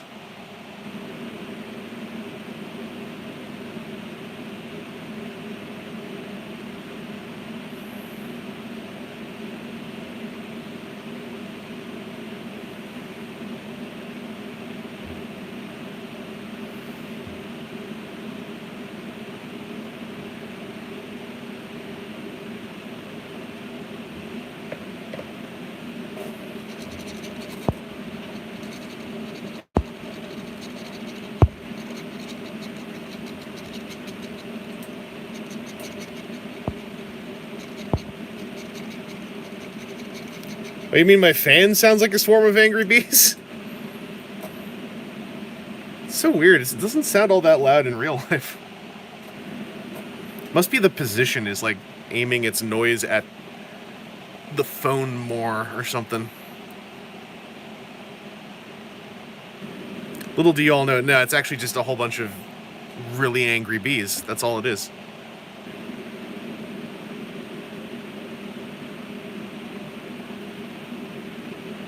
It's just my window air conditioner set to just channel in air from outside because it's nice and chill out there right now. Actually, it's getting kind of hot out there for me. I don't like it when it's... Okay, I'm a lunatic, I guess. But I don't like it when the temperature on my fan reads over 25 Celsius. I like it to be a nice 20 to 22. Ideally, more of a 17 to 18 Celsius. I like it cold.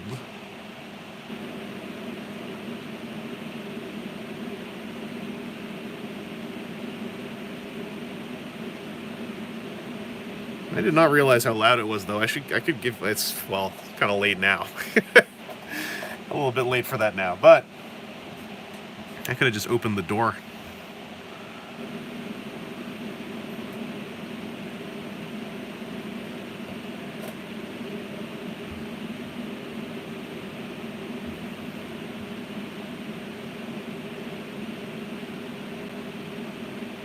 Honestly, yeah, I just prefer it to be around 20 Fahrenheit. That's kind of where I'm at. Give me a nice 20-something Fahrenheit. Nice cool springtime weather like that, yeah.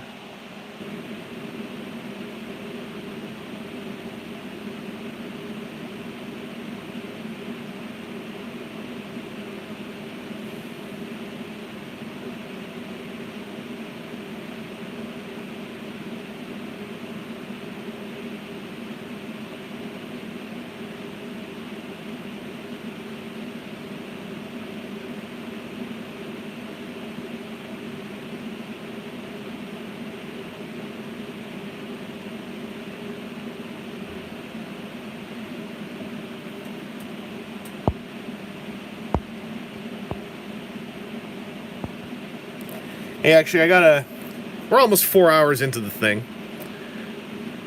Can I tell you guys a little secret? I got a little secret I can share. Can't tell anyone, though. Can't tell them the full thing. Just gotta tell them the right parts. Let me know if you want to know a little secret.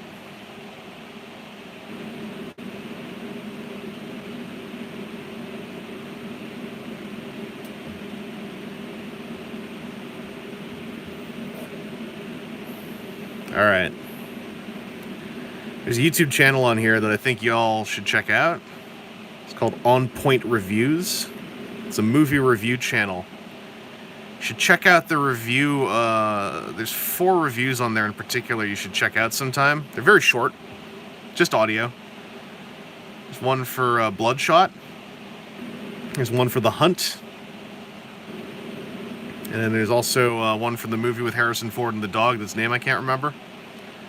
And there's one other one.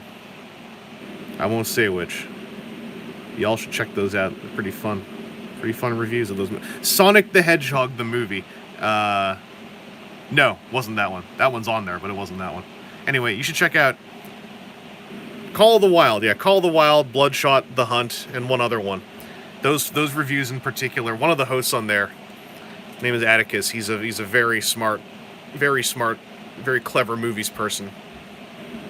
You should check him out. I'm trying not to, misuse my platform too much to push a channel like that necessarily, but should give it it's a good go. It's very worth your time. Very worth your time. Yeah. On Point Reviews. I've retweeted them before, somewhere in my Twitter feed. Hosted by John Pointer.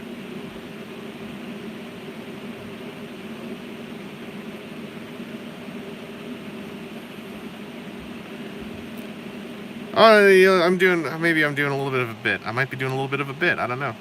You should check out sometime when you get a chance. You'll understand. I don't like to let too many people, get too smart about that stuff. But you could say I'm shooting straight right now. Since we're so many hours in, can't have too many of the marks knowing, things are not supposed to.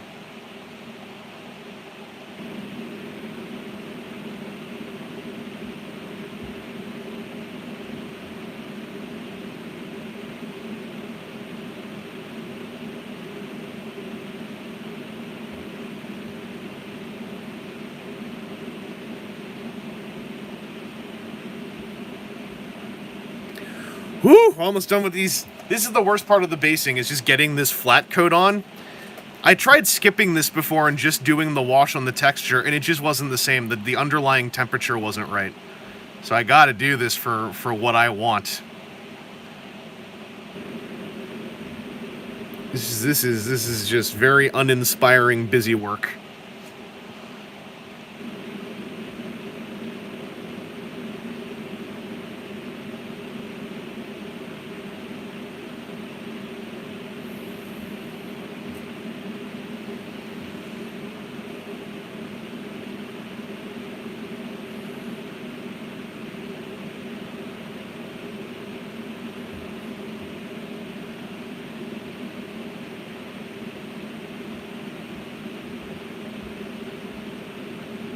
Like this, I should say specifically, it is the putting the gray on top of the base is the uninspiring busy work. I just want to finish it so I can get to the fun bits, doing the wash, doing the dry brush, having A clean black rim. Yeah.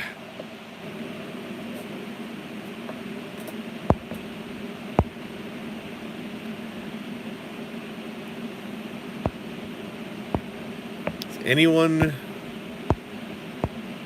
have any experience with garage kits? I don't myself. Penguins can kill God. I mean, I've seen it happen before. It's in the history. It's in the untold history of the netherworld. Like, you know, there's a reason why. There's a reason why penguins don't show fear ever. This ain't their first time around the cycle. You know, they've been here before. Like, y'all think, you know, the video game Mass Effect. Think about the word Reaper. Reaper. All right, there's a P in that. You know what else has a P in it? Penguins. Think about it.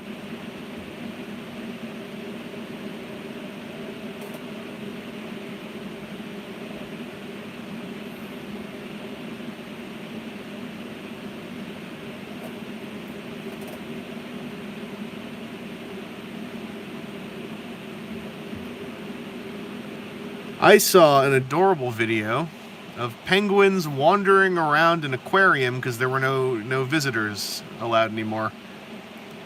So they were just taking a stomp around through the, like, they were being led around, but they looked like rich tourists. The way they were stomping around, just walking around. You know, oh, this is interesting, quote unquote, stairs. We'll try these out. These humans use these stairs. I don't know, I thought it was very cute. There were a lot of people asking questions of the aquarium of how did the penguins get back up the stairs, and the answer, it seemed to be, they used an elevator. We're not monsters, and I appreciate that.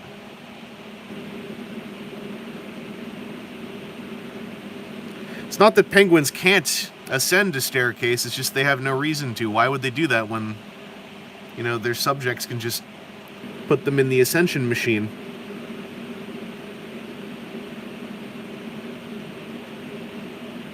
To bring them to a very familiar, elevated state of existence.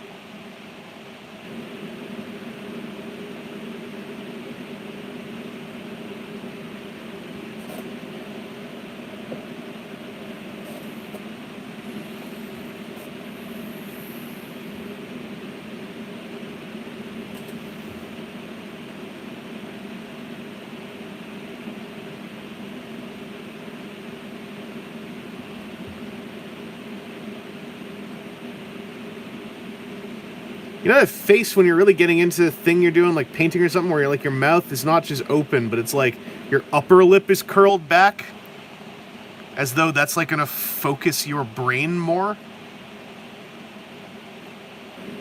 I'm making some of those faces right now.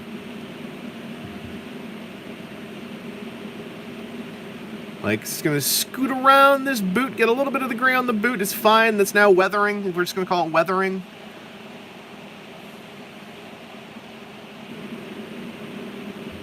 Oh god, one more. Oh, my hands, one more.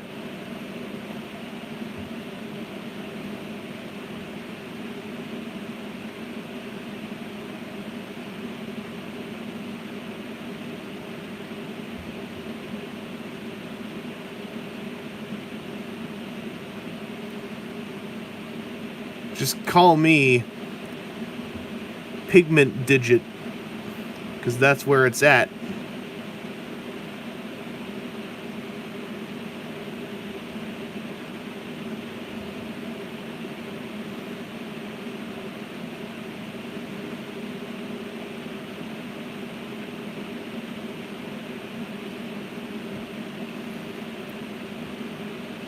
And I look into Warhammer sometimes. So I have a bunch of Tyranids for Kill Team. I look at 40k armies. I'm like, how do people have for 1,000 some points of Tyranids? It's like 40 Termagants, 40 Hormagaunts or whatever, 40 Genes. I'm like, I don't want to paint any of these 40 times ever. I probably should try it someday as a personal challenge. But I just don't want to.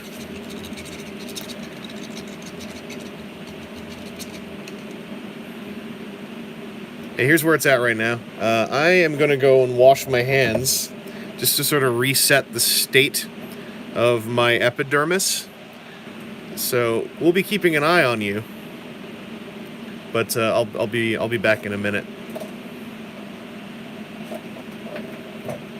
He's watching you. He sees what you're doing.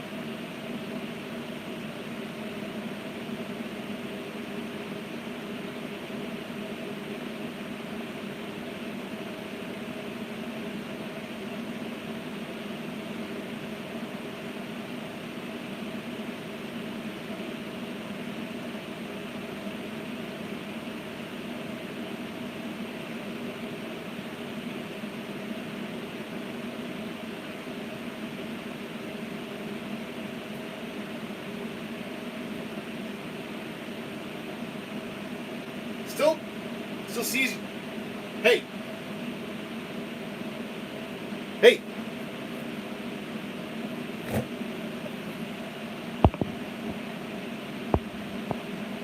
Yeah, we know what you're doing.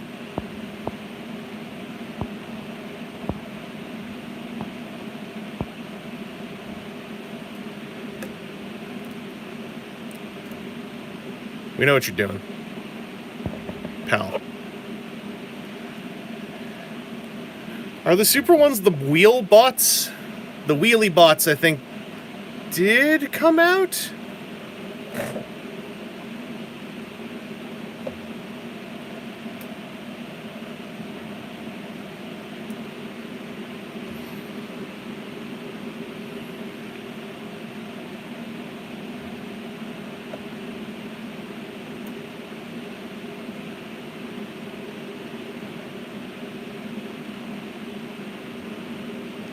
HK47 is good times.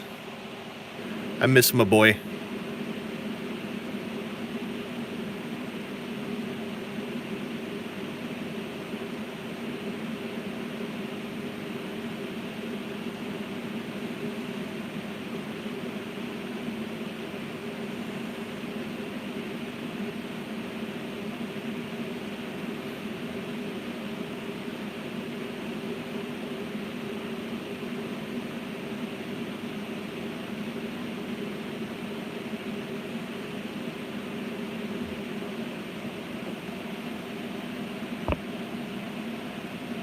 Oh, the swole ones. I don't know if those had Black Series.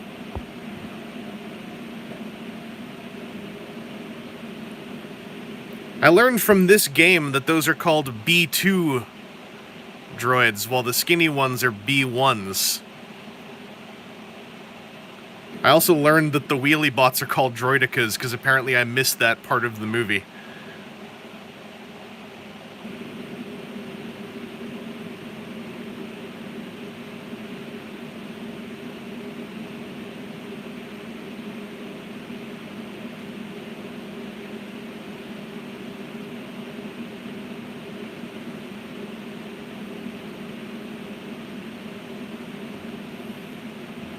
Arufonza, hello. Yeah, it's still going on.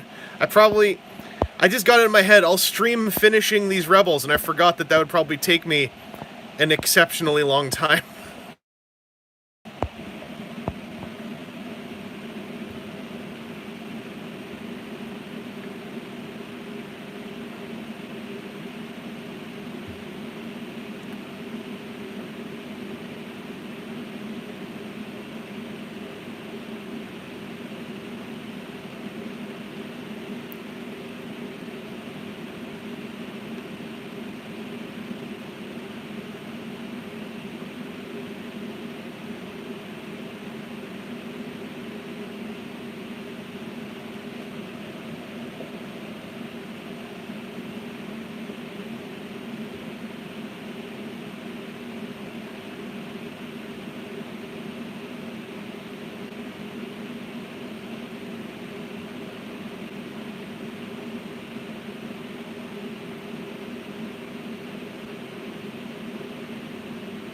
Ugh.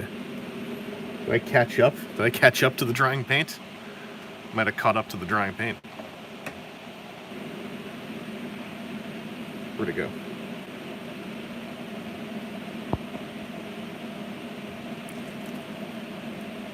Oh God, Alfonso. Yeah, chill out, chill out. You're doing the good work, helping people stay supplied. Ken Anderson, been painting a bit, just a bit, painting a little bit.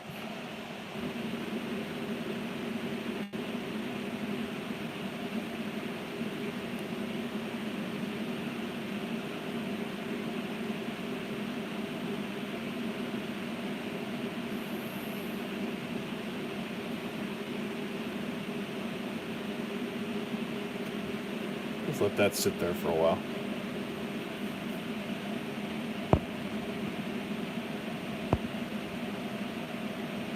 Sam, welcome back.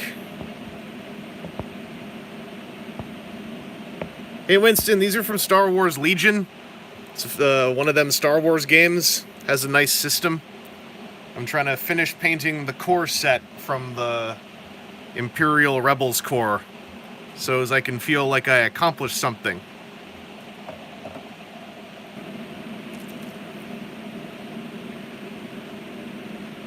And the last major hurdle is getting through these Rebel randos. And then I gotta finish up Luke, and then I'm done. But Luke is just doing some highlights, doing some OSL. I might not do that on this stream. I might just do it some other time. These troopers were the big thing to solve.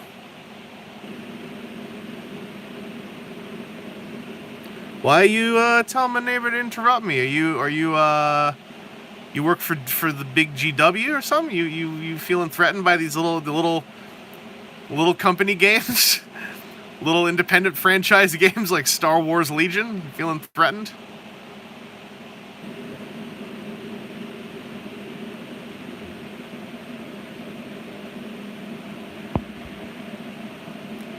I mean, hell yeah, I'm gonna paint these rims. I do it after this part. What kind of monster wouldn't paint the rims?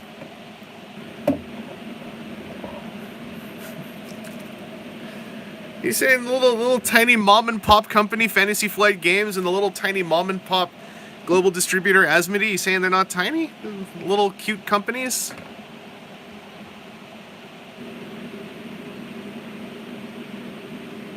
Dwarves in a giant's realm.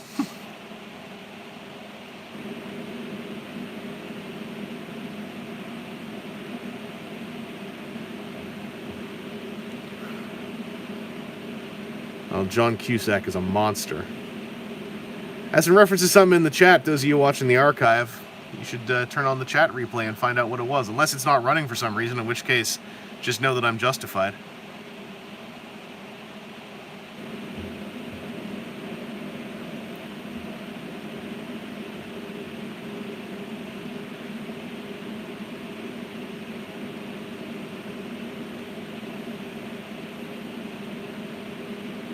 Just slurping up that Nuln oil with this here fibrous brush. Yeah. Mmm. Tastes like skill and contrast.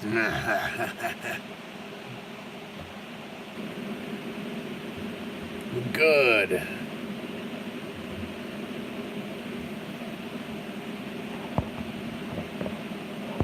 Yeah, paint up some of that gunpla. Sega Spammer 64, painting some of that Star Wars Legion. Them 40Ks. I'll do them sometime. I got some bugs. I got some robot skeletons.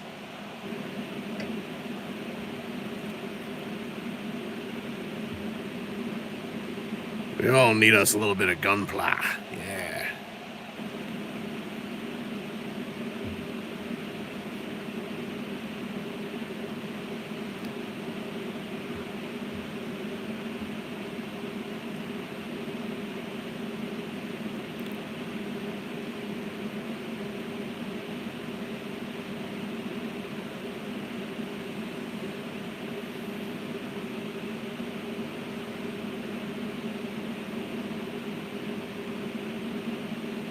That's a juicy base.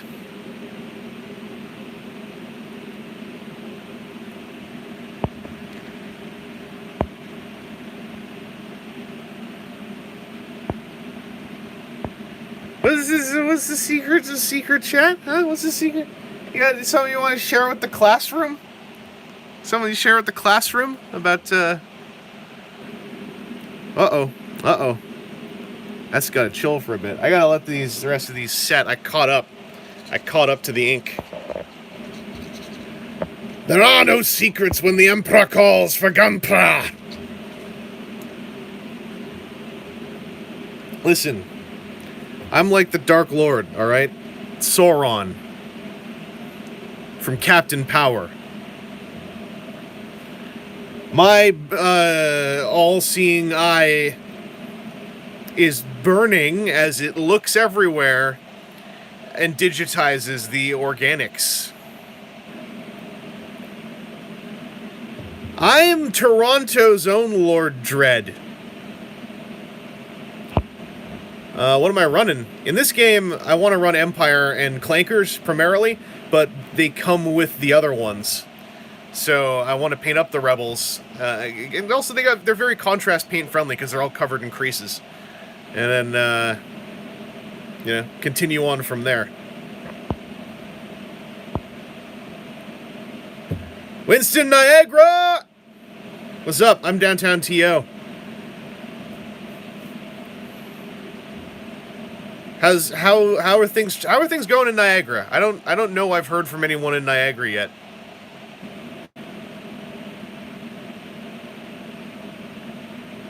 Mark Chan, can I say hi to your roomie Brian? Your roomie Brian? You want me to say, quote, hi to pointy brackets your and pointy brackets roomie Brian? I can't say hello to a Brian. Do you know what would happen if a Chris said hello to a Brian? You see, have you ever seen Game of Death? Have you? Oh, hello there, Brian.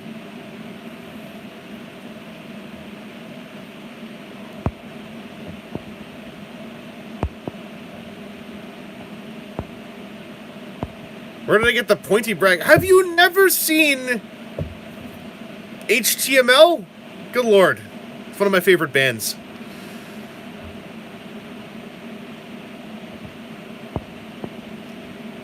Oh, Mark, y'all gotta come out here. Cause I live in my little castle. Huffing paint. Listen, this is non-toxic. It says right here, this is non-toxic acrylic paint. Okay, it's perfectly fine to drink, let alone huff or even consume. This ain't dry yet. I gotta start rimming the bases then if that's not dry yet. You guys all ready for some base rimming?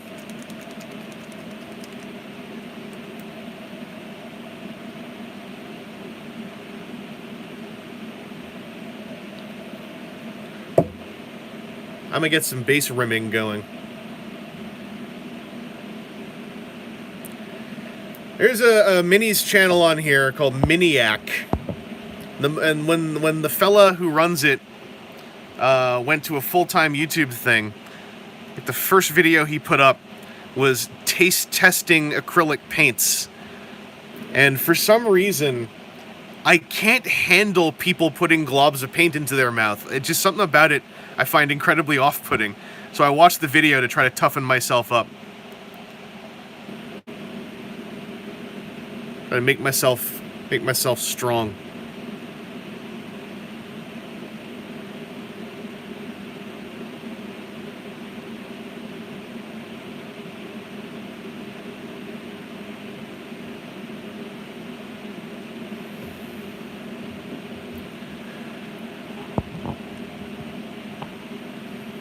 Oh, Brian, I have a wet palette, but I messed it up and I haven't fixed it yet because it's a bunch of work. So it dried out and got kind of crumbly on one side, so I sliced off the crumbly bit, and I just gotta like re-soak it or whatever, and I haven't taken the time.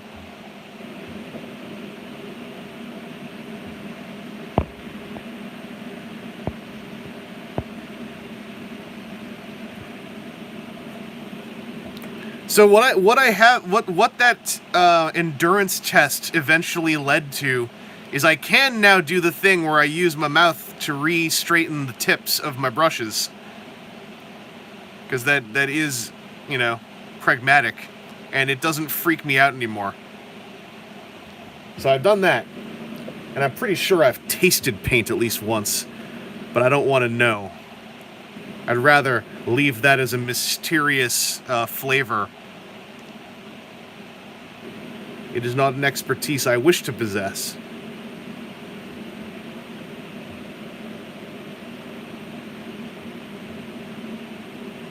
I just realized I could have said, you can just call me Base Rimmer. Right? Smoke me null oil. I'll be back for the dry brush.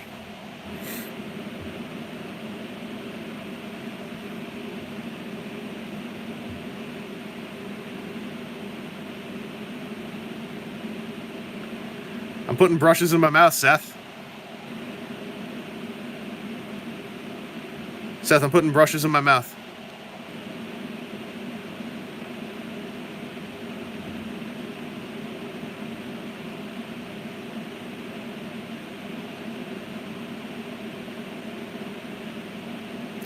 Eric, why do you know that? What life experience led to...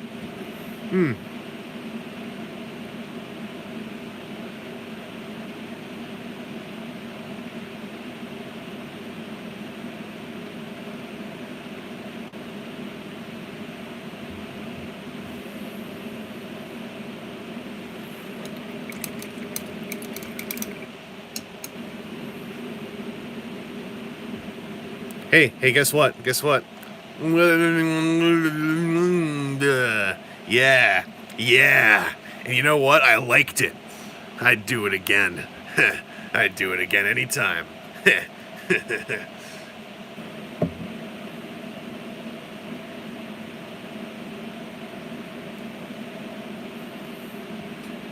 Y'all got any of that bristle tooth?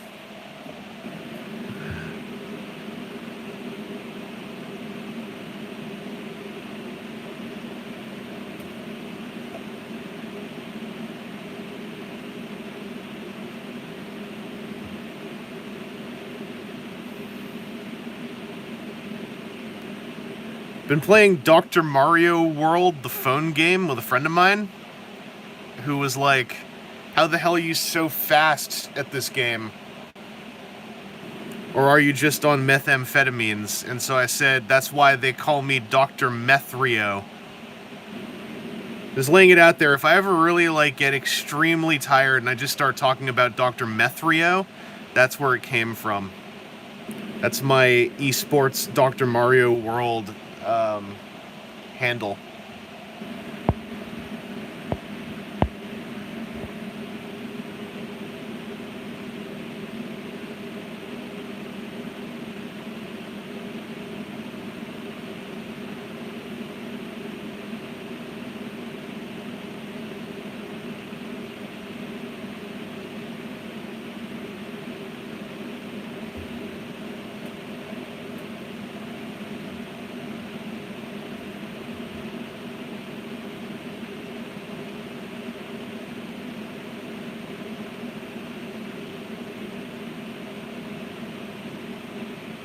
It's-a me, Dr. Methrio.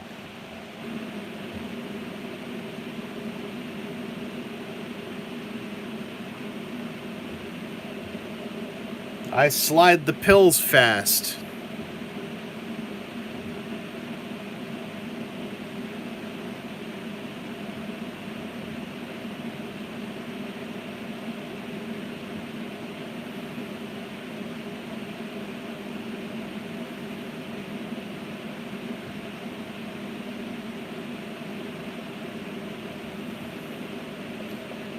Have you met my brother, Lou Amphetamine? He's tall and wears green versions of my clothes.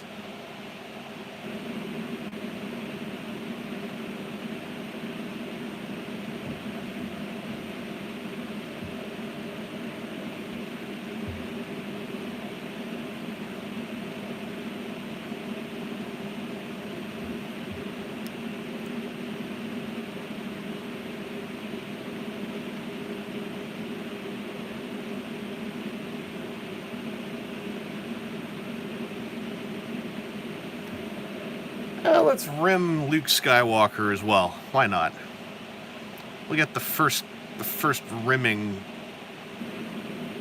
coat done on the rim of his Miniatures Wargaming Miniatures base.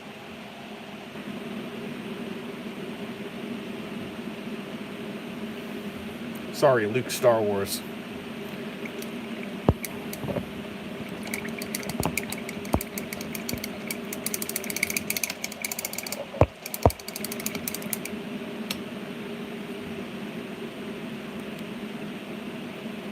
All right, I need this to be dry so I can wash it.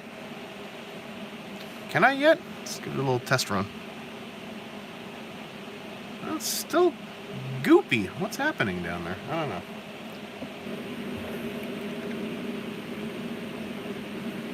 We just need fresher goo. That'll fix it.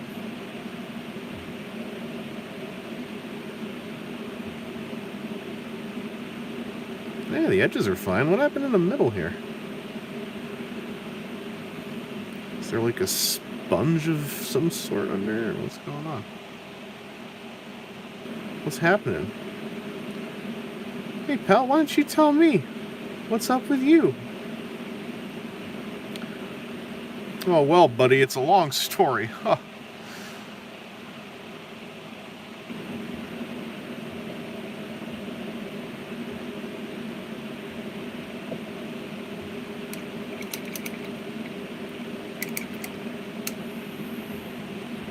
Who decide? You're the what? Eat the what?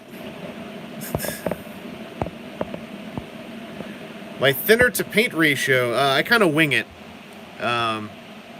Depends what I'm going for, but usually it's just like I want that milk consistency. If I don't care about the pigment being tight, I'll use water or I'll drop in some of this matte medium, Lamian medium stuff if I wanted to maintain a certain level of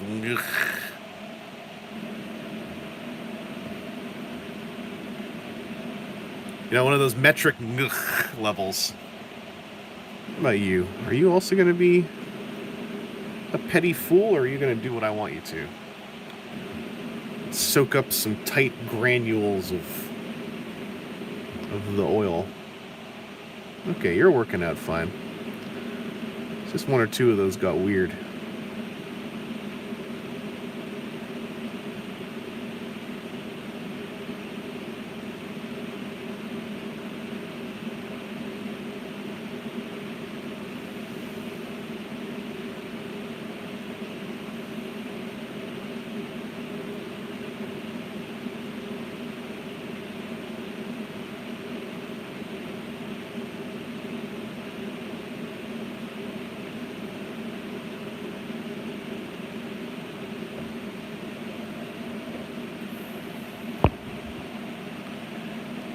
What paint brands? I don't have any brand loyalties, so I'm using a mixture of Citadel, Vallejo, Army Painter, Secret Weapon, P3, and then I have a Reaper paint in here somewhere too. But I am a believer in just use what looks cool. Good night, Mark. Stay safe out there, Mark.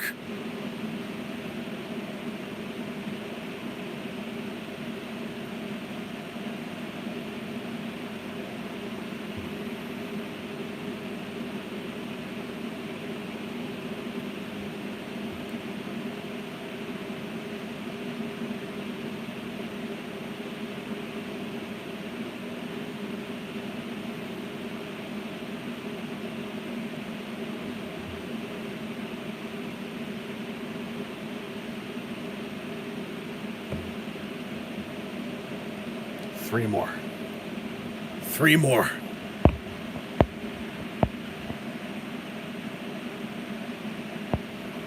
Seth, just do the painting when it comes naturally.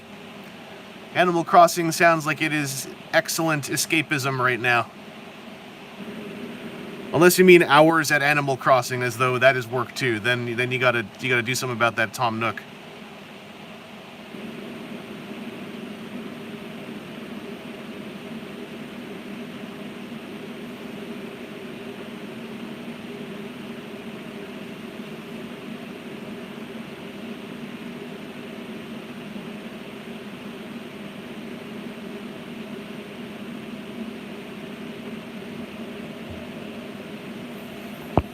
Hey, did anyone ever notice?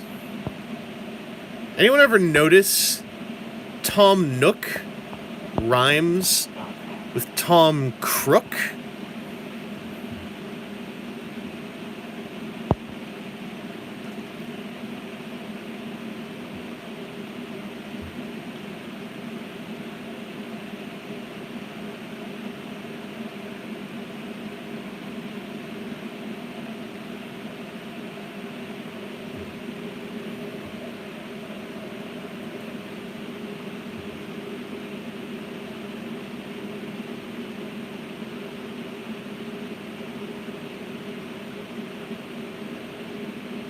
What's this?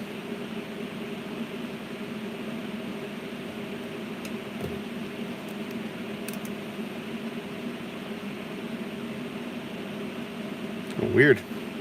Chunk of paint skin from my palette. Ew.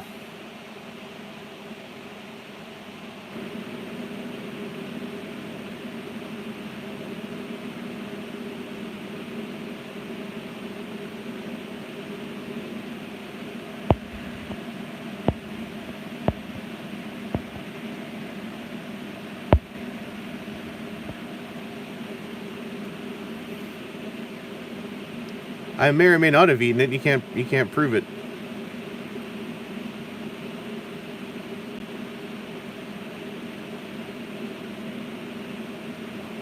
Oh my god. Here we go. All the long roads are just about done. We're heading into the short roads from here on out.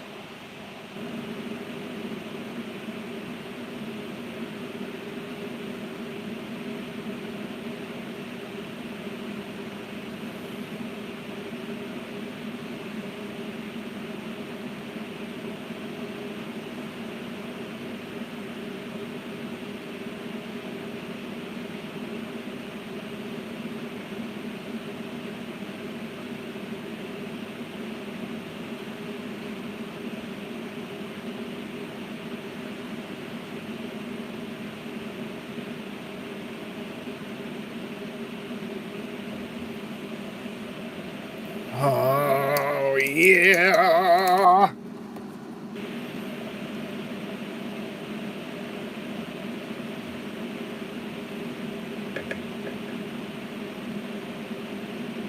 Hey, you want to see something disgusting?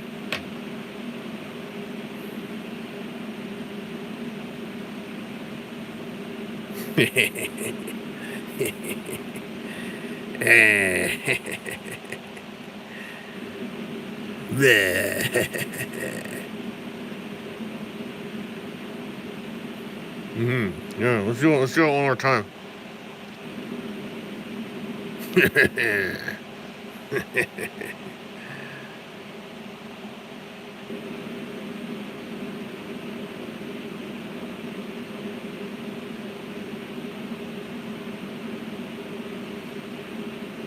I could use one more touch of pigment right here, right in the middle. Yes, good.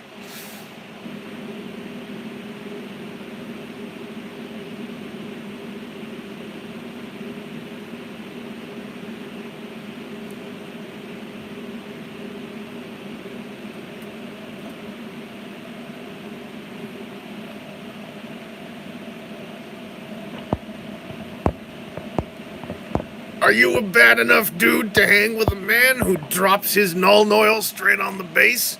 No. That's me getting on my motorcycle. Because I'm a bad dude.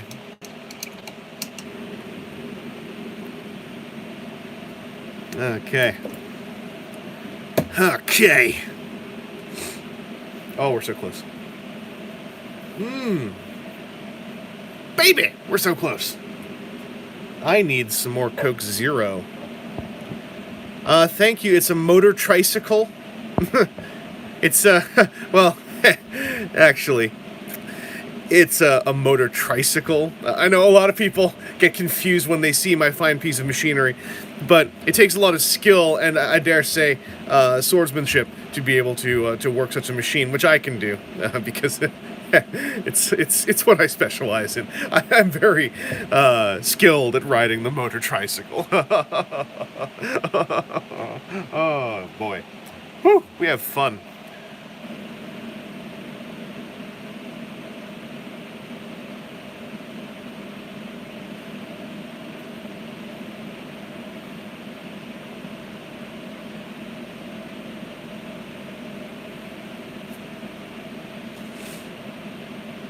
I need to refill my Coca-Cola Zero. It's getting low.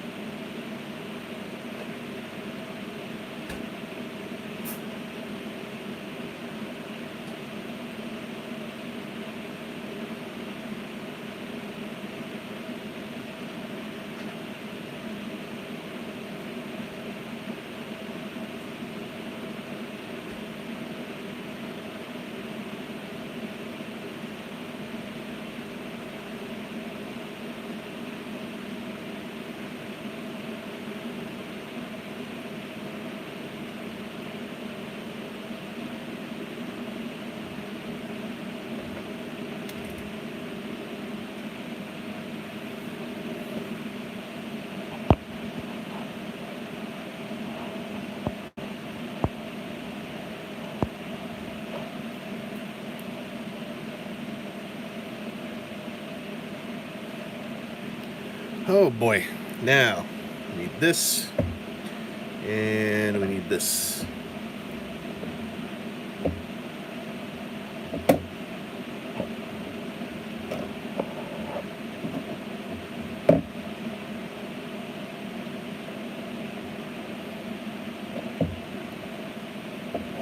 I saw a thing back earlier from Winston, I think, about the days of thinking you needed to use Citadel colors on Space Marines. I legit had to look up, like, is it safe to mix P3 with Citadel, with Vallejo, with Army Painter? Because I didn't know anything. So I looked that up just to, like, make sure. Because I was like, I don't want to cause, like, a chemical reaction or something. And then it's like, it's all the exact same stuff. It just mixed differently, packaged differently, according to various companies', desires. Yeah, Winston, I totally had that.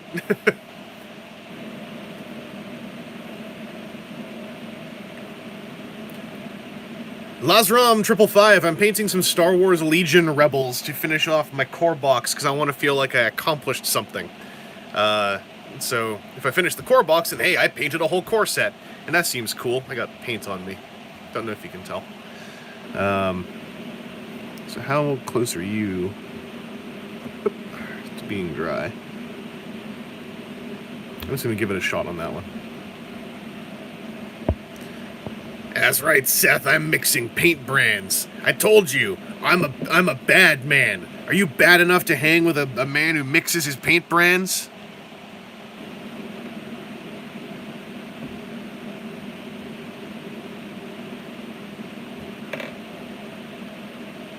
Right there, that's some Vallejo game color mixing up with some Formula P3. No one's gonna stop me because I'm too dangerous.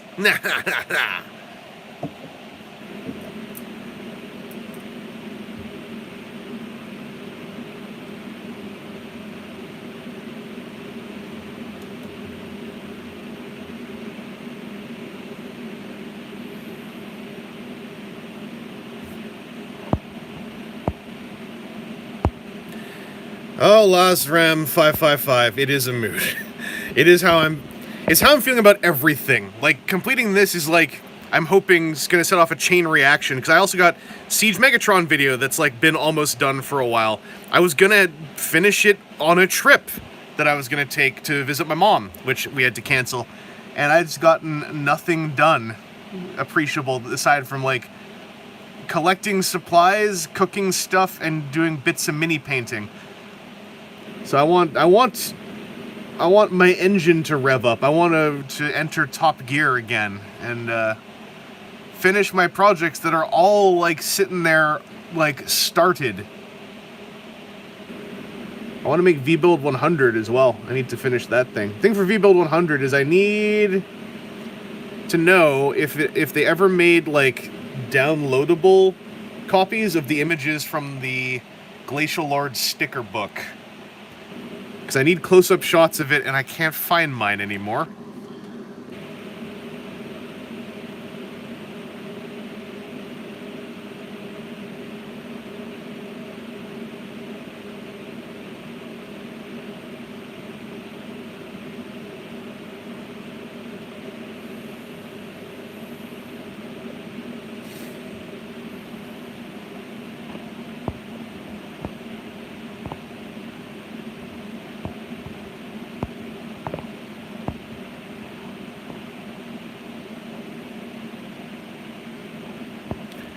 Global 14 is giving people what it's like to have no drive to accomplish anything. Yeah, I talked about it earlier, but like, because I know it is, you should not feel guilty about not getting stuff done while, locked up inside and trying to avoid people for the sake of curve flattening and etc.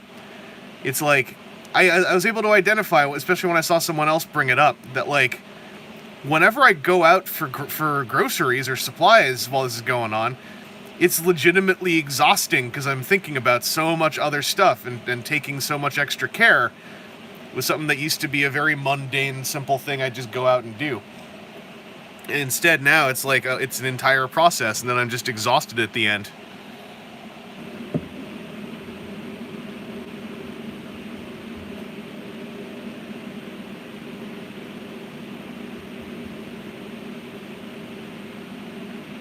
Oh, my sleep schedule, last week especially, and like right now.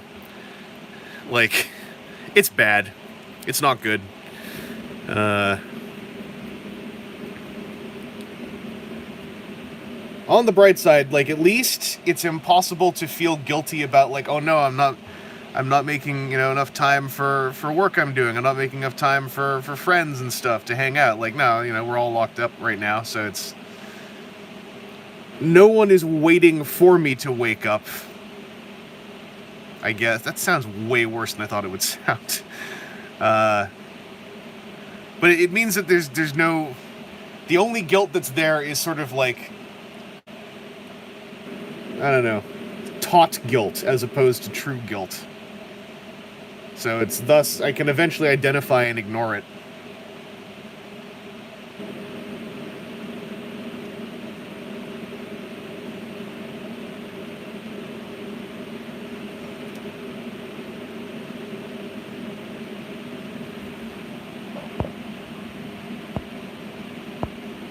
What's my biggest GW model? I don't know. Maybe my Lictor? I don't really have big Games Workshop models because I've only really been getting them for Kill Team. Back from when I was a teenager, I do have a Great Unclean one. It's like the first big box Great Unclean one, so not the little dinky looking one. It's the one with the big tongue.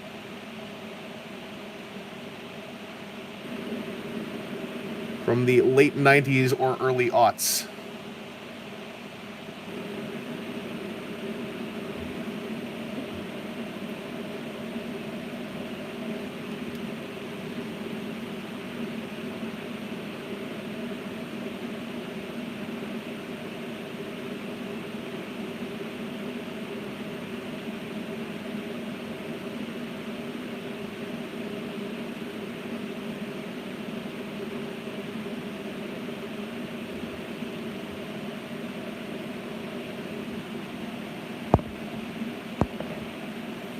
I'll show you my biggest mode.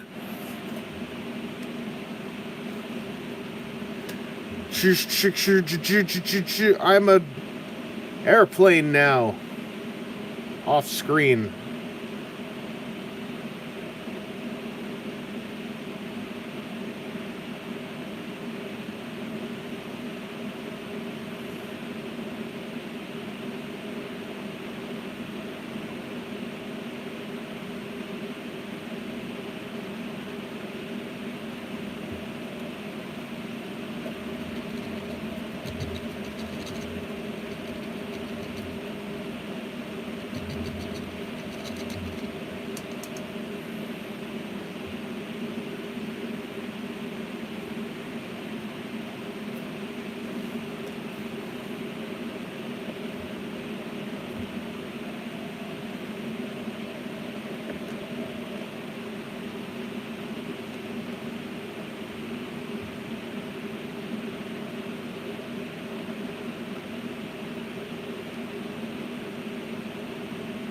I have to mix some more of this highlight color. It's dried out already.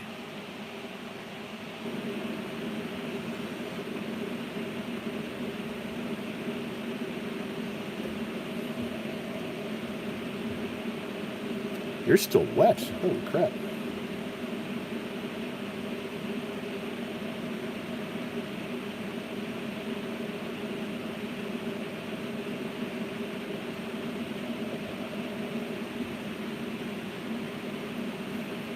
Oh, my phone is okay. I did a big long Zoom hangout with some friends doing a little art hangout last night that got this whole mini painting process on the Rebels started.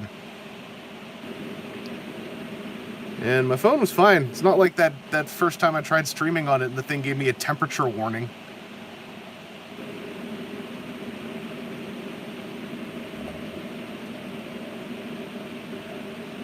Oh, these are still a little bit wet. What about you? What is up with you? Weird.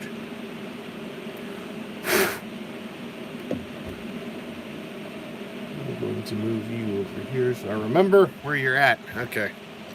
I gotta wait for some washes to dry.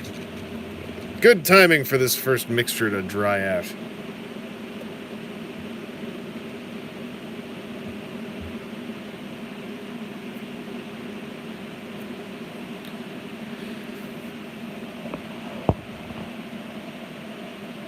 Winston says, when I was playing Warhammer, I had a Land Raider and some Rhino set up, then my group started playing Fantasy and Age of Sigmar.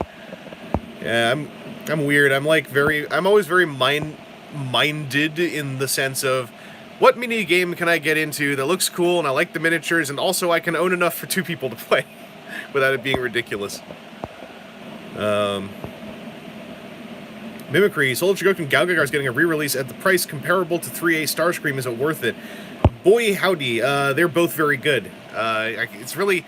Galgagar, I think you need to be into Galgagar to feel like you're getting the full function out of the figure.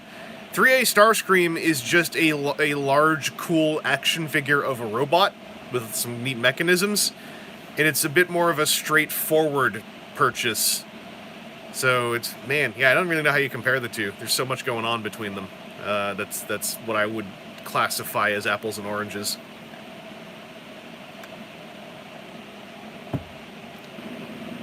Also, I did not know that Galgagar was getting a reissue.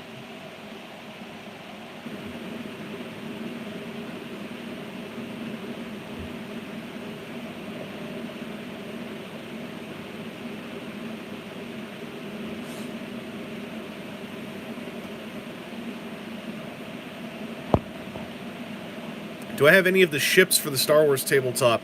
Do you mean like the tabletop games that are like spaceborne, like Armada or X-Wing? Because I'm only doing Legion, which is primarily infantry. Like the biggest vehicles in Legion are tanks and an AT-ST. X-Wing, as far as I know, is an excellent game. I watched demos of it at Capital City Comic Con a couple years ago. It's just like there's a lot of this. It's one of those games where it's like that looks really good, but I want to play someone else's first. Whereas this one, I get to paint these dorks, which is fun.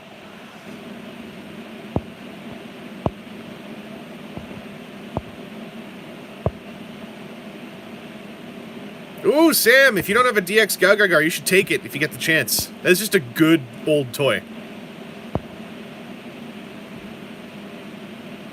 Oh, okay. Sorry, Mimicry. I misunderstood. Yeah, because I was like, oh man, that's like one of... There are comparisons sometimes that will come up just on streams or on Twitter or stuff, or just people asking questions about toys, where... I love looking at this side. Where it's like, I need to know so much more about the person asking the question to be able to give an answer.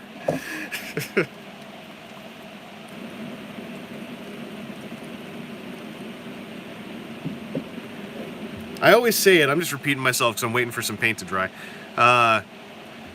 The fact that, like, to me, toy feedback, criticism, and review is so very subjective rather than objective now, is just because it's a great hobby that we can all take part in. There's so much out there that, like, one can enjoy that is, like, you know, satisfying so many very specific tastes.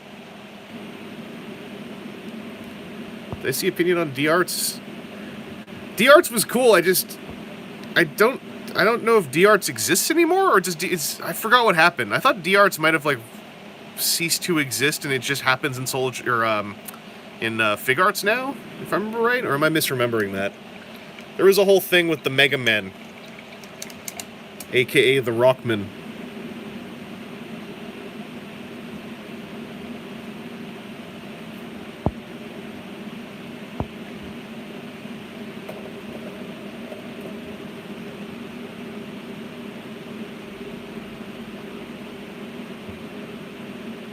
Oh, there we go.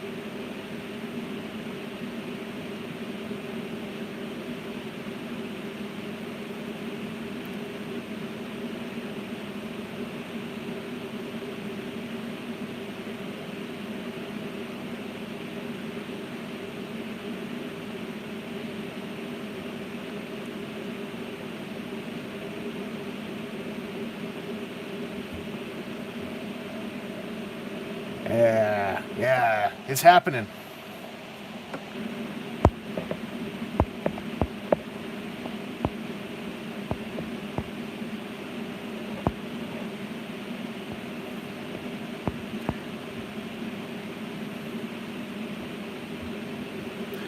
I saw something about Godzilla posable model kits. I don't know about model kits. I just know there's monster arts, but I don't know if they've done figurized kaiju stuff yet.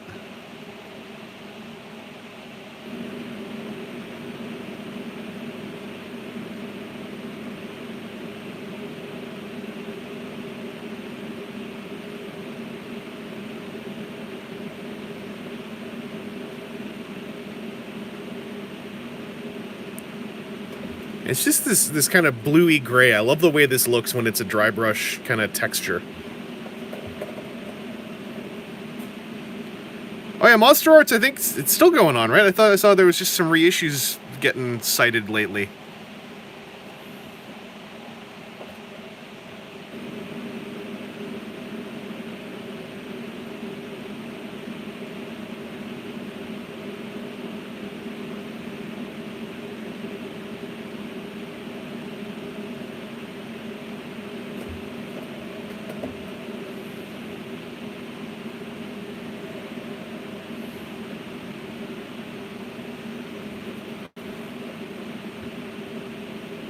Or cited, I should say solicited, not cited.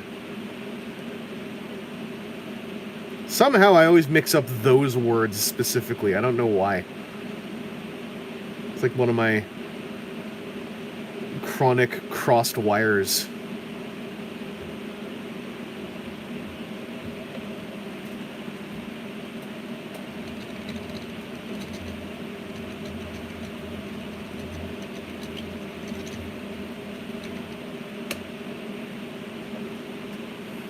Okay, and our top layer dry brush is just this frostbite.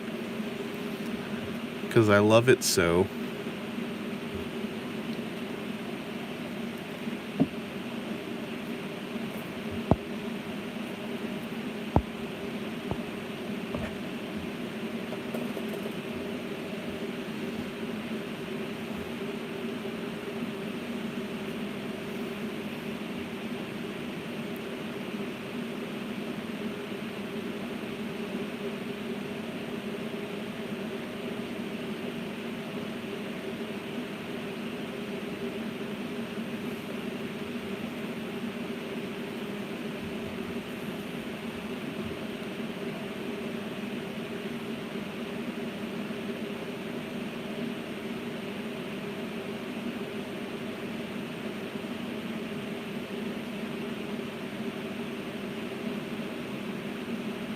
Yeah, all right.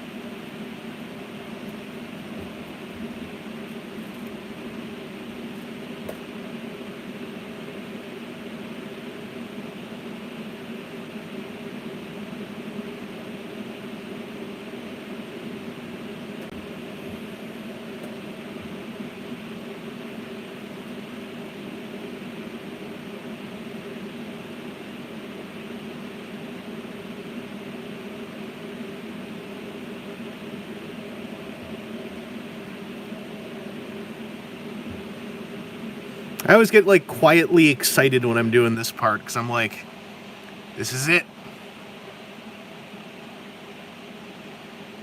Aside from the final rimming, this is the last little step before they are 99% done.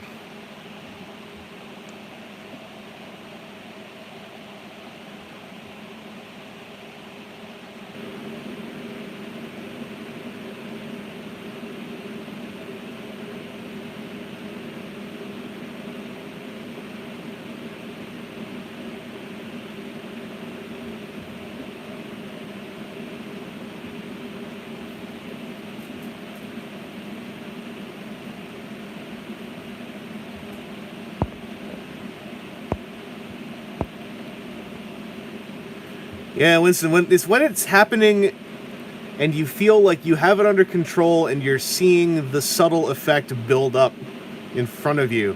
For me, that's like top level satisfaction.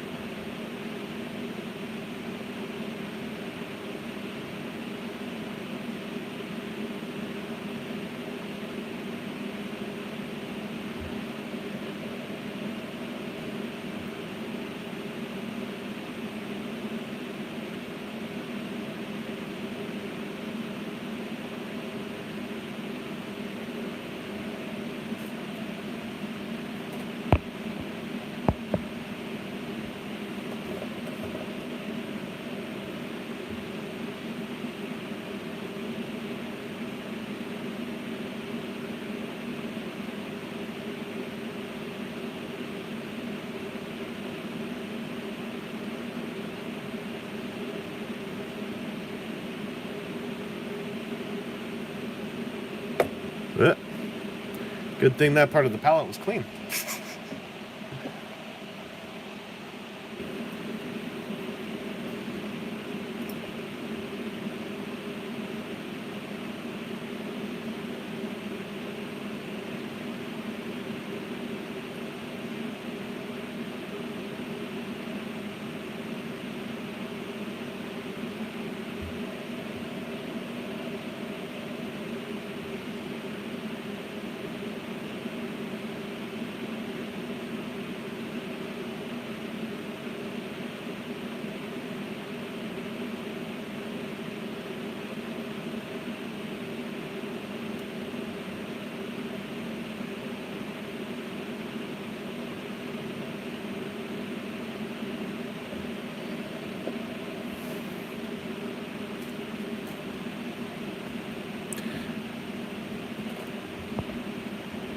I'm just peeking in on the Gundam talk. I have nothing to add to it, but I am enjoying reading it when I'm catching it.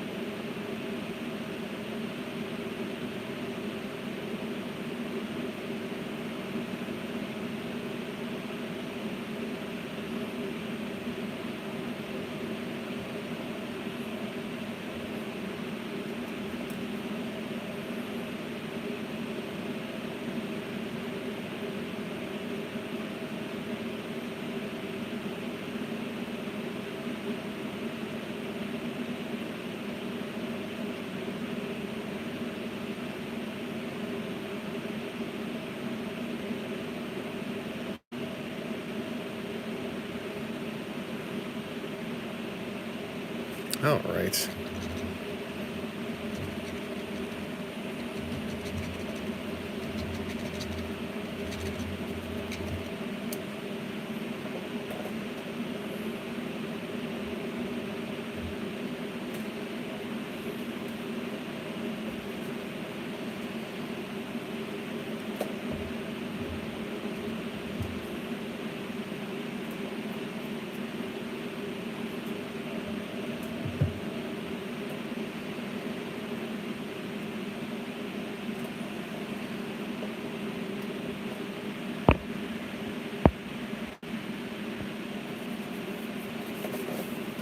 I saw little touch-ups. I'd like to pop onto some parts of this stuff. Little persnickety things that stuck out to me. That thing I was talking about before. The danger of me is I keep seeing all the little bits no one else is going to notice.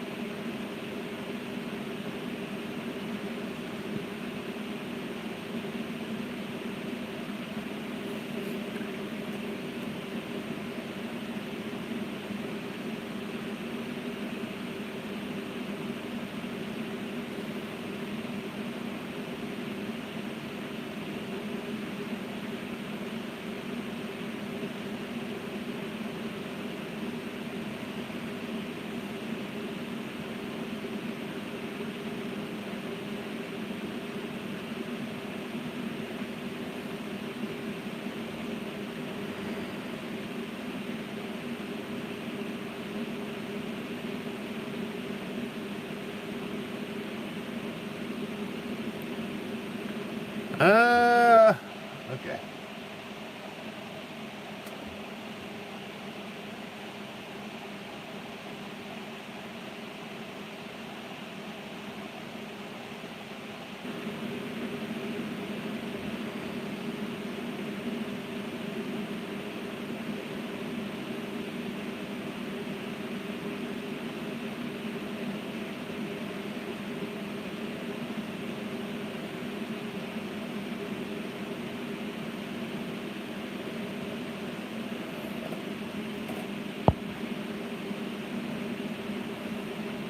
Yeah, Seth, I know that's what's happening, and I can't stop myself. Oh, God.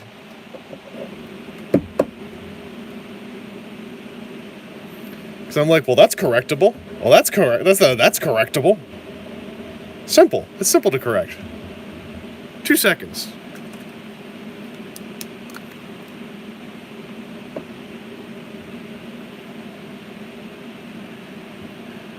I haven't built any of the Transformers kits yet, but I got 2 of them, and from what I understand from people who built them is that they're totally on the level.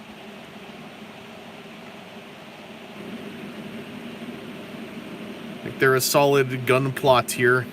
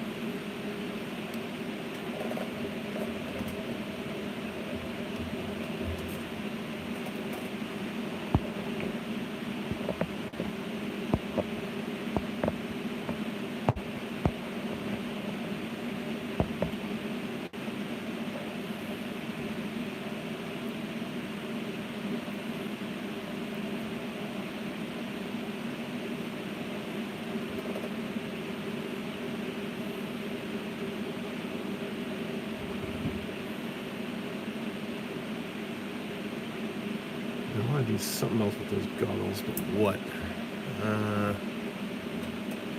I know what I want to do.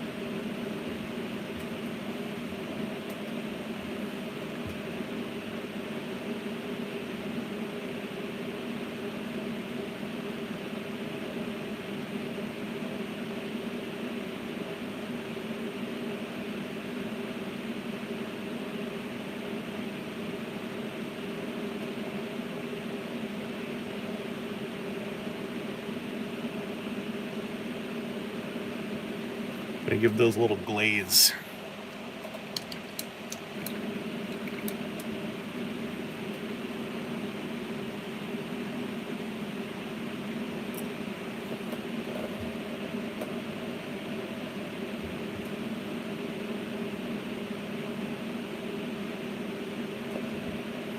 with what? With my deep greens. Green tone, that's right. I have green tone.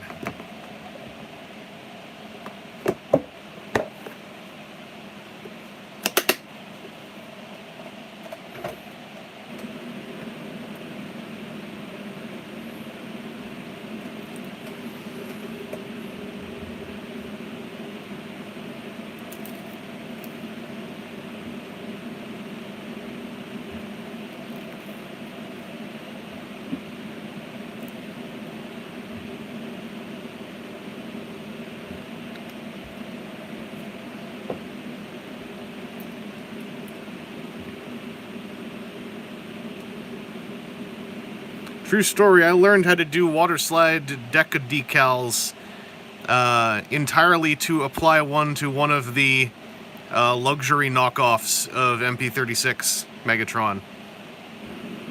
That was a character-defining moment for me as an artist.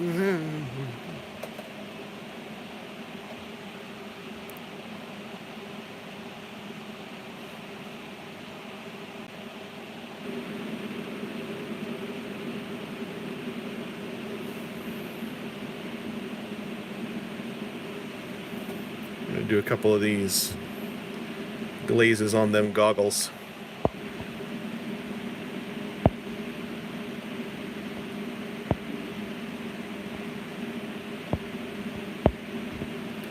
What do y'all think's gonna happen when people like who weren't here for this see the archive of this show up on their thing, like a 5-hour-long stream, and they're like, what was he doing? And it's just lots of long periods of silence.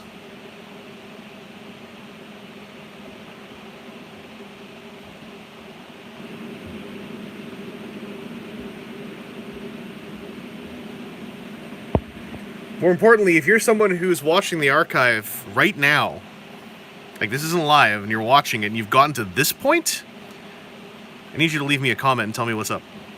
Something wrong? You hiding?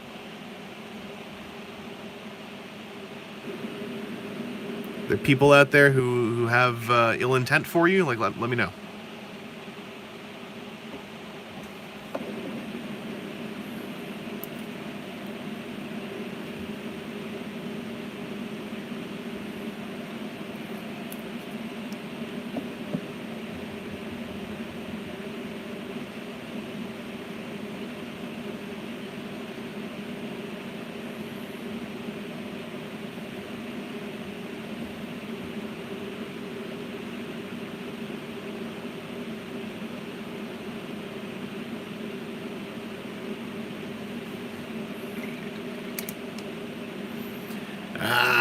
This glazing stuff, I still don't entirely get it, but like, it's so fun to watch it just start to happen.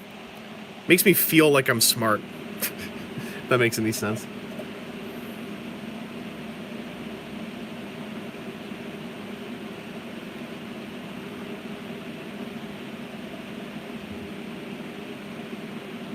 I wish I could lock focus on this thing.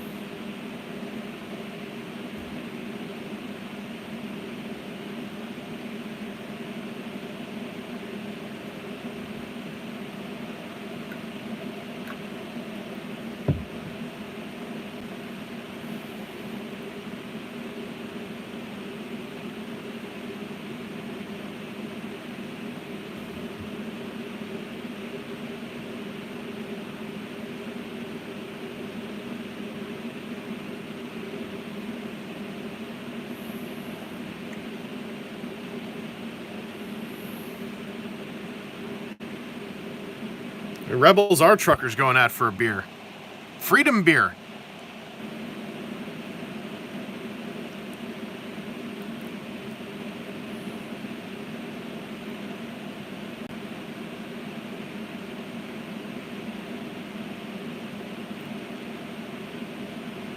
It's binoculars. It's binoculars.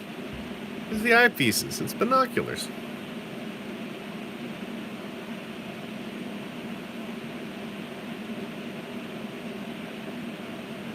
I'm gonna give everyone their final rimming.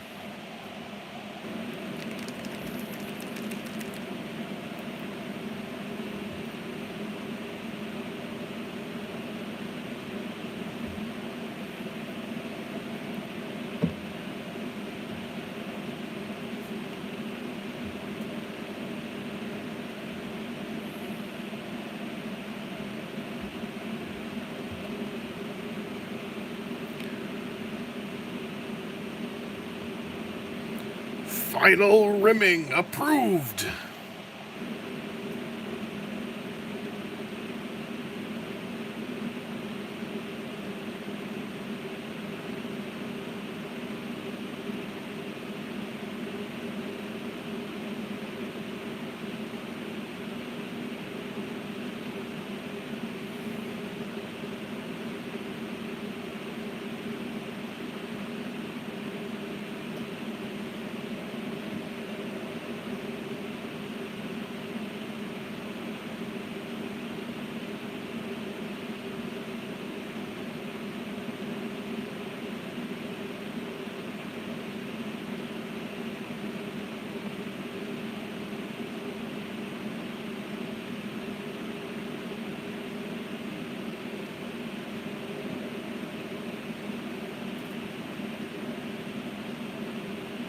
Oh, I caught a part of that, which was is 3A0 DX Blitzwing a good standalone piece. I think he's a very good robot action figure. I need to see what the rest of that message was because it went away and I was in the midst of rimming. So I'm going to take a look now. If you're only looking to get one of them, I would say, yeah, Prime is better than Blitzwing as a standalone piece. Blitzwing is fiddlier because of the wings. Prime is just a large, good action figure. Honestly, I think Bumblebee is still the best standalone one, but that's partly because he's a bit smaller. So he's like a way to get a big dose of what's cool about those toys in the least expensive package and in a way that does not require like colossal amounts of shelf space. But Prime is also very good.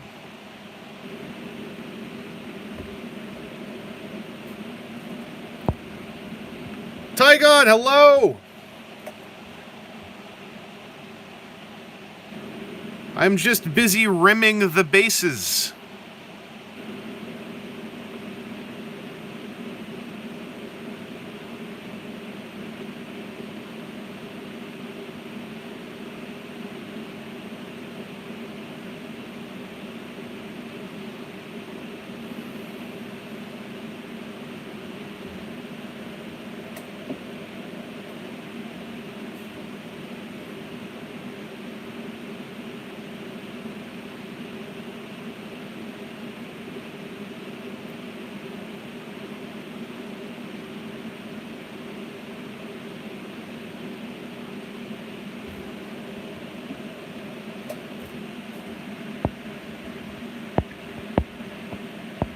Hello, Transmech! I'm painting some figures from Star Wars Legion right now. I'm finishing off a big chunk of the core set. I want to finish painting the core set so I can feel like I have accomplished something in a contained little box.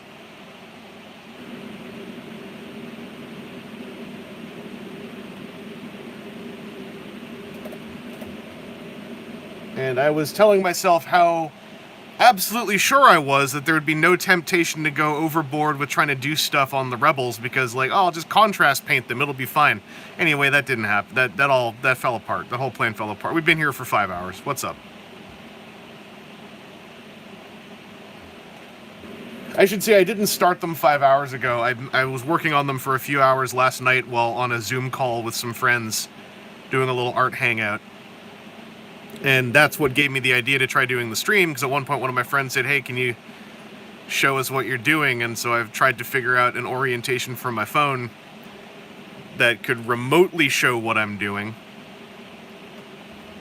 And so I figured I'd give it a try on here. It's not perfect, the focus is utterly irritating, but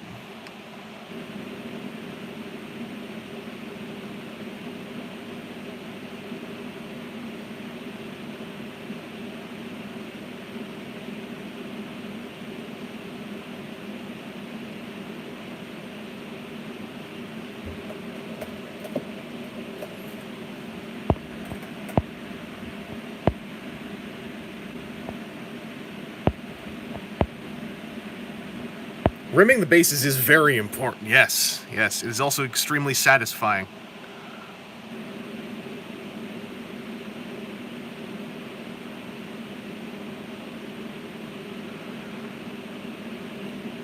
You can't abide a sloppy rimming.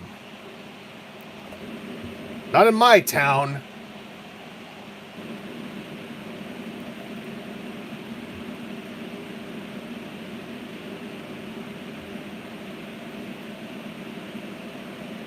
Graham, I don't understand what that means.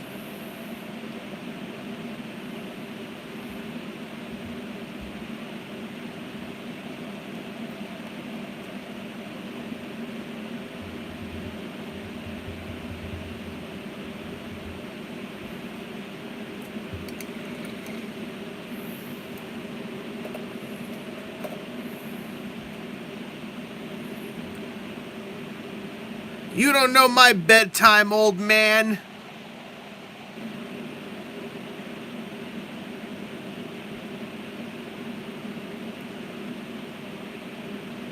Hey, Grandpa.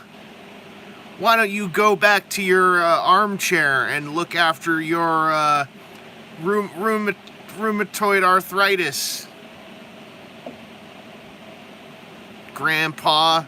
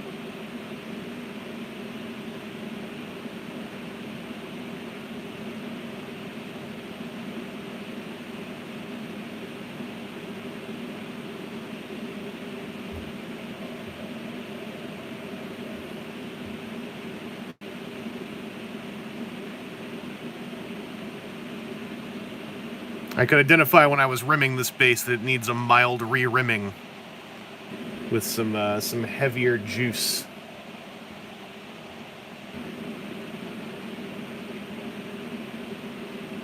Luke here ain't done, but I figure if I'm doing everyone else's bases, might as well give his a round and then touch it up if I need to.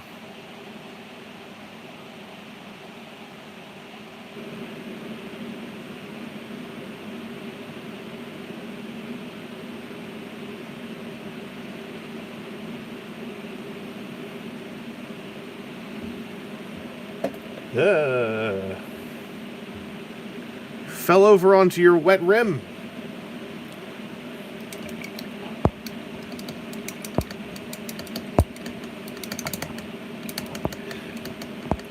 Oh yeah, I don't know why I went all in on black rim. Something about the black rim with the frosty top on the base is just like 1000% my aesthetic. It feels so good for me. I used to do Goblin Green back in the day. I was very big on the nice clean strip of Goblin Green when I was a teenager. What chapter am I going to do my Marines up as? I actually don't have any Space Marines here. I have one. I have one of the blind pack ones, but I wanted to make up a chapter. I'll probably just use pinks and purples.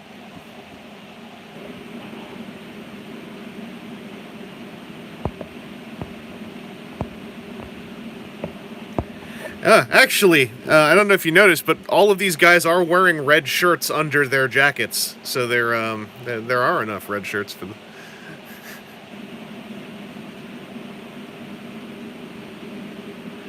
Yeah, the Goblin Green rim, and then I even did the old thing where you'd get the green flock, and instead of using any glue, I'd just do like a big glob coat of Goblin Green on the top and dunk them in the flock, and just hope the paint would stick it. That's how I did it when I was a kid.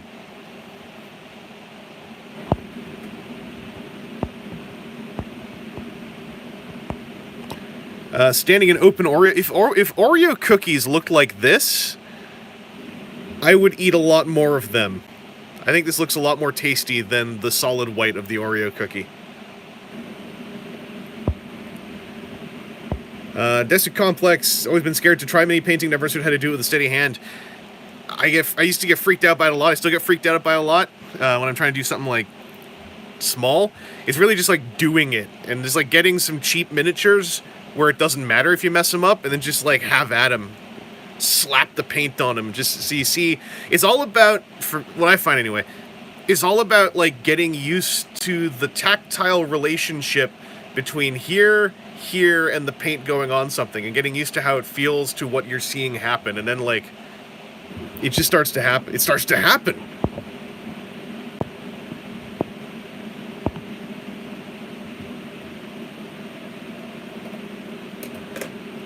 What was I gonna do? Roll that. I think the rebels are done till I can top coat them in the morning / afternoon. Probably the afternoon. But you, when that's dry, I'm gonna give you a very quick highlight, do a little bit of OSL, and then I'll be done.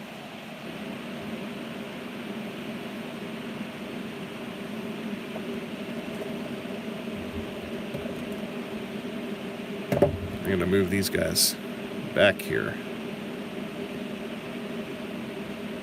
Avoid any accidents.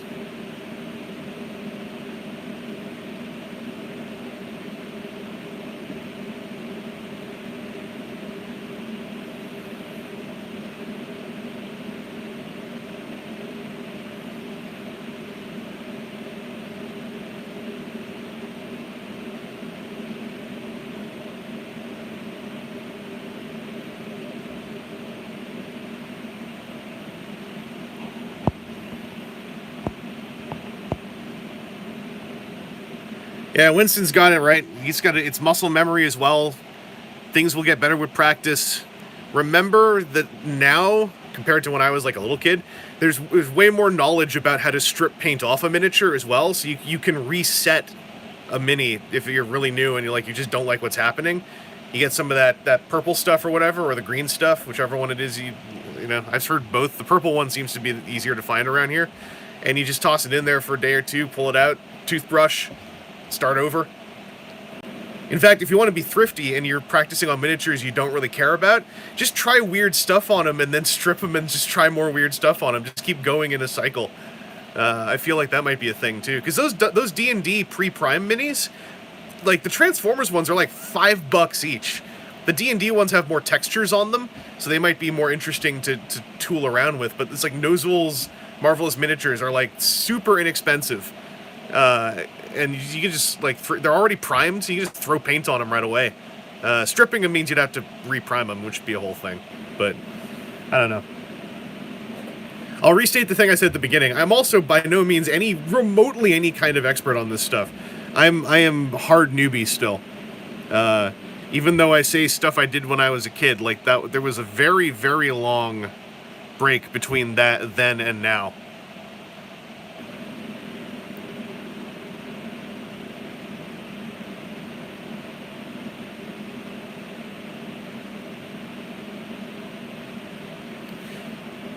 Sega spammer, like, that's how I feel most of the time too. I've noticed on Reddit threads as well, not just for this game, but on Reddit board games, on the Kill Team Reddit, generally everyone hates their own paint jobs, and everyone thinks everyone else's paint jobs look really cool. And I feel like there's an epiphany to be had somewhere in there.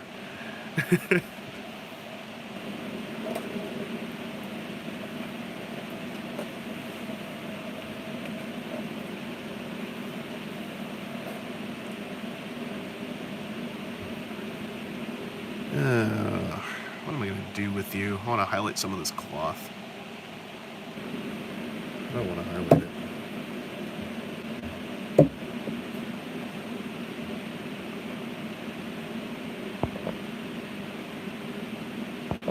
Yeah, Tygon, when they're pre-primed, I always got the feeling, like looking at the Megatron, I'm like it's primed in that you could probably just paint on it, but like, personally, I would probably tweak it a little bit.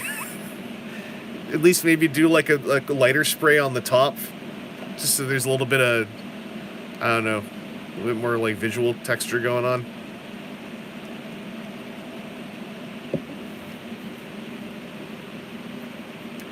Yeah, the price is just solid if you just want to practice painting stuff. Like, I'm astonished that those Transformers ones are so cheap. Winston, I am. I did the OSL effect on Vader, and it's gotten me very cocky. So now I want to try it on Luke. So that means at first I want to do a little minor highlight on his jumpsuit. While I'm chilling out, maybe I'll do a little highlight on his belt just to get that off my mind.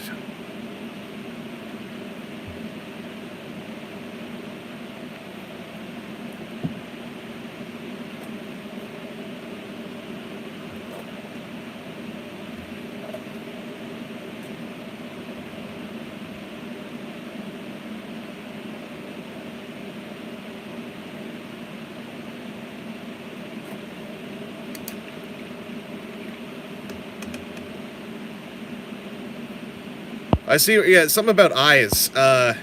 Like, these guys all have baseball caps on, so it helps, but I just shaded their eyeballs and just left them. My driver here of my chicken tank, like, I just shaded, that's actually just paint shade there on the top. Like, there's a line of shade that starts where the ball cap shadow is, because, I hate painting eyes, so if I don't have to, I'm just like, no, it's fine. It looks completely natural at a distance if it's just shaded in. It's one less thing to get worried about, I find.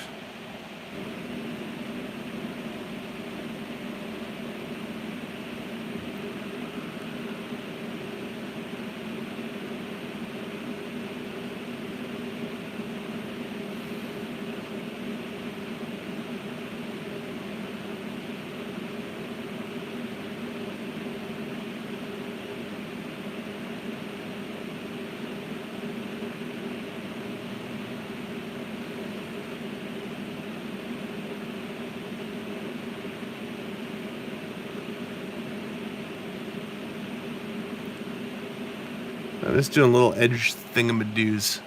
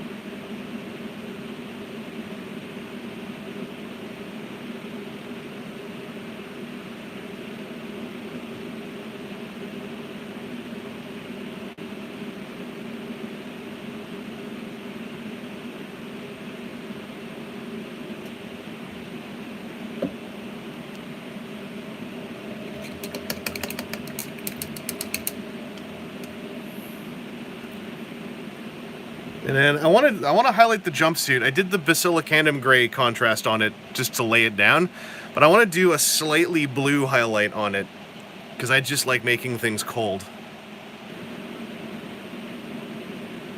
You know what? I'm gonna bust it out. Where's the grippy? Where'd I put it? Here it is. I did this for Vader. I can do this for him. I'll retouch up the rim later.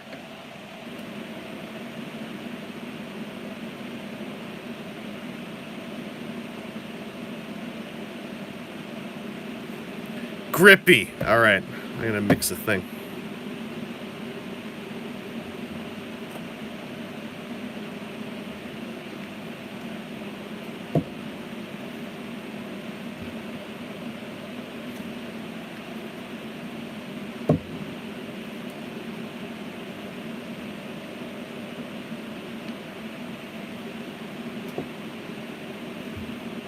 I wonder what this looks like.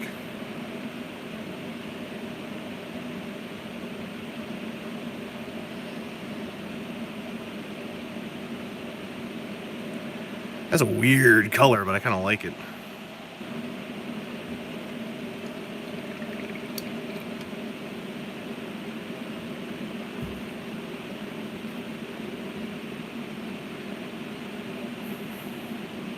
Yeah, it's a little butt plug.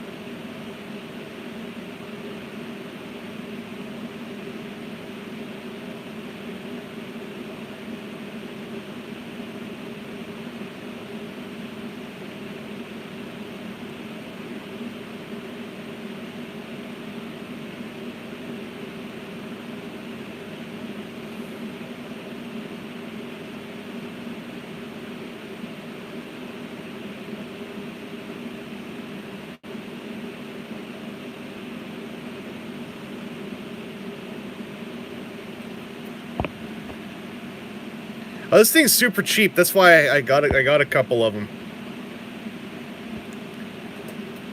It's something like, I don't know, like, I feel like I got it for less than $10 over here, but it might be more now. Usually the Citadel tools are kind of like, ugh, but this one's like very reasonable price compared.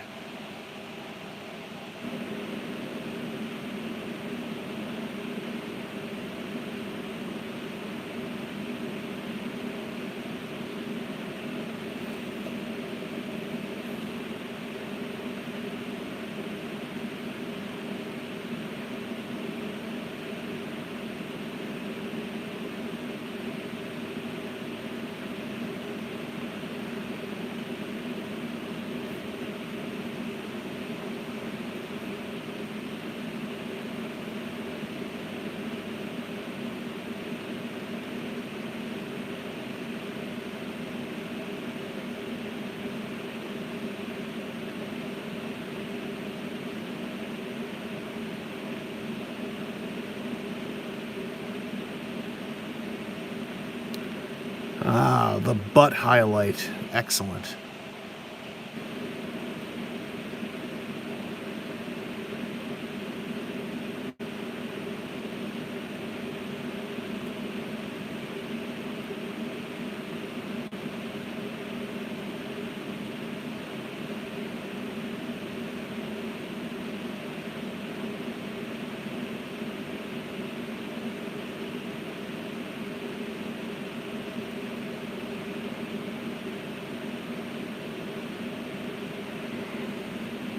Alright, that feels like something's going on. It looks kind of weird, but I kind of like it.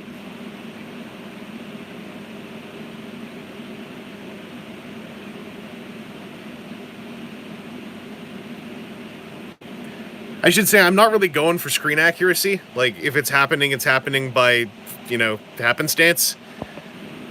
A whole lot of Star Wars Legion painting tends to be very hung up on screen accuracy because it's, like, hardcore fans, and so I'm, like, kind of enjoying not feeling obligated to, you know, do things as they're supposed to be on screen.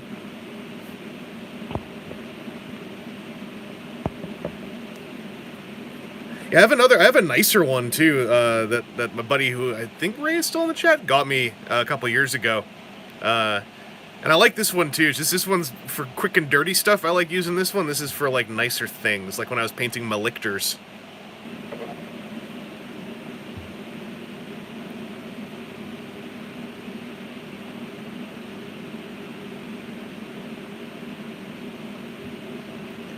This is back. This is what I've been wanting to hit.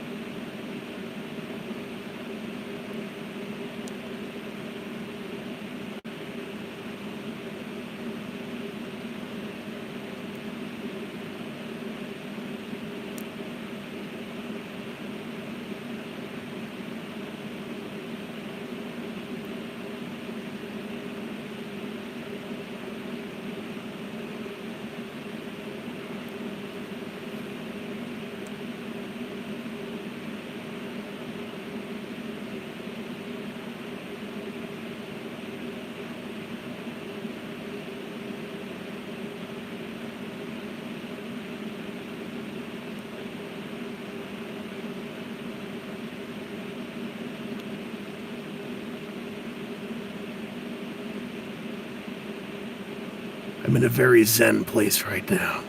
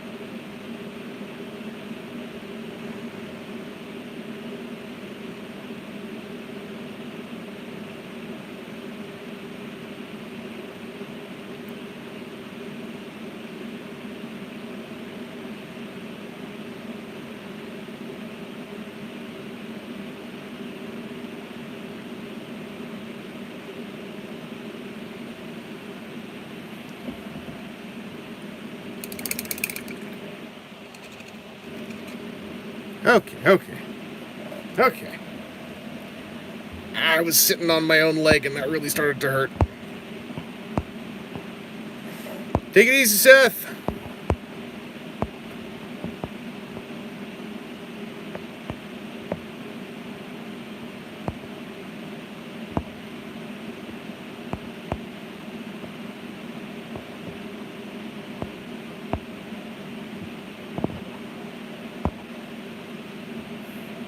Take it easy, Sam. I wanna finish up this thing, I think, before I pack in. My plan is, now that I got this suit done. Oh, I just painted. I did a couple glazes of a light blue over a white undercoat. I'm gonna do. Oh, it is kind of staying light at the top. It actually did the thing. I'll leave it alone, maybe. Oh, there's a thing at the bottom that's bugging me. Do a little dot of white.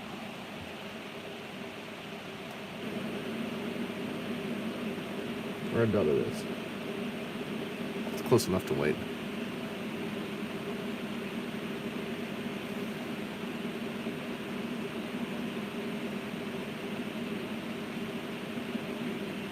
There we go.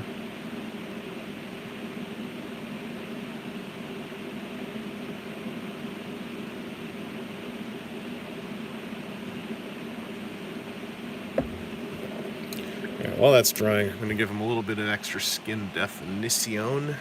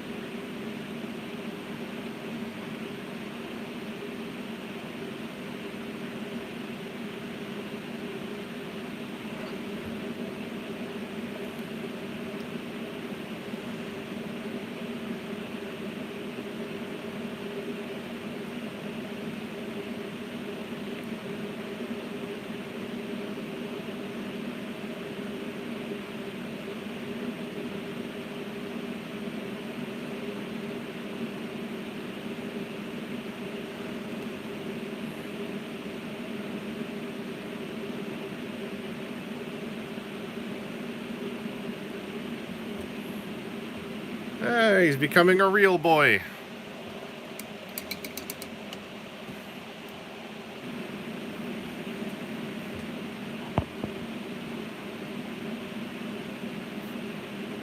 Sleepless Night, hello! The OSL seems... Yeah, OSL is like really freaky. I did it for the first time on Vader from the core set, and it went well. And so I'm just like, alright, I guess I'll just do it again. I'm just gonna wing it a little bit. Which reminds me, winging it, I need to make a little highlight for the hair. Also, this has something. I found the OSL likes to have some, at least some kind of like subtle underlayer to bounce off of.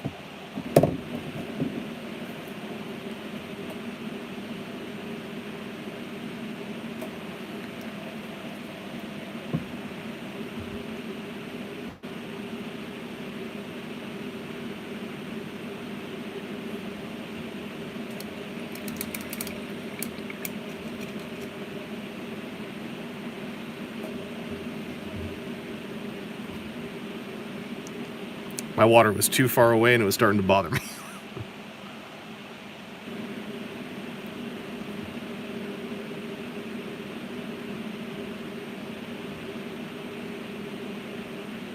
Alright. Fixes that bit.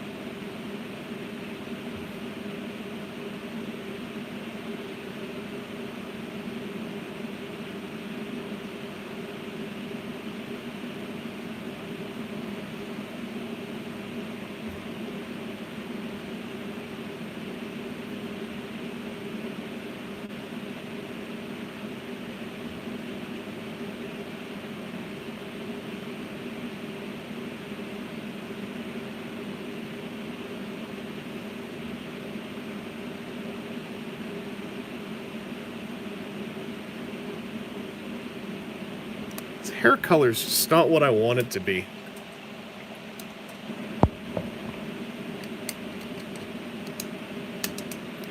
Yeah, Transmech, the Citadel plastic cup, one of the dumbest ideas I'd ever been presented with, and then I looked at what the inside looks like, and I'm like, all those textures are ridiculously useless. Or useful. What's up? The textures they're ribbing in there is so good, so I was like, alright. It's worth it. I'll get it. Anyway, what the hell am I going to do about your dumb pseudo-blonde hair? I need a yellow, don't I?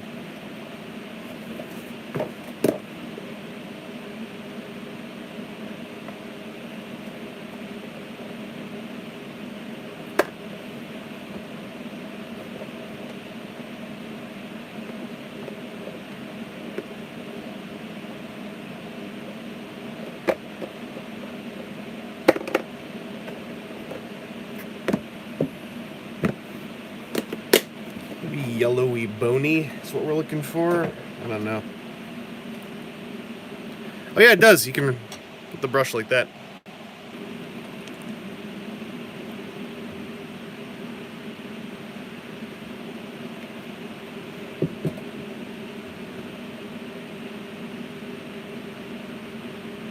Oh, that's blonder. What about over with some of this?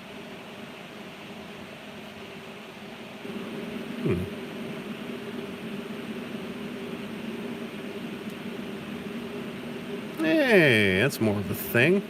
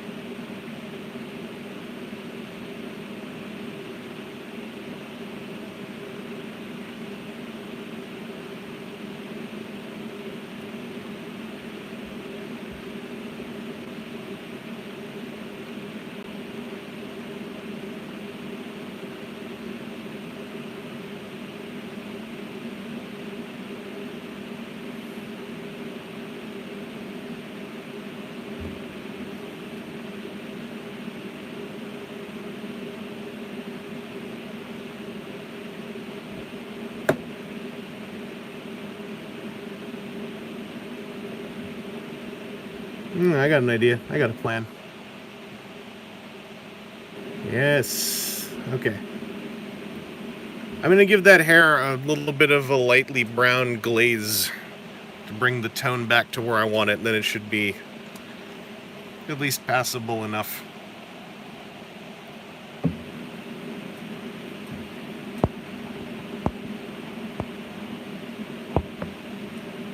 Whilst I'm here, do I still have that silver? Yeah, let me give him his belt buckle, which I forgot about this whole time.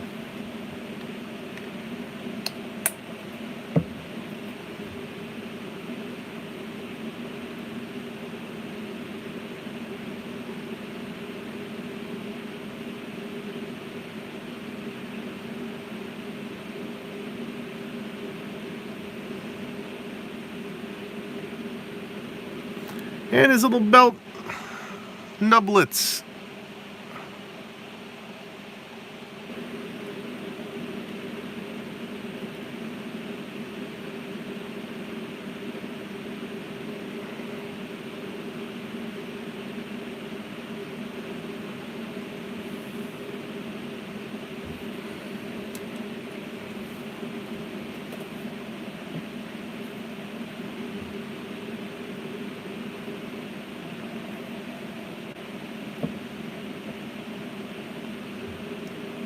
Yes, the belt buckle is the thing that only I will ever notice is true. I gotta wait a bit till I can fix that. I got some metallic splatter. I have heard of Chris Chan. Back when I was younger on the internet, that was a thing I paid more attention to. Nowadays, it's sort of like, that's someone else's business.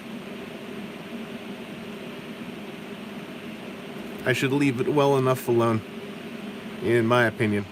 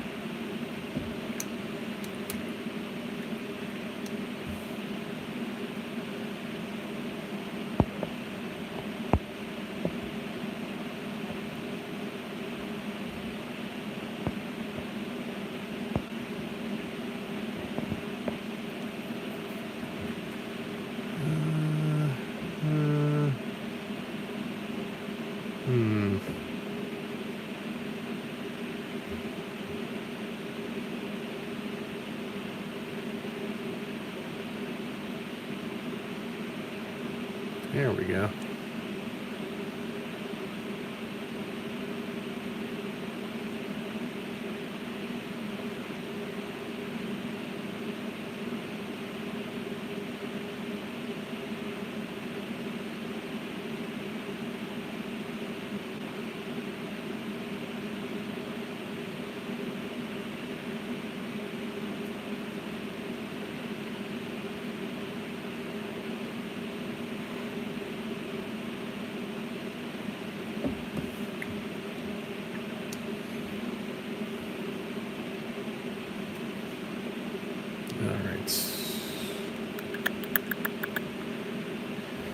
I wanna glaze over your suit.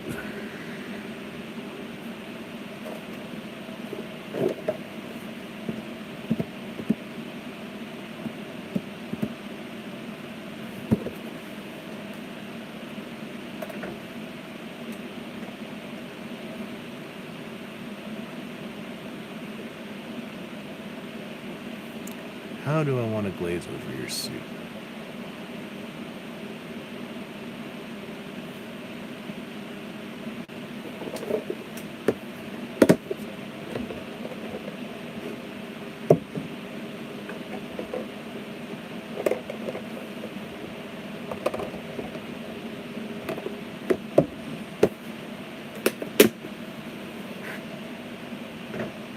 So I'm thinking,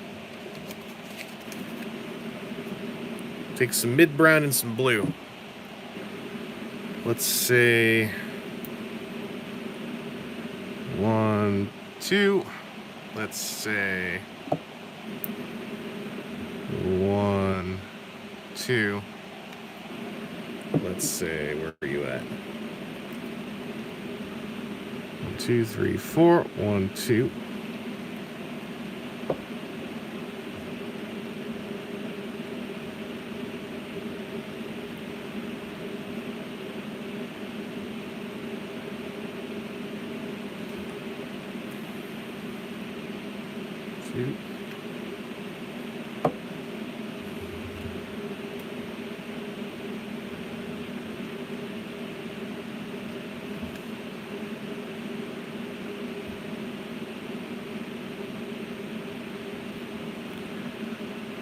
All right, let's give it a look. Let's see what this does.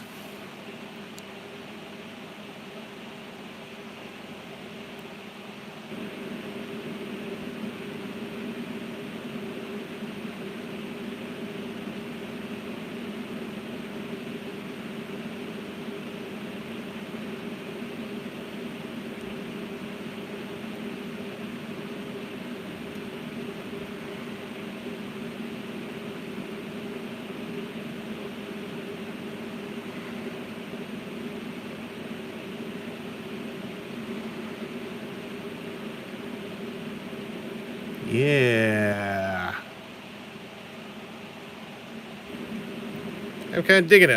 I don't even know if this carries over on the phone camera here, but it's got a very subtle effect I'm kind of digging.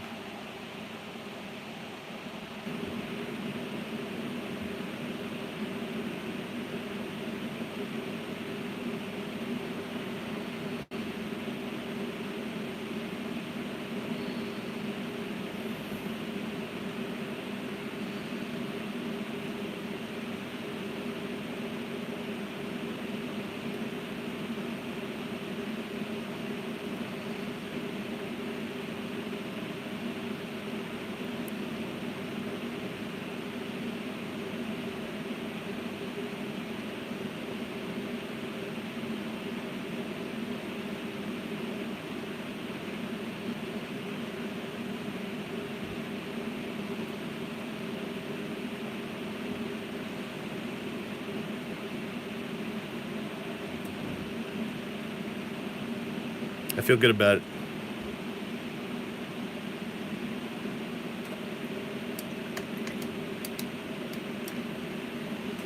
The gradient effect on the lightsaber was a complete accident.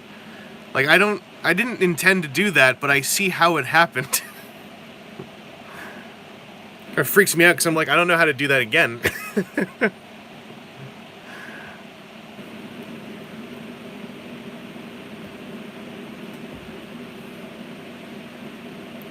Alright, now I want to make a little light glaze for the hair.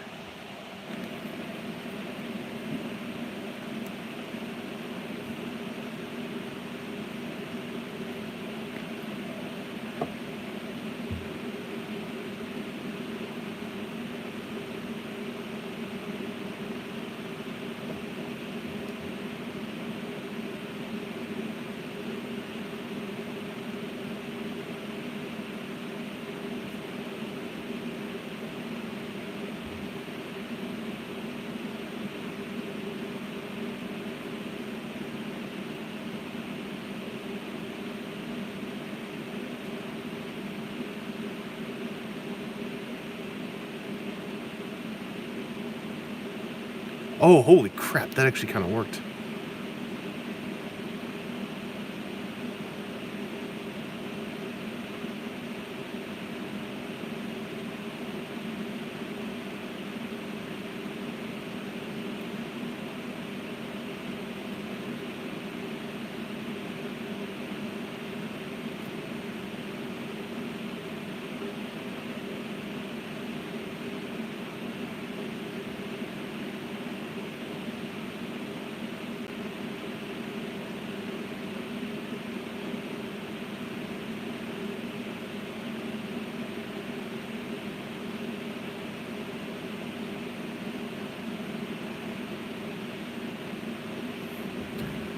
Freaky! There's still a 13-year-old version of me who doesn't understand how any of these glaze things work.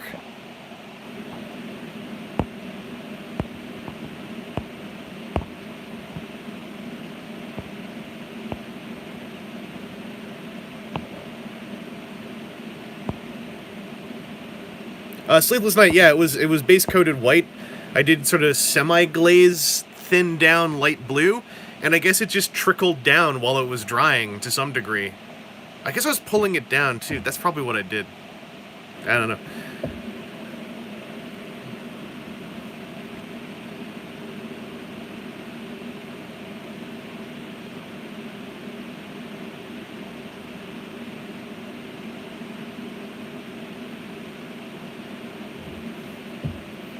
Flesh highlight color after the glaze is cleared.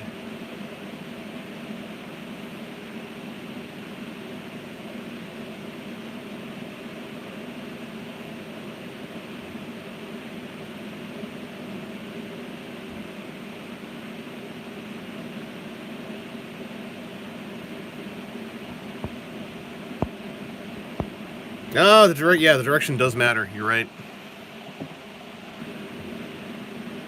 Hey, literally Bob Ross thing. Happy accidents.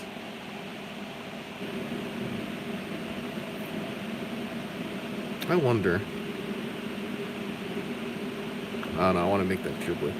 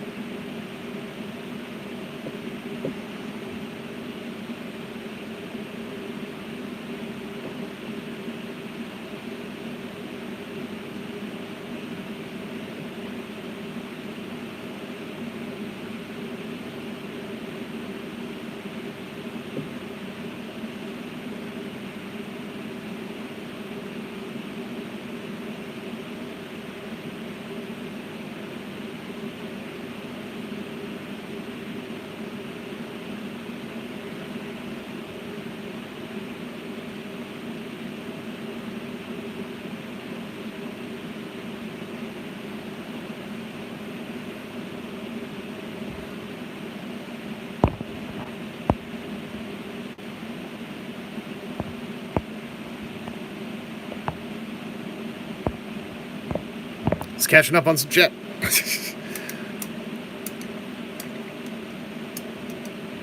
My brain is running through some ideas. What was that one I used? Deep Sky Blue.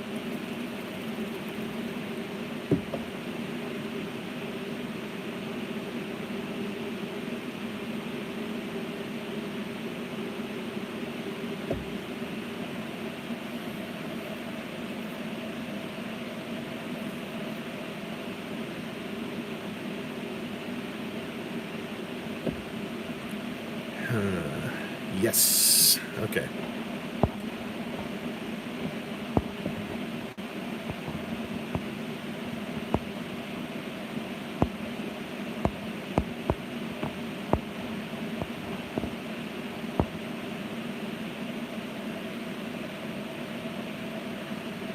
Glowing green is something I really want to try doing on the Death Trooper models. I want to have the eyes do some OSL, like just a little bit outward. I like the idea of bright green.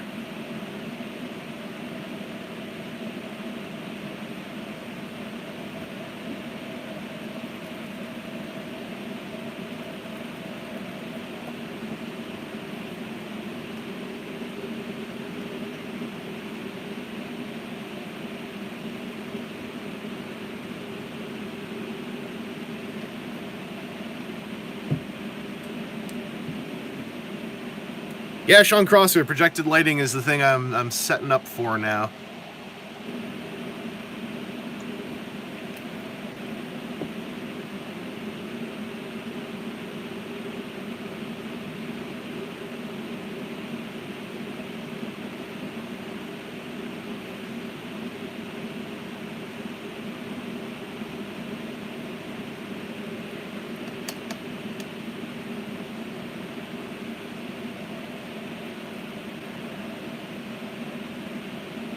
It's usually called OSL, or Object Source Lighting. That's how I learned of it on a Reddit. And it's basically, you're painting to mimic the reflection of a light source on surfaces around the light source. So in this case, the light source is the lightsaber. And I did this on the Darth Vader figure, and it just kind of worked. So I'm sort of hoping that on this one, it'll also just kind of work.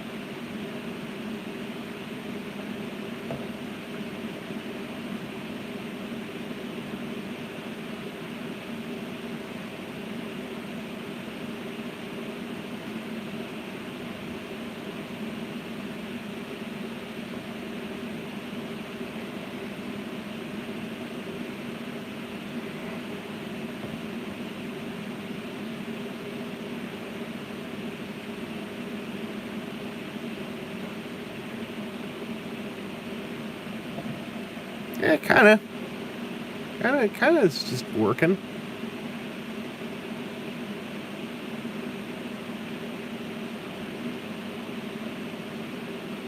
All right.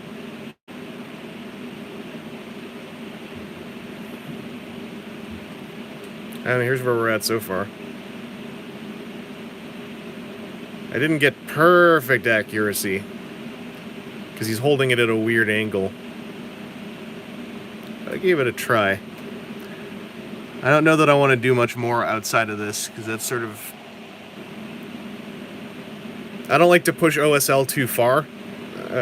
Like, this is sort of the limit of what I want to do, I think.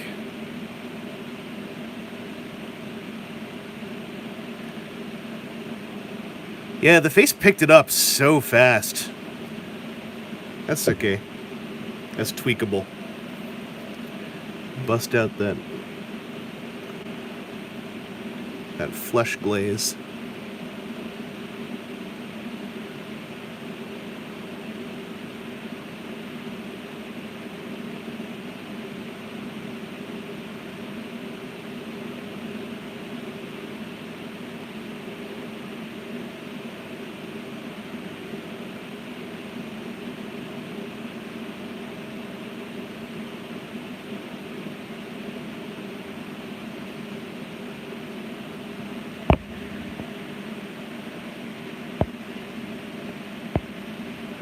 Oh yeah, like Vader also, it works really well because it's like red light on a black costume, so it's like I'll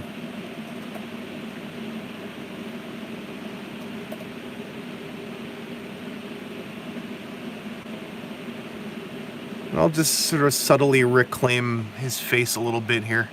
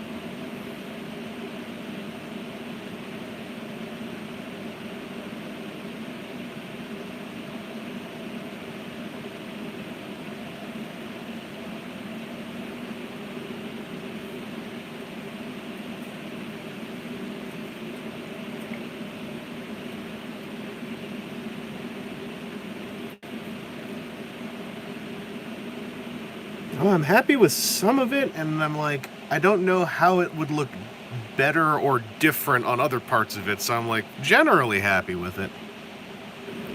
See if I can glaze in like a bit of a...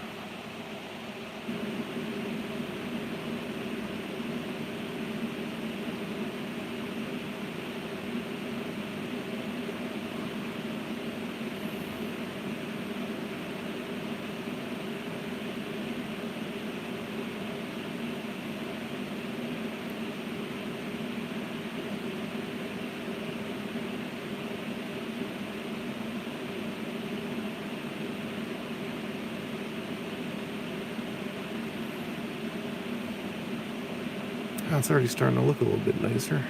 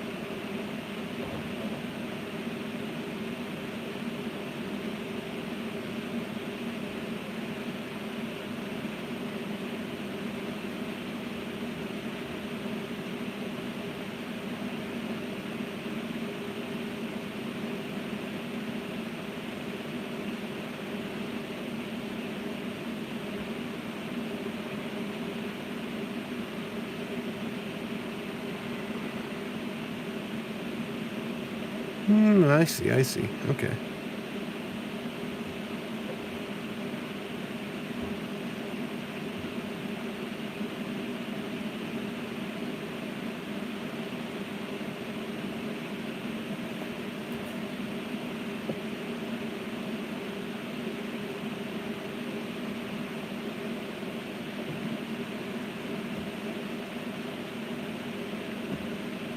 Let it dry off for a little bit. Woo-ah! All right.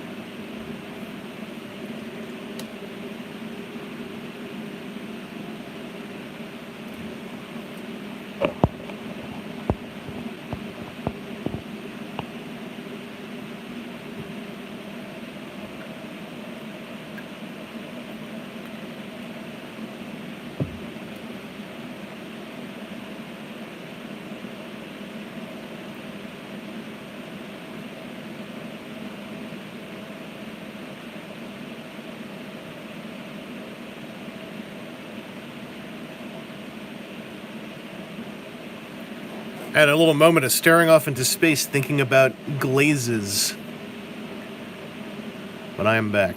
I'm probably going to close up the stream shortly, because basically all that's left is like tweaking the glaze on this guy, and then I gotta wait for daylight to do some top coating and then some. I'm probably gonna do the matte top coat. Then I will do some, I think satin on the metallics hats on those guys. And then after the matte top coat, I'll do one more glaze. Not a glaze. I'll do another blue glaze with the light blue color on the lightsaber blade, so it gets that extra little bit of bamf. And then that should be done. And then I'll take photos and I'll put them on social media. Anyway, I'm going to close up for now, because this is going to be literally waiting for paint to dry on one model. So here's where we're at so far. I think I tweaked up the face a little bit. I'm going to add a bit of OSL back to the one cheek, on the top of the cheekbone only. So I think that's kind of missing it now, but I think this effect is a lot more subtle now than it was when we started. I like how it looks on the inner arm. I like that it's getting a bit darker down there. I think the OSL on the hair is just a trap. Like, what I have there now, I'm just going to leave alone. Luke's hair is a mess. already. Even in the movies, it's a mess. We just gotta leave it alone, I think. But no, thank you all for checking this out. Future streams, I'd like to do another painting stream. My current plans are I want to get the Siege Megatron video done next, and I want to write my reviews for my 3 Earthrise toys. I want to poke at some other stuff in between. Stream-wise, I'd like to do another painting stream sometime. I also want to do a stream just to hang out and more actively chat while building a huge backlog of... I'm going to call it the Namba Heavy Industries Defense Force stream is what I'm going to call it. I have a lot of Guardians. Yeah, that's about it. Oh, yeah, the Stormtroopers, I only have 2 squads from the core set. Painted 1 white because I wanted to see if I could. The second one, I built them up to white, highlighted them back down to a blue, then added reds and blues, glazes until they were sort of a purpley blue swirl, and then I tried to do a sparkle glaze, because, yeah, I don't... Like the Clone Troopers, too, I'm like, I want to find a color scheme that's not just... I'll do 1 squad in white, because I think it's fun to do it once. It's when you have to do it on, like, 3 squads or 4 squads, and it's like, nah, I'm sick of it. These are my miniatures, I paint them how I want. Anyway, yeah, thank you all for hanging out. I'm gonna post some more stuff like this. I'll do another painting stream for sure, because this worked. This worked. I felt good about this. So hopefully I can figure out if there's some way to make this focus, stop auto-focusing. That would be so helpful in the YouTube software side of this thing. But I will catch you all later. Take care of yourselves. Stay supplied. Stay safe. Stay in as much as you can, if you're able to. And just, above all, just don't take risks. Whatever the case is, don't take risks. Okay, check your settings. Are there settings in YouTube I can tweak? Because I've futzed with this thing before, but I can never find a focus setting that's, like, universal. Like, I can pinch zoom in a little bit so that there's less in the background to distract it, but... yeah, I don't know. Anyway, I'm going to stop getting carried away with that. I'll catch you all later, and take it easy. Bye-bye.